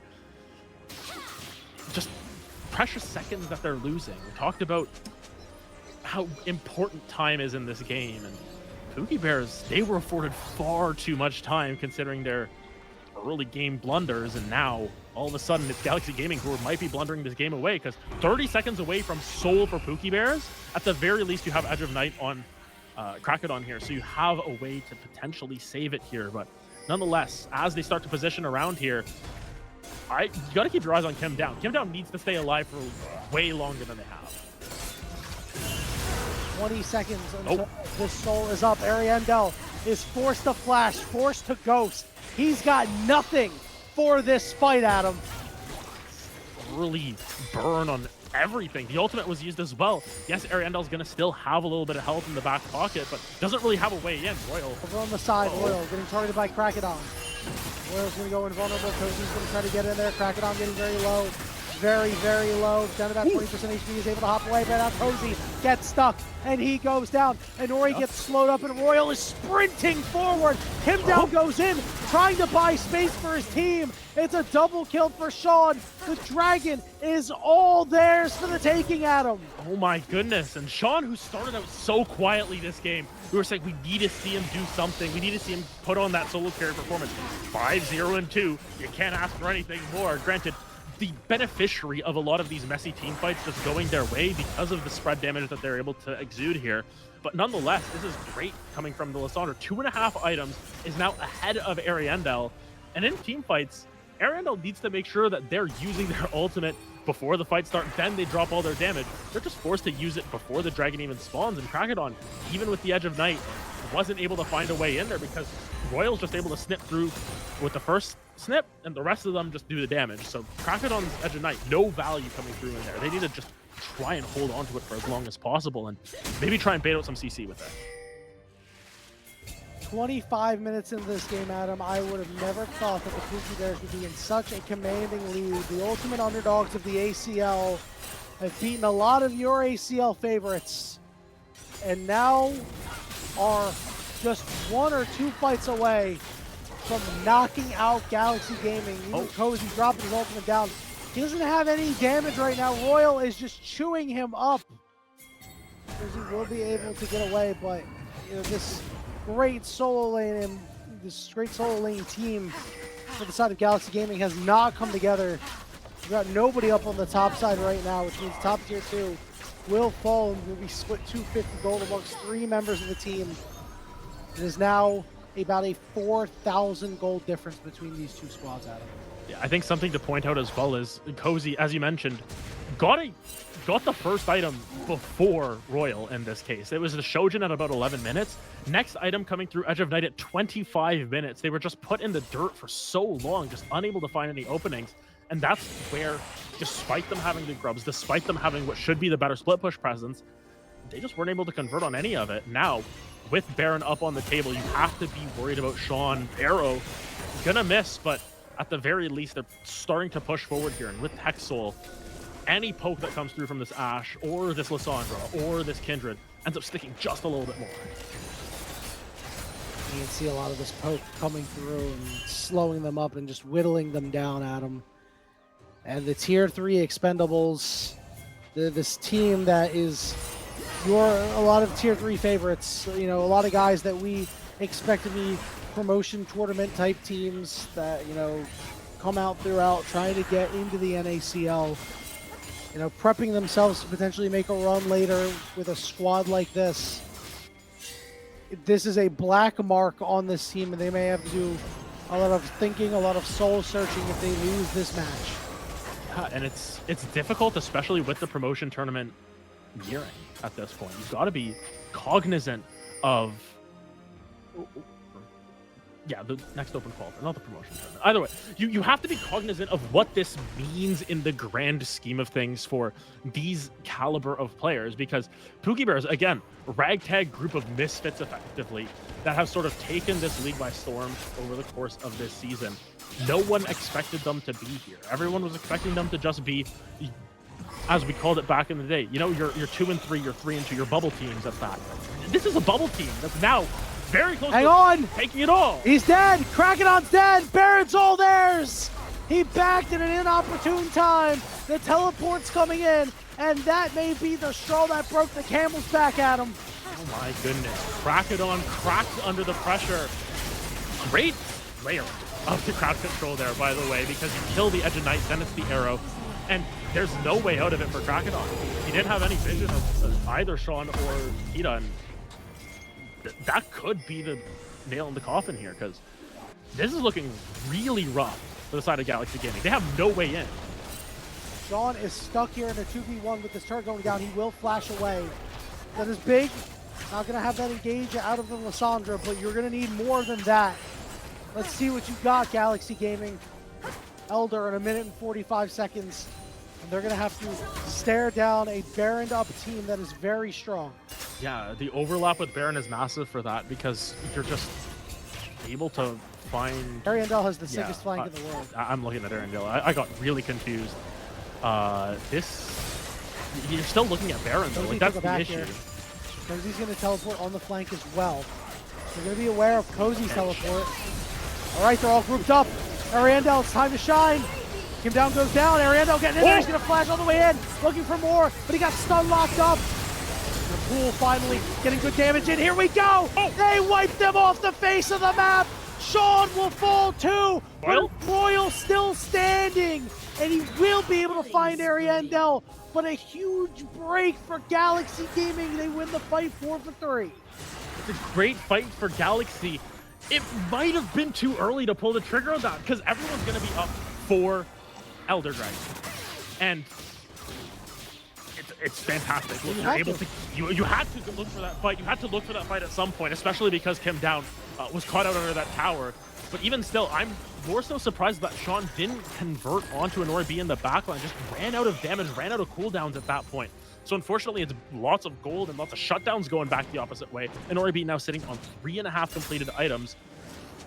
This Elder Dragon fight is all of a sudden looking a lot more possible for the side of Galaxy Gaming. Granted, Krakenon's still going to have to try and find some isolation, and it is so difficult with everyone just sitting on top of each other, especially with the Lamb's Respite potentially in play. Not going to be up for a while, so at the very least, Pookie Bear is looking to sort of stall out a little bit for the time being. Right now he's going to go in on Krakenon. Krakenon is low. He's forced to flash away. He got stunned. They caught him again. Oh my God. They caught him again. And Elder should be all theirs. Should be all theirs. Kim Down looking for it, but Royal behind them already. You gotta do it. You have to just go and try. But Nori B has been stuffed by Sean. Ariandel can't even get in there. down 7, 8, 6, 5,000, 4,000, 3,000. Nobody can stop the Pookie Bears. My goodness, and Crocodon once again just gets caught with their pants down, kills the Edge of Night with that snip, does X Royal, and the arrow to follow up on it. Just absolutely fantastic. They've got Elder Dragon, no more Baron, but I don't think they need it. They could just end the game here because everyone's got 75% health now. Crocodon is up. Kim Down is up. They're going to rotate this into the top lane. Maybe an overstay, but I don't think so. I'll be honest. Royal took a little bit of damage from that turret. Ariandel is looking for another flank here, but I don't think he's going to get an opportunity to get it. He's stuck clearing the wave. And the Pookie Bears will retreat. They will take in a middle inhibitor. They will take in a top inhibitor turret. Now with Arrow looking mid lane, not going to land on the Ariandel, but here we go. They're going to look for Kim Down. He's forced to flash, and even Mikhail's himself, so he's not super slowed as the onslaught continues here for the Pookie Bears. Yeah, they're just going to go pedal to the metal here. They have all their ultimates back up. Of note, that pick onto Crocodon, only the Enchanted Crystal Arrow was expended for it. 2 inhibitors going to be down. They can keep pushing into the base here, but keep an eye on that timer on Elder Dragon. They've got about a minute left on it. What has happened in previous games is that they have overstayed their game-ending buffs without ending the game, and that has it's caused in the back them of their to mind, fall, Adam. And you know who's in the back? It's Ariandel in the back, and he gets spotted out by Full River. Oh. Ariandel is getting blasted by River, and he dies in the pool for River forever. Cozy on the back line, trying to chop down the health bars, but the Nexus falls. Every speed bump, every pothole, it does not matter. The Pookie Bears run right through them into the lower finals. There's no way that Pookie Bears, after games 2 and games 3, were just holding back and just saving it for that. They were. They had to have been. Wobbuffet used counter. Mirror code, everything. There was no safeguard available there for Galaxy. They were left splashing around at that. And Pookie Bears will get their encore at the end of it by going into those lower finals. Fantastic stuff. And Beautiful. It looked doomed at the beginning of this game. They looked like they were in trouble. Galaxy Gaming got the first 4 kills of the game. Crocodon was on pace. And then the dive happened, and it all went south from there. I can't believe this, man. What a series out of the Pookie Bears. I mean, that game 1. Going into this series, I have seen a lot of these players. I thought Galaxy Gaming was going to win this one pretty easily. I think the Pookie Bears were going to be good for at least one game, right? And then they won game 1, and they won it in convincing fashion. It was like, oh, this could be an entirely different series. And then after the rest of the games not going well, then I was like, after game 2, I was like, oh, all right. The Pookie Bears got their one game, and it was crazy. But then in that game 4, where they grit and grind and scratch and claw every little bit for that last game, they come out on top with the double scaling comp. And this time around, no double scaling comp needed. They got the job done. They were down and out early, though. Things were not looking good. Four River was behind, was not stacking. It was tough, but they managed to weather the storm, Adam, and now they're going to move on to take on Conviction Star in the lower finals on Monday night at 7 p.m. Eastern. Yeah, honestly, again, it's shocking as to what happened in games 2 and games 3 and how that was just not the same Pookie Bears that we saw in 1, 4, and 5. Like, they were on a different level, different plane of existence. They were all the way in there. And Pookie Bears are looking to go all the way. This is the most unlikely of teams to push this far here. You've got Citadel waiting for you in the grand finals. You got Conviction Star coming up next. There was no way that they were thinking about either of those teams going up against Galaxy. They were just looking to find whatever angles they could and push them as far as they could. They got that first game win, and it just felt after games 2 and 3, it should be over. But the grit, the determination that comes through from these players, they've played together for long enough that they know their limits, and they just absolutely pushed those limits today, especially in that game 4. That was, it looked like Galaxy's game the entire time. We thought that it was going to be the 3 Angry Dragon meme for the top 3, But it ends up the Pookie Bears, that last one. They're going and they're trying to go all the way. They got a tough matchup against Conviction Star. For those who may not know, the roster of Lawrence, Maddie, Doxa, Nightstar, and Pika Pika. That is a murderous row of a roster right there. But after this game, if anybody can do it, it's the Pookie Bears. Yeah, and fun little storyline that comes out of that matchup as well is Pika Pika going to be playing against his former Morningstar White AD carry, That is so cool. and which will be really fun because it's like, but like, realistically, Pookie Bears are once again the sort of silly dragon sitting in the Hydra, but they've got the Hydra of their own there. They've got 5 very strong players They're who quite good. all can step up at a moment's notice. We were expecting X Royal and Sean to sort of be the stars that came through, but everyone had their moment to shine. I think, especially in that game 5, Che was a difference maker, was just putting pressure on Honori B all the time. As you mentioned, might as well have only had one summoner spell that game because Cleanse was always down. And it just felt as if they mind controlled Kim down to some of those plays, which was absolutely crazy, shocking. by the It was a shocking turn of fates, and Pookie Bears can hang their hat high on it. As for the side of Galaxy Gaming, back to the drawing board. You just have to. Disappointment. It's This is a disappointing. disappointment. It's disappointing, but you don't have time to sort of lick your wounds. Back to the drawing board and get ready for the next round of everything, because especially with the caliber of players those are, yes, it's disappointing, but they're all seasoned enough to be able to identify those mistakes, just get right back up, push for it again. Mhm. Right, you are, Adam. And one team that's going to push for it again, as we said, the Pookie Bears. They will be taking on Conviction Star. Will their run continue? The most improbable ACL run you have ever seen, or will they fall at the hands of Conviction Star? We will need another rematch between Conviction Star and Citadel to determine who lifts the trophy. That match will occur on Monday night in just a couple days' time at 7 p.m. Eastern. You will not want to miss it, but that will be it for us here tonight over at the Salt Mine. Big shout out to Gordo for grabbing me and Adam and allowing us to cast this awesome best of 5.